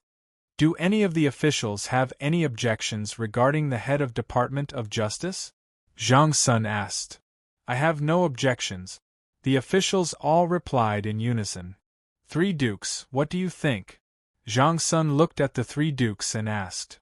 "We will follow Her Majesty's arrangements," the 3 dukes replied. Seeing this, Zhang Sun stood up and said seriously, "Jiming Marquis, listen up. I am here." Ning Chen helplessly stepped forward and respectfully said, "From today onwards, I officially appoint you as the new head of Department of Justice. You will be in charge of all prisons." Zhang Sun said, "Thank you, Her Majesty." Ning Chen knelt down to accept the appointment, accepting the most shady position in the Xia kingdom. After the appointment, Xia Zi was the first to stand up and earnestly said, "Don't disappoint Imperial Mother." The next moment, the 3rd prince and the 10th prince also stood up and congratulated. "Congratulations!" Ning Chen lightly laughed in response to the 1st prince's warning. Then, he cupped his hands towards the 2 princes without saying anything. Chapter 130. The banquet was still going on. Ningchen had just returned to his seat when he heard Zhang Sun speak. "Xinyu, go pour wine for the Jiming Marquis." Everyone present trembled. The shock in their eyes was unparalleled. What did the Empress mean by that? At this moment, not only the officials, but even Ning Chen's expression changed. He could ignore other people's opinions and thoughts, but not Zhang Sun. Pouring wine wasn't a big deal, but Zhang Sun had just mentioned his marriage. Now that he had the 9th princess pour wine for him, everyone could see his intentions. Xia Xinyu was also stunned and didn't react for a moment. She even forgot to respond to Zhang Xuan's order. Xia Zi also stood up and was about to speak, but was stopped by Zhang Xuan's stern gaze. At this moment, Qing Ning's voice rang in their ears. A moment later, their expressions changed. Ning Chen's identity as a eunuch was actually fake. Don't make it public. The Empress is still thinking of a way to deal with this matter. Qing Ning continued. The first prince hesitated and looked at his sister. He couldn't decide for Xinyu's marriage. Yes, mother. Xia Xinyu came back to her senses and bowed in response to Zhang Xuan's order. Then she walked over to Ning Chen and poured wine for him. Jiming Marquis, please. Thank you, princess. Their gazes met and a light breeze blew past, blowing 2 or 3 pear blossoms between them, blurring their vision for a moment. Ning Chen took the wine cup and drank it in one gulp. Xia Xinyu poured another cup and continued. Jiming Marquis, Xinyu offers you another cup. The most beautiful woman in the Grand Xia looked at Ning Chen for the first time. Her eyes flashed with a complicated light. Please. Ning Chen's expression was calm and no one could see the changes in his heart. The 2 cups touched and a crisp sound rang out. Both of them had their own thoughts and drank the wine in their cup. After 2 cups, Xia Xinyu returned to her seat and remained silent. The Jiming Marquis is over 17 years old and has yet to marry. This consort wishes to betroth the 9th princess to you. What does the Jiming Marquis think? As she spoke, Jiming Marquis looked over with a sharp gaze that didn't allow anyone to refuse. This made Ning Chen and Xia Xinyu's hearts sink. The shock on the faces of the officials could no longer be concealed. Even the 3 ministers had strange expressions. The Empress's decision was truly confusing. Ning Chen didn't reply. His mind spun quickly. He didn't understand why Zhang Sun would suddenly have such a thought. What was the reason? Xia Zi looked at his sister with a questioning look in his eyes. Xia Xinyu hesitated for a moment, but in the end, she couldn't resist her inner thoughts, and gently shook her head. She and Ning Chen had only met a few times in total. Let alone talk about marriage, they couldn't even be considered friends. At this moment the 10th prince walked out and said, "Mother, I have something I don't know if I should say." "Speak," Zhang Sun said calmly. Xia Mingri glanced at Ning Chen and said respectfully, "Mother Empress, although Marquis Jiming has outstanding military achievements and has been conferred the title of Marquis at a young age, he has been promoted too quickly and is easily envied by others. Now that he is bestowed a marriage, I'm afraid it will be difficult to convince the public. After all, we can't stop people from talking. Imperial Mother, this son also does not agree to this marriage. I hope that Imperial Mother will reconsider." Under the seat, Xia Zi sighed and finally opened his mouth to express his attitude. Since Xinyu didn't agree, he couldn't force it. "Imperial Mother, this son also thinks it's inappropriate." For some reason, the 3rd Prince Xia Yanwu also spoke out against the marriage. After he spoke, the atmosphere quieted down. The 3 princes had reached a rare consensus. None of them agreed to the marriage between Ning Chen and the 9th princess. Everyone looked at Ning Chen. Right now, the decision was in the hands of Jiming Marquis. If he nodded, the Empress had already spoken. No one could oppose it. This was a great favor from the Emperor. Moreover, the 9th princess's status and appearance were impeccable. Jiming Marquis had no reason to refuse. However, a trace of worry flashed in Qing Ning's eyes. She understood Ning Chen. He would never agree to the marriage. However, the Empress's decree couldn't be changed either. Both of them were stubborn. Once they quarreled, the consequences would be unimaginable. Under everyone's gaze, Ning Chen stood up and said seriously, "Empress, please take back the decree. There's no need to say more." "I've already made my decision," said Zhang Sun coldly. She had watched the 9th princess grow up. Before the new emperor ascended the throne, she had to find a good home for the 9th princess. As for Ning Chen, it was time for him to get married. Xianu marrying him was already letting him off easy. Ning Chen's heart was heavy. He knew Zhang Sun had good intentions. In this world, marriage was always decided by the parents. Juniors had no right to interfere. However, he wasn't from this world and couldn't accept this kind of thinking.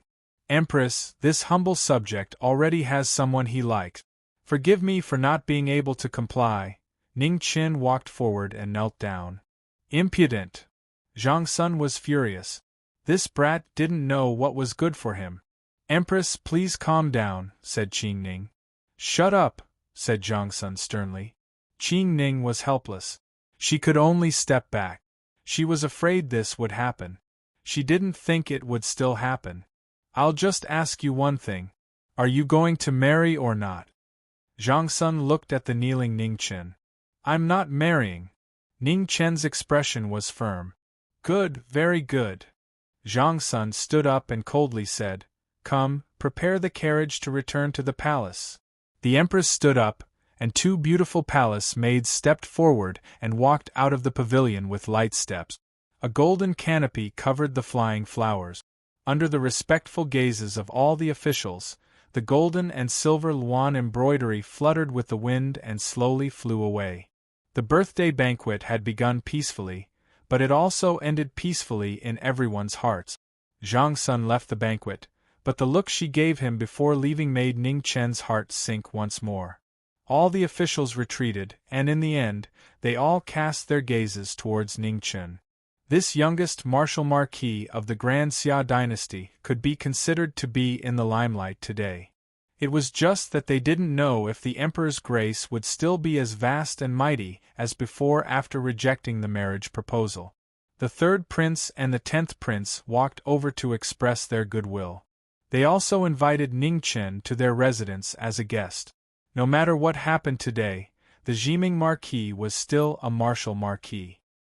His influence on the future emperor was still immeasurable. Since he couldn't avoid it, Ning Chen didn't back down. He nodded and said that he would pay them a visit. The 2 princes left satisfied.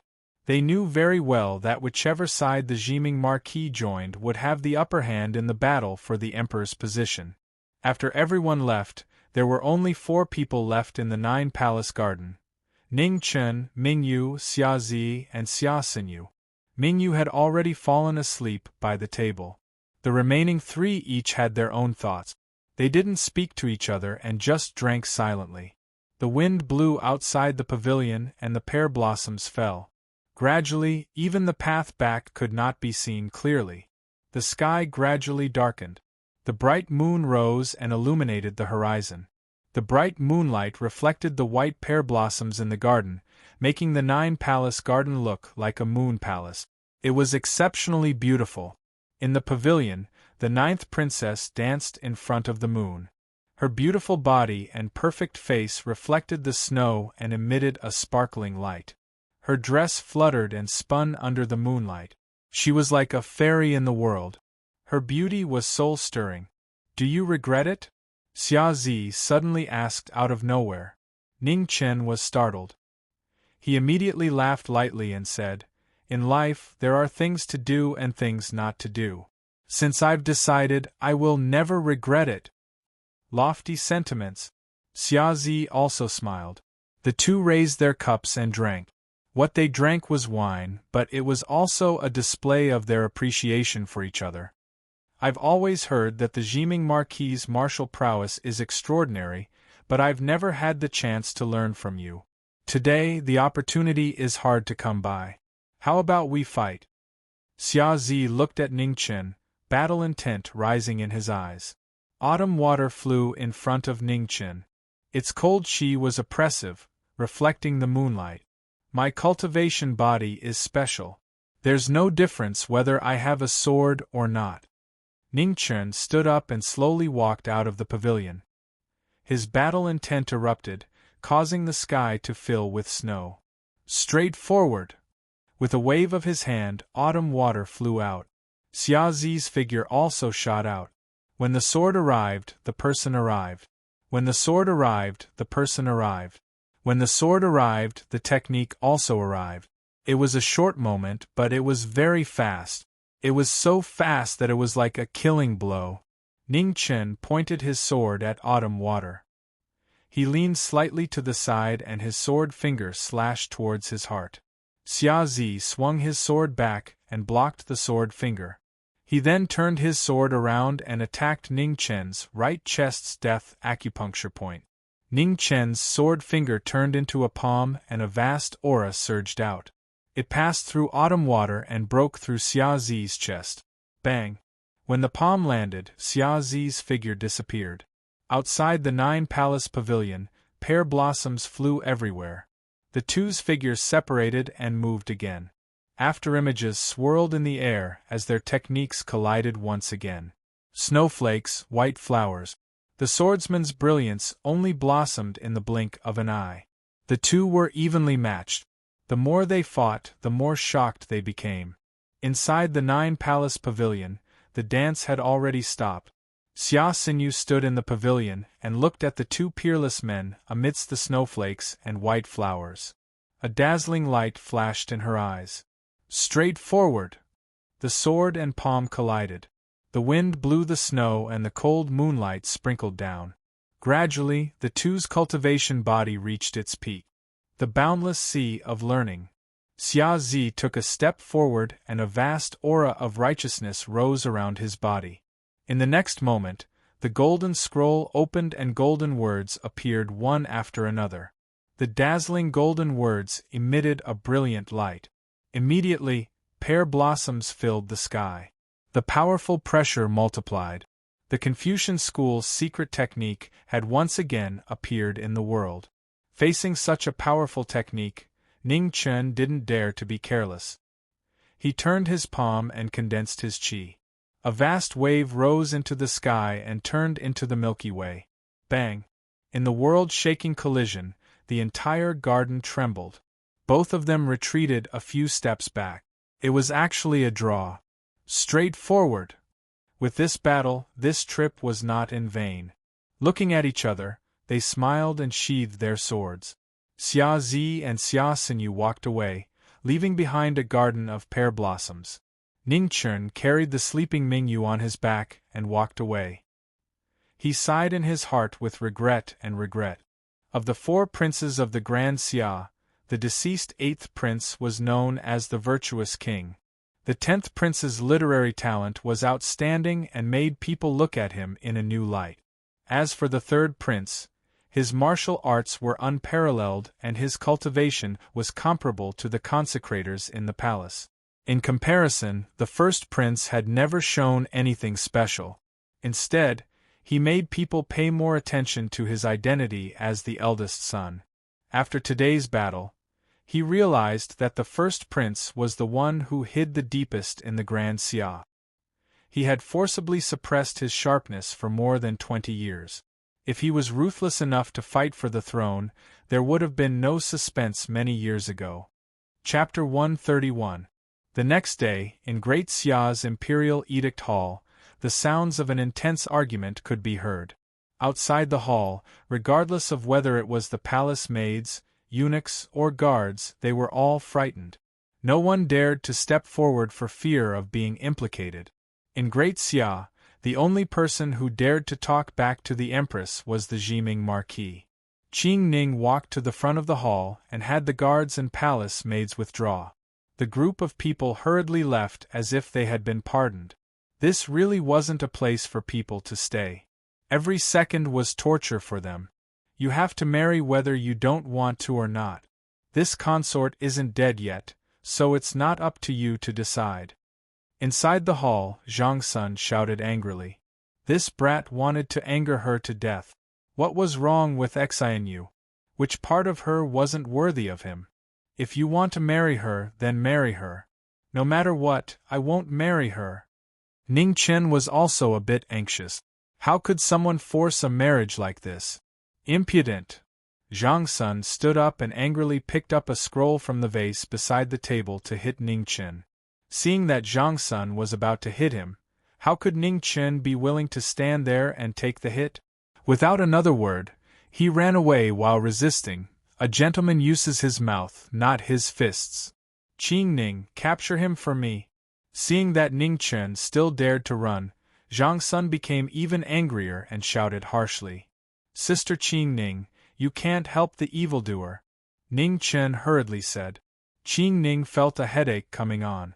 She glanced at the two of them, then at little Mingyu who had long since hidden far away. She quickly walked over and also hid to the side. She couldn't participate in this matter. It had nothing to do with her. Are you all rebelling? You don't even care about this consort's words? Seeing Qing Ning's actions, Zhang Sun was furious. These people had all grown up and even dared to not listen to her. Your Highness, please calm down. If there's anything, we can talk it out. Ning Chen isn't someone who doesn't know what's good for him. Qing Ning stood far away and tried to persuade her. These two people had been arguing for almost 2 hours and were about to fight now. She didn't dare to participate in this. In the corner, Mingyu was watching with great interest. In northern Meng, she had never seen such an exciting show. Qing Ning's ears were very sharp. She heard little Mingyu's murmurs and couldn't help but frown. What kind of people were they? Why were all the people who had been with Ning Chen so strange? He knows what's good for him? He is the most ignorant person in the world. Zhang Sun threw the scroll over and said sternly. Ning Chen dodged nimbly and avoided the picture scroll. He said unhappily, marriage is an important matter. Both parties must be willing. I've only met the 9th princess a few times. How can I marry her just like that? Bullshit. Zhang Sun was so angry that he began to curse. Since when did you juniors have the right to make decisions about marriage? There is no such rule in this world. I don't care. Other people are other people. I must decide my own marriage. Ning Chen refused to compromise. Without my approval, I want to see which family's daughter dares to enter your Wu Ho government. Zhang Sun said angrily. Ning Chen was exasperated, but he had nothing to say.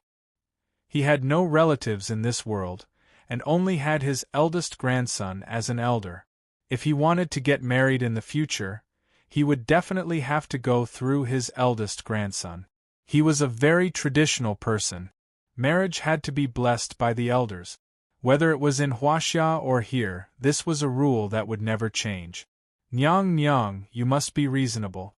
You cannot use your status to pressure others. Ning Chen was not confident enough and emphasized. Ming Yu's beautiful face wrinkled.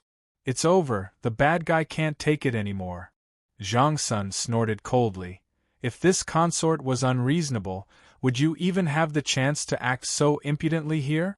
This consort watched Xianyu grow up. Her appearance and character are more than enough to match you. What else are you dissatisfied with? Seeing that the enemy was too stubborn and could not be reasoned with, Ning Chen tactfully changed his reason. Nyang Nyang, I'm only 17. It's too early for me to get married. Moreover, I'm still a eunuch. It's not good for the princess's reputation. Hearing this, Zhang Sun frowned. The first reason was nothing at all. In the Great Xia, many men got married at the age of 16. 17 was not early. However, the second reason had to be considered. This lad's background was indeed troublesome. Xianyu's matter could not be delayed. Before the new emperor ascended the throne, this matter had to be resolved. The imperial family did not have family. While she could still make decisions, she had to find a good home for Xianyu. Ning Chen was the best candidate in her eyes. He was also the person she trusted the most. These past few days, she had been thinking of a way. She had to find a reason or arrange a suitable identity for him to shut the mouths of others.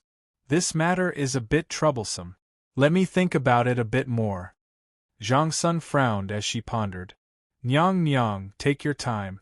I'm going back first. Ning Chen quickly excused himself. He then gave little Mingyu a look and quickly walked out of the palace. It was impossible to persuade Zhang Sun today. The enemy was too strong. He had to go back and think of a way. The two of them left very quickly and soon disappeared from sight. On the way out of the palace, Mingyu looked at Ning Chen and whispered, "Bad guy, are you really going to marry that 9th princess?" "I won't." Ning Chen denied. Xia Xian you did not dare to resist, so he would do it. He was already used to being the bad guy. In any case, his reputation had never been good. Then how will you get past your empress? Mingyu continued to whisper. I haven't thought of one yet. Do you have any ideas? Ning Chen asked. No. Mingyu shook her head like a rattledrum. I'm just a child. How can I have any ideas? Ning Chen did not know what to say. He knocked on his head and said with a headache, We'll talk about it later. There will always be a way. The two of them walked back to the Marquis' residence. Before they could sit down, an urgent letter came from the distant Buddhist country.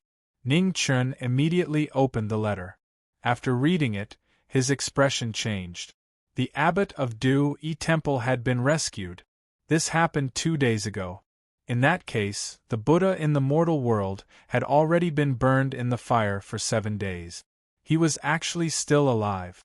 Ning Chen carefully read the letter. The letter mentioned that the blood traces on the blood-vein sword had mostly faded. Without a doubt, the abbot of Du Yi Temple had been using the Buddhist energy in his body to resist the resentment of the blood-vein sword. Buddhism and demons were natural enemies. Since the blood-vein sword was basically useless, the Buddha in the mortal world was definitely not in a good state. Even if he was not dead, he would probably be an empty shell of the Three Disasters realm. Such a person would not be able to threaten Xia in a short period of time. Moreover, after such a long period of recuperation, the dean's injuries had already healed by 50 to 60%. After a few more days, he should be able to fully recover. Compared to this, he was more concerned about Fan Lingyue of Beimeng. It was about time for her to make a move. Thinking of this, Ning Chen got up and rubbed little Mingyu's head. Mingyu, you play in the residence. I'm going out for a while. Okay. Mingyu nodded obediently. After leaving the Marquis' residence, Ning Chen headed east. Walking on the streets of the imperial city, he looked at the bustling people coming and going. He sighed in his heart. Unknowingly, he had already been in this world for close to a year. The sounds of hawking from the stalls on the streets echoed in his ears. Ning Chen looked at the bustling scene in front of him. Step by step, he felt extremely complicated. A year in this world was not long, but it was not short either. Other than this bustling scene that had never changed, everything else had changed. Brother, I want to eat candied haws. Not far away, a 4 to 5-year-old little girl dressed in green pulled the little boy beside her. A hint of longing flashed through her big bright eyes. The little boy pulled his sister, feeling awkward. He secretly touched his pocket with one hand. There was only 1 copper coin left in his pocket, and it was the money for the buns to go to school tomorrow. However, when he saw his sister's hopeful eyes, the little boy gritted his teeth and took out the copper coin from his pocket. Brother came to this world earlier than his sister because he wanted to take better care of his sister. The little boy bought a candied haws and handed it to the little girl without any hesitation. Brother, take a bite. The little girl held the candied haws in satisfaction and handed it to her brother. Her big eyes were sparkling. Brother doesn't like to eat candied haws. You eat it. The little boy secretly swallowed his saliva and resisted the temptation in front of him. Oh! The little girl was not old enough to distinguish between truth and lies. She did not think much and ate the candied haws happily. In the little girl's world, candied haws were the most delicious thing. Looking at the scene in front of him, Ning Chen's face revealed a faint smile. The simplest and most precious thing in the world was the feelings contained in the candied haws. It was like the most beautiful crystal, pure and flawless, without a trace of impurity. However, at this moment, Hiya! The sound of horse hooves swept past, and the entire street was suddenly in a mess. The passers-by hurriedly hid, and even Ning Chen was pushed to the side of the street by the panicked people. The red-clothed guards of the imperial court are here to handle matters. Unrelated people, get out of the way! The horses trampled on the street, creating a cloud of dust. The passers-by were frightened, but there was nothing they could do. Suddenly, he heard the sound of crying. Ning Chen turned around and saw the little girl who was pushed to the corner by the crowd. Her eyes were red as she looked at the candied haws on the ground. She was crying sadly. Beside her, the little boy's eyes were dim. Because he had no money in his pocket, he could only pull his sister and leave. Ning Chen's face instantly turned cold. Looking at the departing figures in the dust, his eyes were filled with killing intent. "Boss, give me 2 sticks of candied haws." Walking to the stall selling candied haws, Ning Chen paid and took 2 sticks of candied haws. Then, he came to the little boy and little girl, squatted down and said softly, "Those people just now were Big Brother's subordinates. Big Brother didn't discipline them well. Now, Big Brother apologizes to you on their behalf." The little girl looked at the candied haws in Ning Chen's hand with red eyes. She wanted to take it but didn't dare.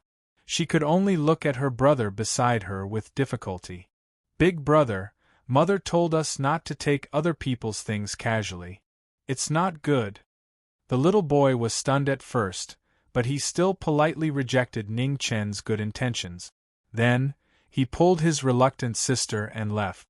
Seeing the little girl looking back with reluctance, Ning Chen's heart flashed with a rare touch of bitterness. After watching the 2 of them disappear, an extremely cold, killing intent gradually appeared in his eyes. The red-clothed guards of the imperial court, they really put on airs. The imperial court was in charge of the world's punishment prisons. In the past, it was Marquis Qingyu who was in charge. Now that Marquis Qingyu was deposed by the Empress, the position of the head of the imperial court was changed. Unfortunately, he was now the head of the imperial court. Ning Chen walked towards the direction of the imperial court. His face was cold. It had been 2 days. He should go and see his subordinate. Chapter 132. Within the grand court, the sound of horse hooves rang out and the door was smashed open. 13 red-robed guards rode their horses straight into the court. Whoosh!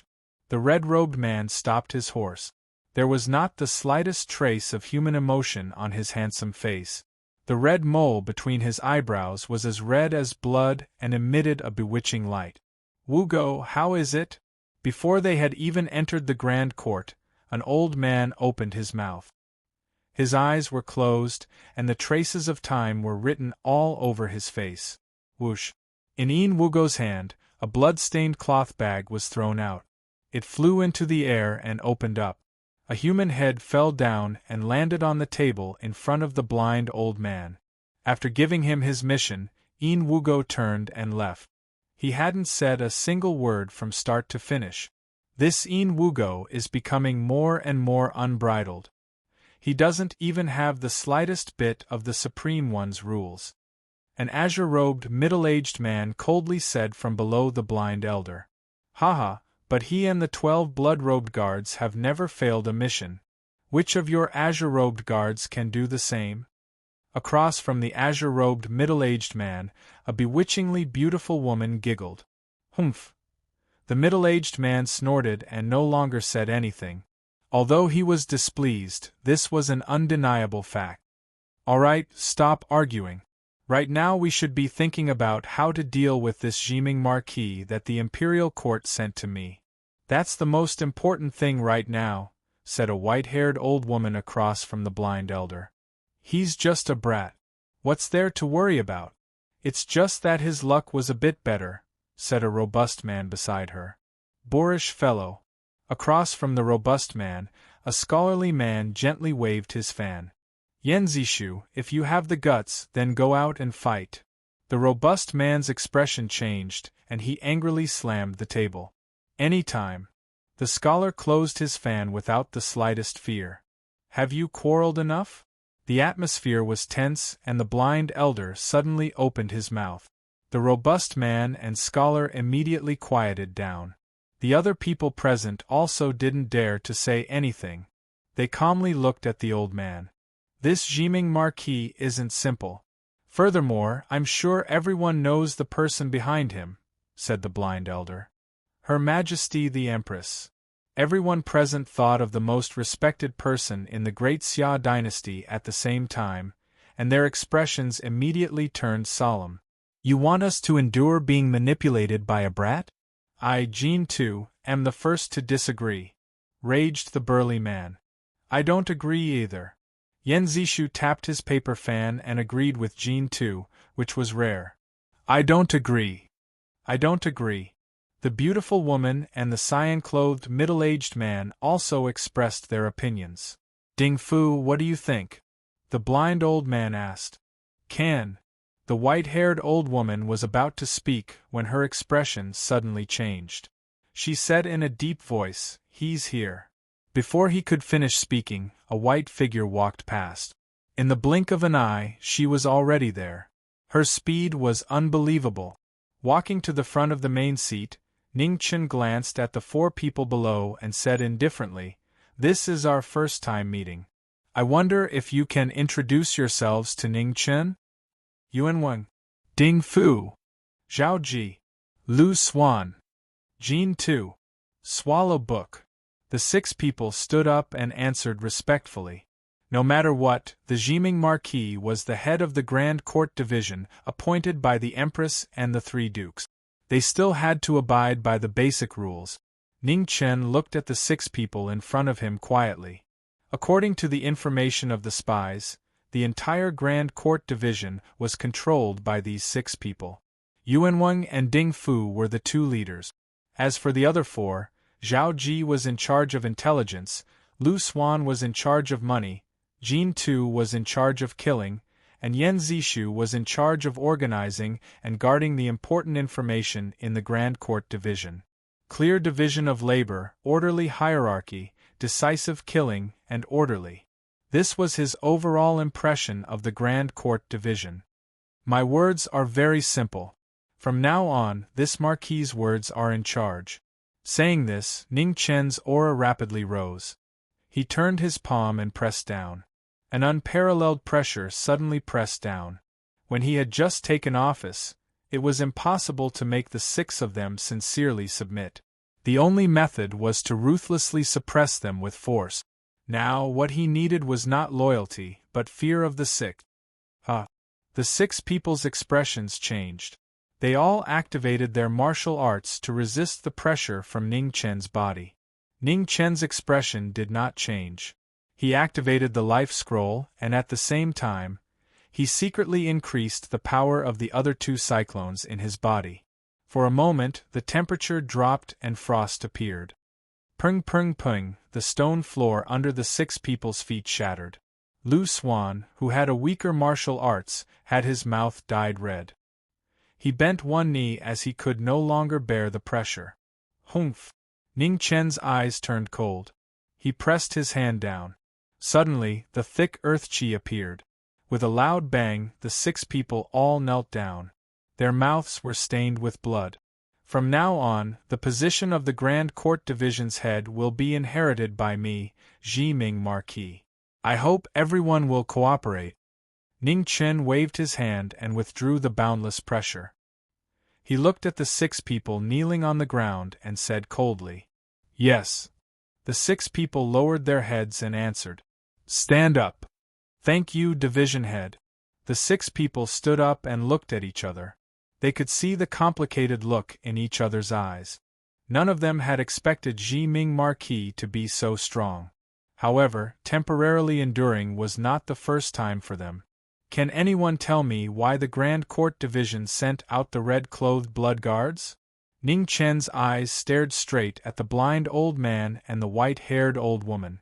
Without a doubt, the decision-maker of this matter was definitely one of the two. Although the other four each had their own extraordinary forces, their status was temporarily unable to contend against the two of them.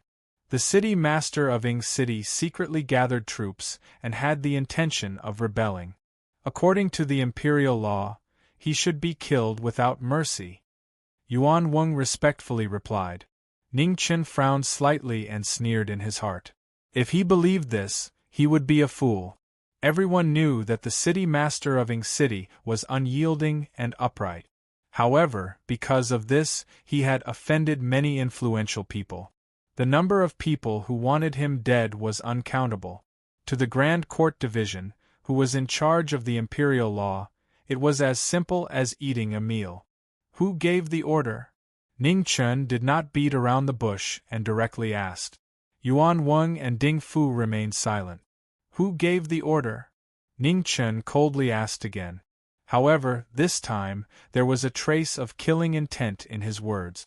Ding Fu sighed softly and said, "It was Marquis Anqing." Hearing this, a bright light flashed in the depths of Ning Chen's eyes. It was now a crucial period in the battle for the throne. Any movement could cause quite a big storm. At this time, killing the city master of Ing City was a must. It was clear that if the Grand Court Division did not kill him, the death of the city master would definitely cause a huge commotion. The imperial court would also send people to investigate. This was the result that the person who gave the order did not want to see. It seemed that it was not a coincidence that he sat on the throne.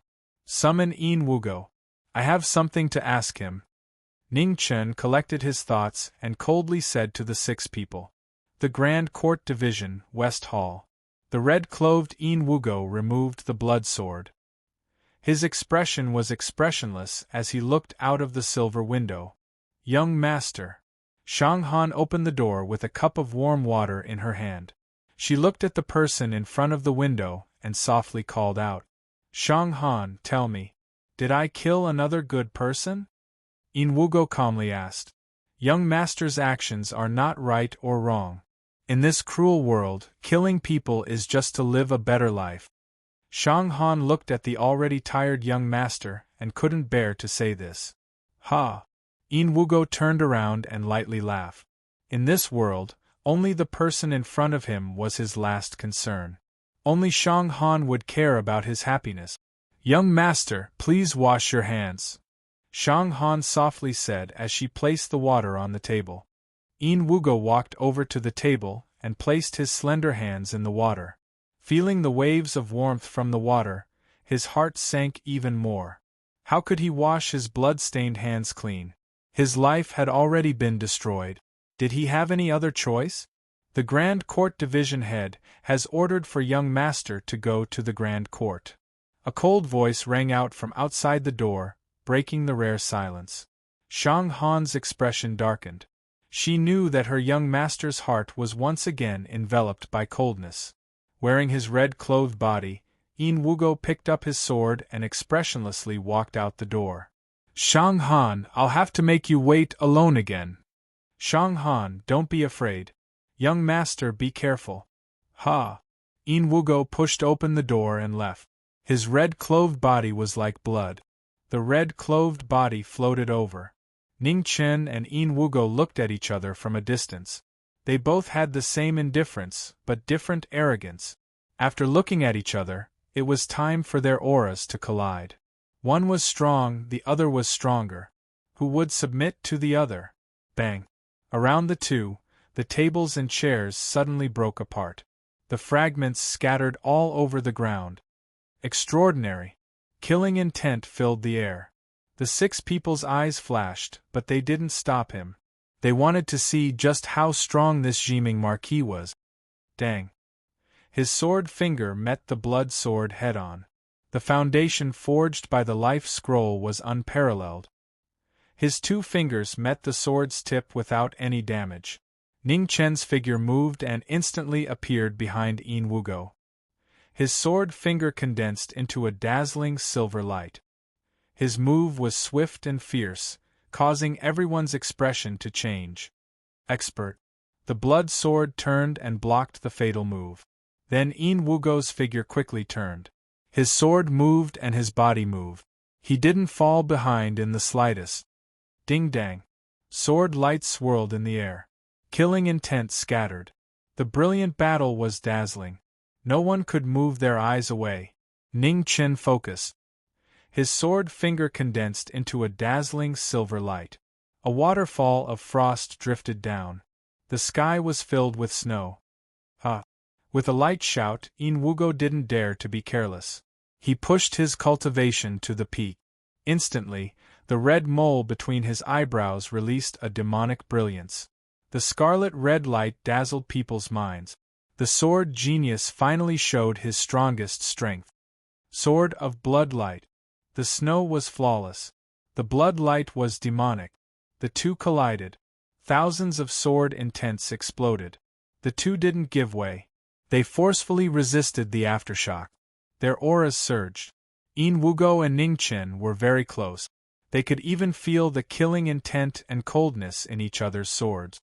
Since Yin Wugo used his sword, you are the first person that I can't win against. Yin Wugo withdrew his sword. The light from the red mole between his eyebrows disappeared. He immediately knelt down on one knee and said, "Greetings." Ning Chen also withdrew his aura. Looking at the red-clothed youth in front of him, his eyes flashed with admiration. An extraordinary swordsman. However, in the next moment Ning Chen moved. With a wave of his hand, the silver light surged. In the sky full of snow, the red-clothed youth flew back with a bang. Blood splattered on the ground. Chapter 133. Allowing your horse to disturb the people is just a warning. Ning Chen's expression was terrifyingly cold. The life scroll around him began to circulate on its own. Cold currents surged out, releasing boundless killing intent. "Yin Wugo thanks department head for your tolerance," said Yin Wugo calmly as he wiped away the blood at the corner of his mouth. Yin Wugo's expression was indifferent. There wasn't the slightest anger in his calm eyes. It was as if nothing else mattered. "We've risked our lives for the dynasty, but this new department head is actually punishing me over such a small matter. He's really making a mountain out of a molehill." Outside the hall, 12 red-robed guards had gathered at the entrance. A rather handsome youth refused to accept this. His voice wasn't loud, but it was clearly transmitted into the hall. The 6 of them were startled, and Yin Wugo's expression changed slightly. He wanted to stop him, but it was too late. A white figure flashed and appeared in front of the youth. Under his shocked gaze, a sword pointed at him. With a bang, he flew back, blood spraying everywhere. "I don't want to hear such words a second time," said Ning Chen coldly as he looked at the youth. "You!" The youth's face turned red. He was about to explode when a blood sword appeared in front of him. "Yin Wugo thanks department head on behalf of Kong Yu for not killing me." "Wugo Yu." Kong Yu was startled and furious. He looked at Yin Wugo. "If you don't want to die, shut up." Yin Wugo coldly swept his gaze over him. Kong Yu's body trembled. His expression changed again and again. In the end, he clenched his teeth and swallowed his words. Ning Chen nodded in satisfaction. He coldly swept his gaze over everyone present. "If you're not convinced, you can come find me at any time. But next time I won't be so kind." The 6 people inside the hall and the 12 red-robed guards lowered their heads. No matter what they were thinking, they temporarily restrained their sharpness. Ning Chen turned and walked towards the main seat. He wasn't stupid enough to think that everyone present had already changed their minds. They were all people who had lived for so long. Loyalty was nothing to them. Only life, death, and profit were the most important. "Yin Wugo, stay behind. The rest of you leave." "Yes." Together with Kong Yu, the 12 red-clothed blood guards bowed and left. "Yen Zishu, give me all the records of Ing City's city lord. I want to know what you should do." Ning Chen's eyes narrowed as he stared at the scholar below. Hearing the warning in the former's words, Yen Zishu felt a chill run down his spine, and cold sweat unconsciously flowed down his back. This subordinate obeys, Yan Zishu bowed and replied. He then stood up and clapped his hands 3 times, and a blue-clothed attendant slowly walked into the hall.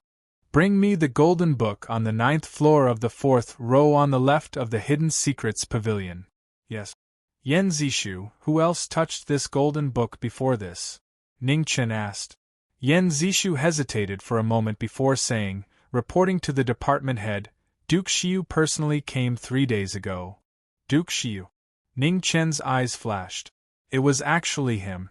Although it was unexpected, it was within reason. Among the people he feared the most in Grand Xia, Duke Xiu was definitely one of them. As the head of the Grand Xia's eunuchs, his status was even higher than that of a martial Marquis. Furthermore, the martial prowess of each of the 3 dukes was unfathomable, and Duke Xiu was no exception. For the past 2 days, he had been unable to figure out why Zhang Sun had appointed him as the head of the Hidden Secrets Pavilion. Now, it seemed that Zhang Sun had begun to suspect whether the 3 dukes were still as loyal to Grand Xia as before. The human heart is truly unpredictable.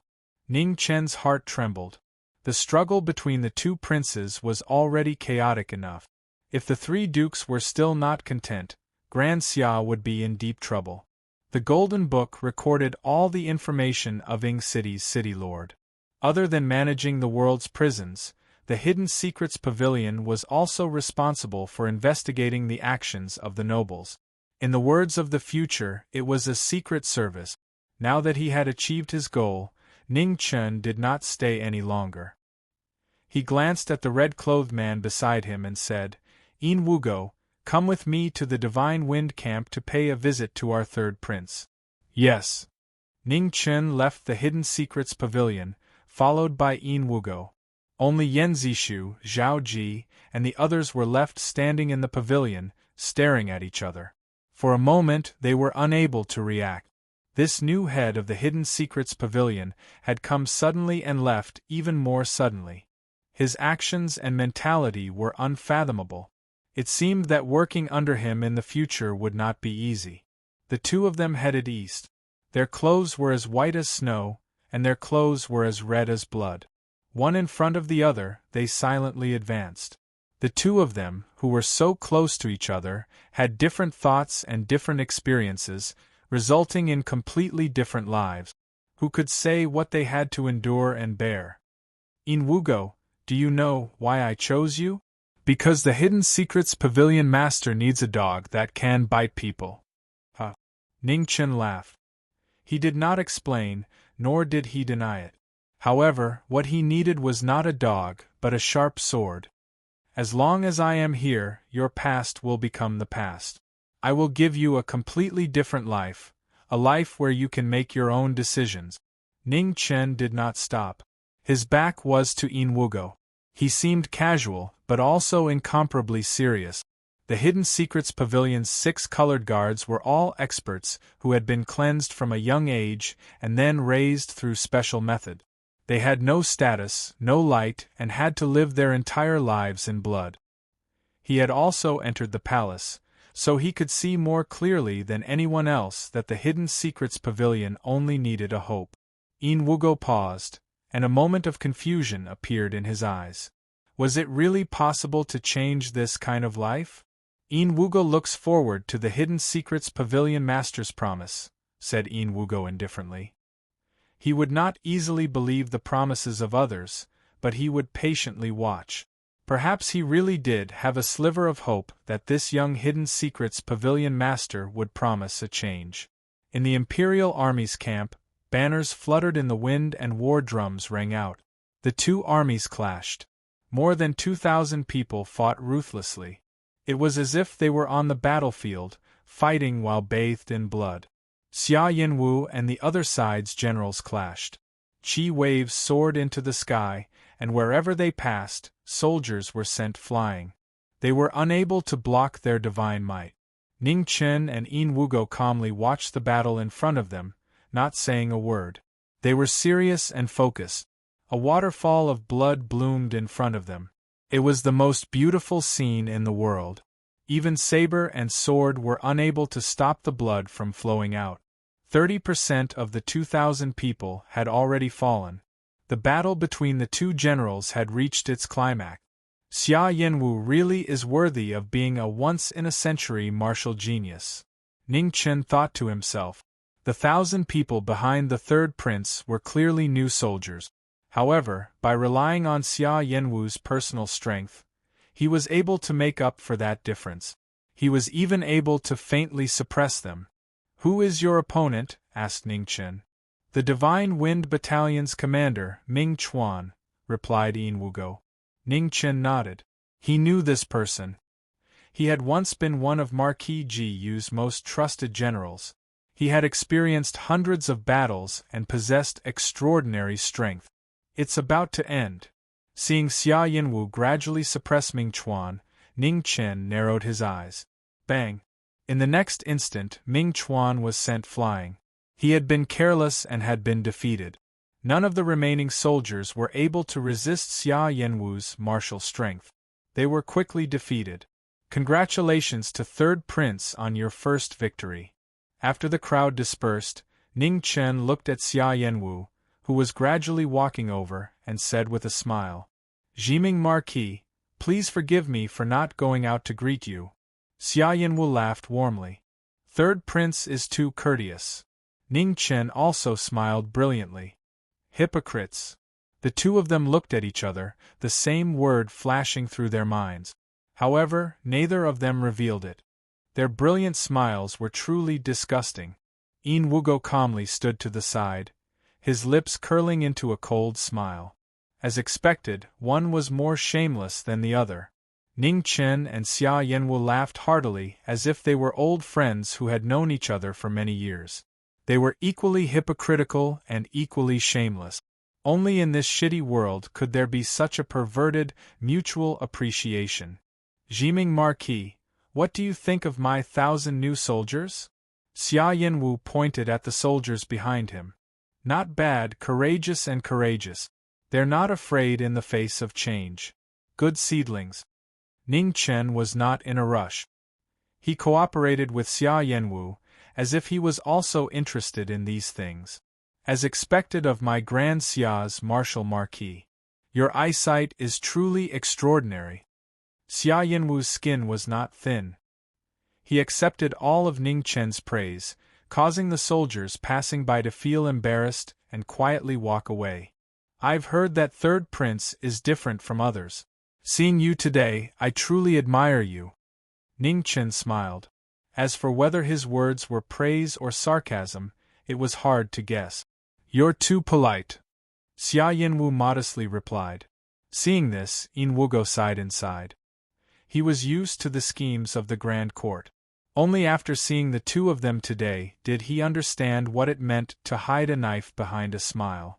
This level of hypocrisy was truly not something a normal person could compare to. "Jiming Marquis, it's rare for you to come. Why don't you go take a look at the martial arts field?" Xia Yanwu warmly suggested. It would be impolite for Ning Chen to refuse Third Prince's kindness. Ning Chen gladly agreed, the smile on his face growing wider. The three of them continued on their journey. Xia Yanwu and Ning Chen chatted happily and soon became brothers. Even though there was Yin Wugo, a taciturn person who wouldn't say a word even if he died, their journey was definitely not dull at all. Brother Ning's subordinate is very special. Xia Yanwu glanced at Yin Wugo behind Ning Chen, his words containing a hidden meaning. "Ha, Brother Yanwu overpraises him. He's just an ordinary guard." Ning Chen smiled. Yin Wugo's expression did not change at all. It was as if the two of them were not talking about him. However, under his red robes, the hand holding his sword seemed to have begun to change. He was still unable to understand how the two sides of him could be so different. This young department head had truly allowed him to see a completely different world. Even if this world did not seem much better than the hell he had originally lived in. Ha! The martial arts field was bustling with noise and shouts that shook the heavens. On the inkstone martial arts field, two figures crossed each other. The light from the spear and halberd was so dazzling that people could not open their eyes. By the time the three of them arrived, the battle had already come to an end.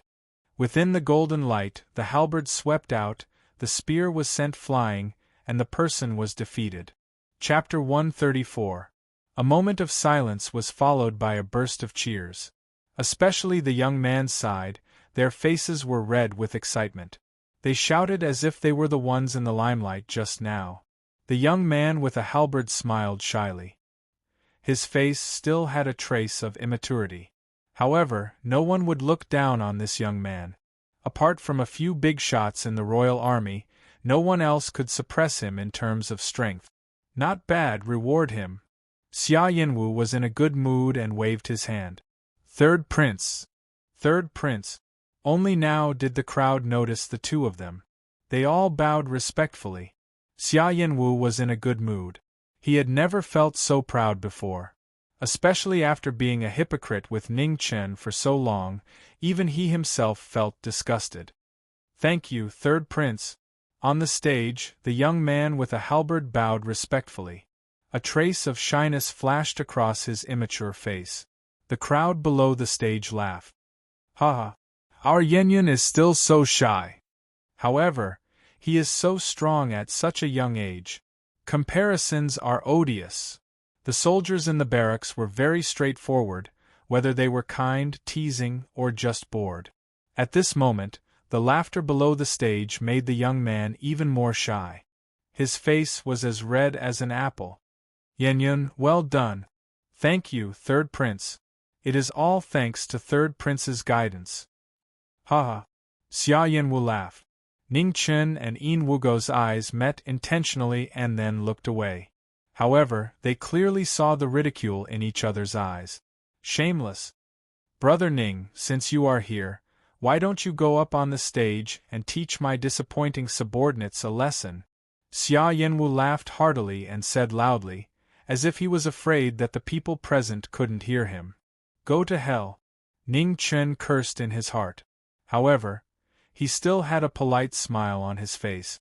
He replied, Wugo, go and fight with the little brother on the stage. Remember, don't go too far. As for him, of course, he couldn't go up. Xia Yinwu had dug such an obvious trap. He didn't want to jump into it. As the Jiming Marquis, the head of the Department of Justice, fighting with a small soldier, if he won, it would be an unfair victory. As for losing, he didn't think about that possibility. Yes, head. Yin Wugo bowed in response.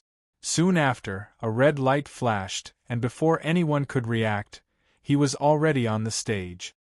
Master! The halberd-wielding youth and everyone else below the stage felt a chill run down their spines. Yen Yun, the young man with the halberd said calmly. Yin Wugo. In the next moment, both of them held their breath. The sword and the halberd faced each other from a distance. A moment later, only a flash of red could be seen. It was so fast that it made people's hearts tremble. With a bang, the battle began. Sword and halberd clashed. Was it fast or was it fast? It was so fast that one couldn't see it clearly, so fast that one would die in an instant. Neither of them held back. Sword light, halberd light, crisscrossed, no one knew whose life would be spilled in the next moment. Below, Xia Yinwu's expression became more and more serious. Although he knew that the 13 red-clothed blood guards of the Supreme Court were extraordinary, especially the leader, Yin Wugo, who had never been defeated as a prince because he stood too high, he always unconsciously overlooked too many things. Swish! The blood sword was stained with blood, and the red clothes were also stained with blood. The sword and halberd clashed, and the two people's bodies were dyed red at the same time. Not bad. Both of their eyes narrowed. When they moved again, the halberd light was like a tide. Their blood chi surged, and their cultivation techniques were pushed to the peak. One move, one move, one move, and the world shook. Everyone below was dumbfounded. They all knew that Yen Yun was strong, but no one had expected him to be this strong. However, who was this red-clothed man that could force Yen Yun to this extent?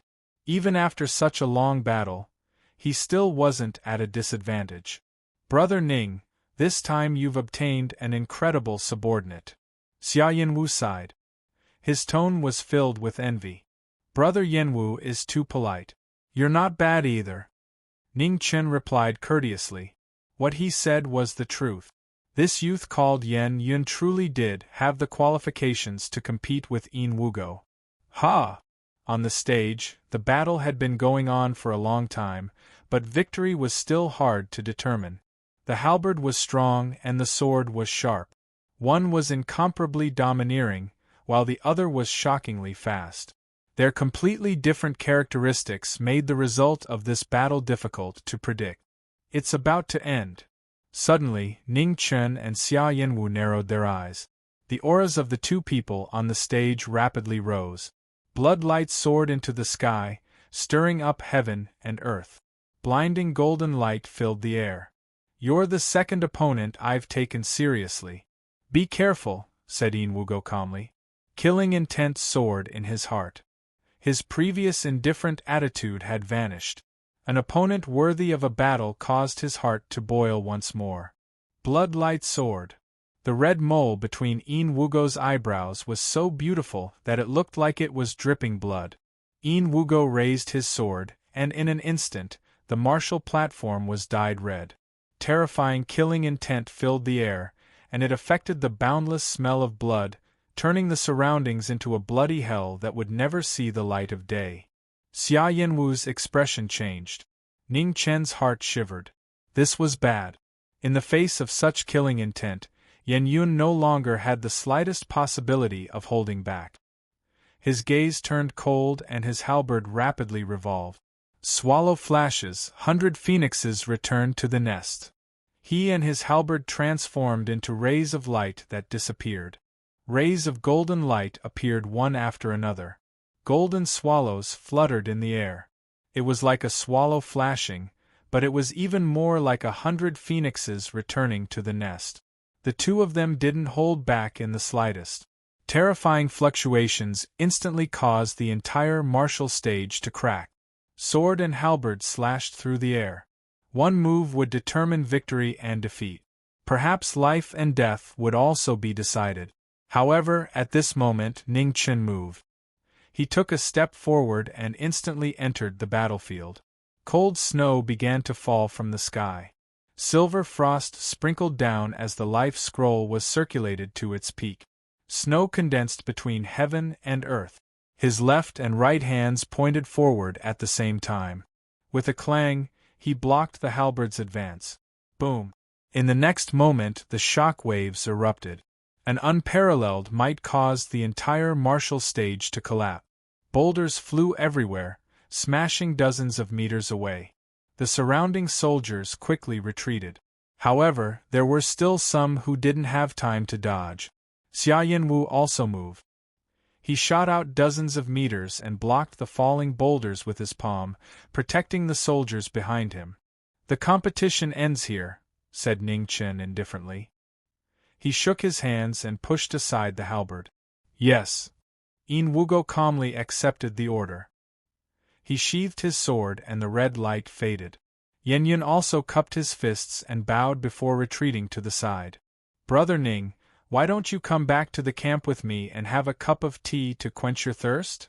Xia Yanwu walked over as if nothing had happened. It would be impolite to refuse. Ning Chen nodded. The two of them walked in front with Yin Wugo following. Before leaving, he glanced at Yan Yun.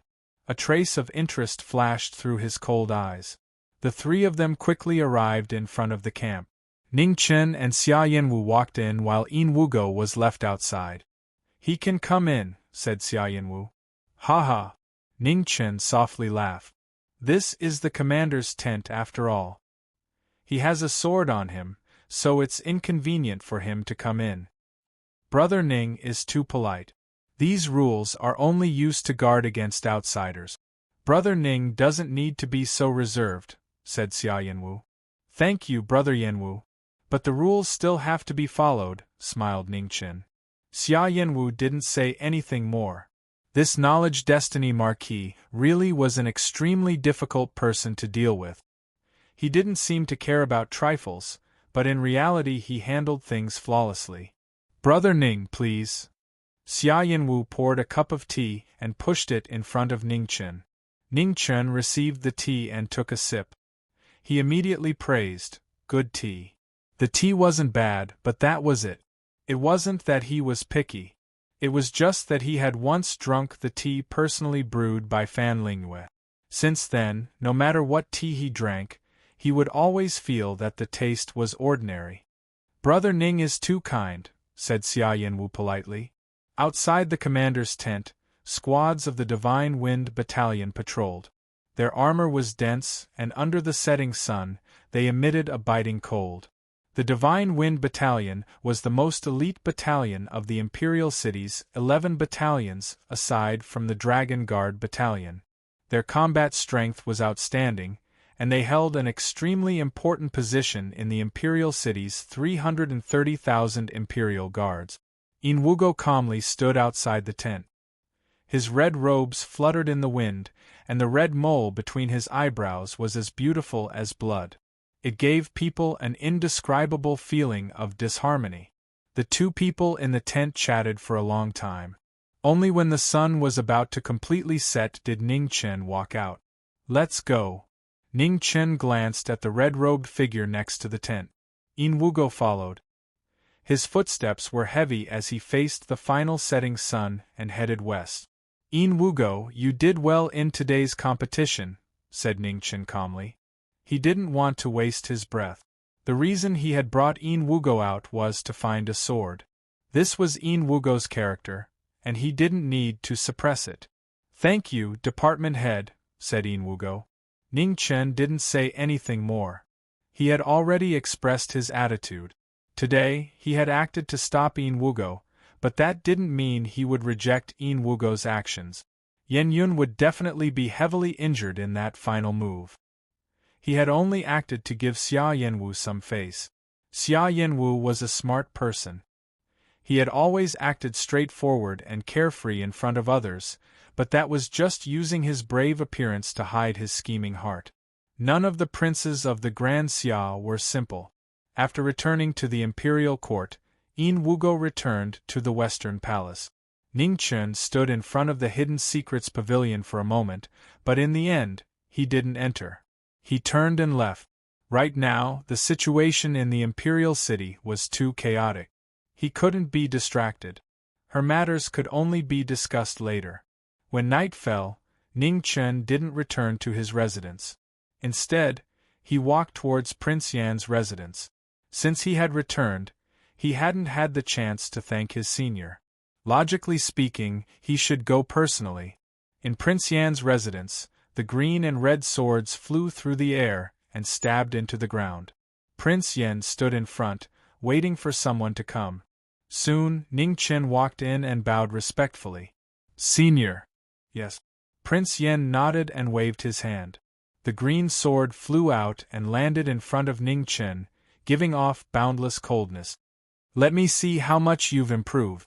Ning Chen pulled out the green sword and focused. This was his first time fighting with his senior. He also wanted to see how big the gap was between him and the strongest people in the world. In the battle with the abbot of Du Yi Temple, he had set up too many tricks.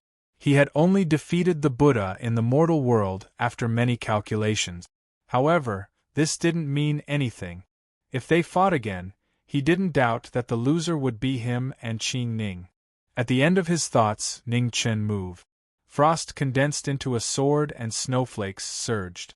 A silver shadow streaked across the air. Bang! Prince Yan flipped his hand. The red sword flew across the sky and blocked the green sword. With a bang, the aftershocks spread out quickly.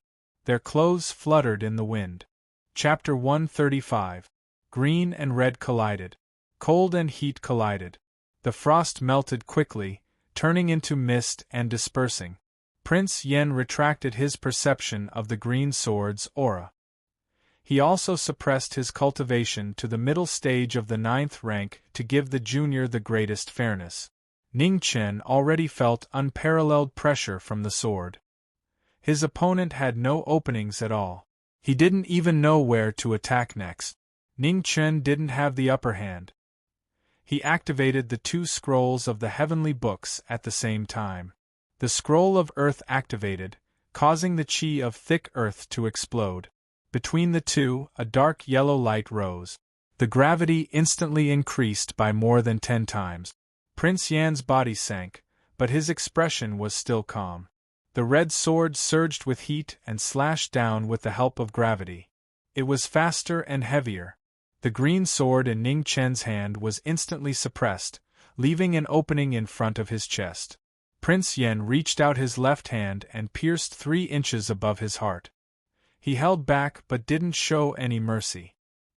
He broke through the advantage of the 2 scrolls of the heavenly books and suppressed Ning Chen again. At the critical moment, Ning Chen took half a step back. He flipped his left palm, causing waves to surge. He also attacked Prince Yan's chest. Not bad. Prince Yen nodded and dodged to the side. His sword finger swept out and a green sword light shot out. Ning Chen dodged, but with a bang, the ground shook where he was just now. In the blink of an eye, a 3-foot-long sword mark appeared. It was bottomless. Waves of the East. Seeing that his opponent was unshakable, Ning Chen raised his left palm. The blue light shone brightly and the waves rolled. The boundless sea crashed down. First defense, waves break 10,000 miles. After the palm, Ning Chen immediately changed his move. His sword split the sky and slashed down in the wave. Facing the palm power and the sword ray, Prince Yen clenched his left hand. The cold air condensed and an ice sword instantly formed. Green and red breath together, absolute chi. Prince Yan's 2 swords were as fast as lightning. The green and red swords danced and shone brightly. The moment they shone, countless sword rays flashed past. The 3 moves collided and a huge explosion erupted. The earth trembled and numerous cracks appeared, extending for 10 zhang in all directions. Ning Chen's eyes narrowed. His body moved again. 1 sword split into thousands. In an instant, it condensed into one and reached Qingyi. However, this extremely fast sword was blocked by the even faster red sword. The 2 swords collided, and the aftershock spread out, filling the air with dust and sand. Ning Chen's pupils shrank fiercely. Before he could react, an ice sword had already reached his chest. "You've lost." King Yan's hand shook, and the ice sword scattered. He said calmly. Ning Chen was slightly disappointed.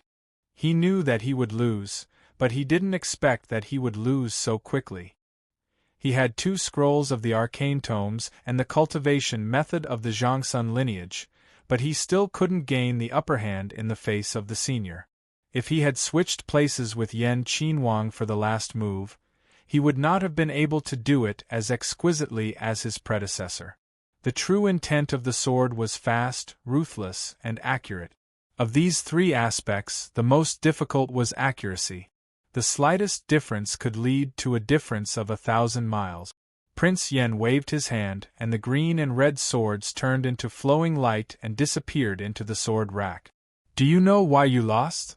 Prince Yen asked calmly. "Your foundation is not solid," Ning Chen said emotionally. Prince Yen nodded and continued, "Your martial arts progress is too fast, and you have neglected the most basic things. The path of martial arts is not only about ultimate move. In battle, there are not so many opportunities for you to gather chi and condense move. The most basic moves are the key to victory." "Thank you for your guidance, Senior." Ning Chen bowed respectfully and thanked him. His moves were all learned in battle. They were useful, but they were too utilitarian and not solid enough. He didn't pay much attention before, but after today's battle, he realized how big the gap was between him and the strongest person in the world. These days, you have been distracted too much. This will be detrimental to your path of martial arts. The most important thing in martial arts cultivation is to be distracted, especially at the crucial moment of rank 9. "You have to be careful," Prince Yen warned. "I understand." Ning Chen sighed in his heart. He couldn't leave Zhangsun alone. As for martial arts cultivation, he would take care of it if he could. If he couldn't, he could only give up temporarily. Prince Yen frowned. He could see that Ning Chen didn't listen. In a month, I will leave the imperial city. I will give you a month to settle these matters in the imperial city. After a month, you will leave with me, Prince Yen said. Although his words were calm, there was no room for objection. Ning Chen was stunned. Just as he was about to speak, Prince Yen stopped him. Don't forget that you are still my sword attendant. In this year, your freedom is up to me. Yes. Ning Chen agreed helplessly. He knew that his senior was doing it for his own good. However, a month was too tight. On the way back, the wind blew gently. Ning Chen walked on the street with a heavy heart. The more he cared, the more he felt that he didn't have enough energy. The situation in the imperial city was not optimistic. The existence of the two princes was like two time bombs that could explode at any time. Apart from that, he even suspected that the three dukes had played a dishonorable role in the background. The loyalty of the three dukes to the Xia kingdom was unquestionable. However, at this time, power was at its most turbulent period. It was inevitable that ambitious people would appear. Unknowingly, Ning Chen passed by the Yi River. Under the night sky, the brothel was at its busiest time of the day. People entered and exited. No matter what era it was, the matters between men and women were irresistible temptations. In front of the Lingyan pavilion, 4 or 5 women with exquisite figures were welcoming guests. Their clothes were so thin that one could see the bottom of their clothes. A large part of their snow-white skin was exposed. The rest of their skin was faintly discernible. Just one look was enough to make one's mouth dry. "Young master, please come in." Ning Chen had just arrived in front of the pavilion when he was pulled by a beautiful and scantily dressed lady. Following that, a gorgeously dressed lady with a slim waist and a fat butt came over to help. She smelled good and smiled coquettishly. Her full breasts were almost pressing on Ning Chen's body, forcefully pushing him in. The pavilion was extremely spacious, but there were already many guests. Most of the tables were already occupied. The lady accompanied him on both sides. Her clothes were half undone. She looked a little drunk and seductive. Her decadent aura made people restless. Ning Chen glanced around the hall without leaving a trace. He acted like an ordinary person, a little shy and a little curious. In front of these pitiful ladies, he would not disturb them if he could. "Young master, this is your first time here. How about big sister accompany you?" As soon as they entered the pavilion, the young lady used all her skills and half-hugged Ning Chen. Her body pressed against Ning Chen's body. Her originally thin clothes were almost no different from being naked at this moment. The fragrance of her body rushed into Ning Chen's nose without reservation, causing Ning Chen, who was still very calm before, to blush. "Haha, little brother, you're shy. I like you so much." Yen Chui knew that she had met a virgin at first glance. Her eyes sparkled and her heart was filled with joy. The young man in front of her was handsome and had a clean aura. Although she had been in this business for a long time and had seen all kinds of people, she still wanted to be with someone she was comfortable with. "I'm here to look for someone," Ning Chen said shyly. "Haha, little brother, don't be shy.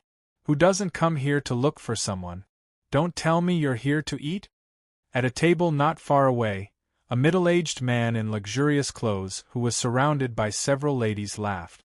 "I'm really here to look for someone," Ning Chen explained in a low voice. "Yes, you're looking for someone. If little brother doesn't mind, sister will accompany you." Yen Chui snickered. She did not expose him and went along with Ning Chen. It was not easy to find someone she liked. She could not scare him away. Ning Chen smiled. He found a place nearby and ordered some dishes. However, he did not touch them. He just drank tea quietly. He did not speak or do anything. He looked simple and normal. Yen Chui was happy. She thought that Ning Chen was shy and was trying to pretend to be calm. She stayed by his side and rubbed her plump chest against him from time to time. Every time she got up to pour tea, her slender waist would bend slightly. Her entire chest was exposed. The fragrance would come and tug at his heartstrings. Every time at this time, Ning Chen's face would blush. His handsome face would look even more shy. Yen Chui giggled. Her intention to tease the little guy in front of her was even stronger. Sister, what are the things upstairs for? Ning Chen raised his head curiously and asked with a little shyness on his face. Yen Chui rolled her eyes and said seductively, "Haha, there are fun places upstairs. Little brother, do you want to accompany sister upstairs to have a look?" Ning Chen lowered his head slightly and did not speak. His face instantly turned red. Ding! At this moment, the pleasant sound of zither rang in the attic. The sound of zither was faint and dreamy. In the blink of an eye, it dispelled the decadent sound in the attic. The entire attic was abnormally quiet in an instant. Only the celestial sound echoed for a long time. Fairy Sue's zither. The middle-aged man who teased Ning Chen before reacted and shouted with a love-struck and joyful face. "I've heard that Fairy Fian is good at both zither and dancing. My young master is here to visit today. I wonder if he can meet you?" At the same time, on the second floor, the doors of several rooms opened. A few figures in luxurious clothes walked out. One of the attendants saw the master's eyes and asked. His tone was polite and calm without a trace of neglect. In the room covered by the bead curtain, a clear voice came out. It was like the tinkling of clear water. She declined politely. "Miss has not been feeling well recently. She can't meet guests. Please forgive her, young master." "Then I wonder what illness Fairy Sue is suffering from. My young master may be able to help." The attendant who spoke earlier chuckled and spoke again. Although his words were still polite, there was a trace of aggressiveness. As soon as the words fell, the scene was silent for a while. Everyone could hear that the attendant's words were somewhat forceful. Fairy Sue had been ill for a long time and rarely showed up. This was already a well-known fact. However, the Lingyan Pavilion's background was unfathomable. Few people dared to offend it. But they did not expect such a scene to appear today. Ning Chen raised his head and looked at a room on the second floor. He drank tea while quietly watching this farce. He had no intention of intervening. He had heard of the name Su Fian. She was a 3-time courtesan. Her beauty spread far and wide. Moreover, she was well versed in poetry and book. She was also a rare talent in the world.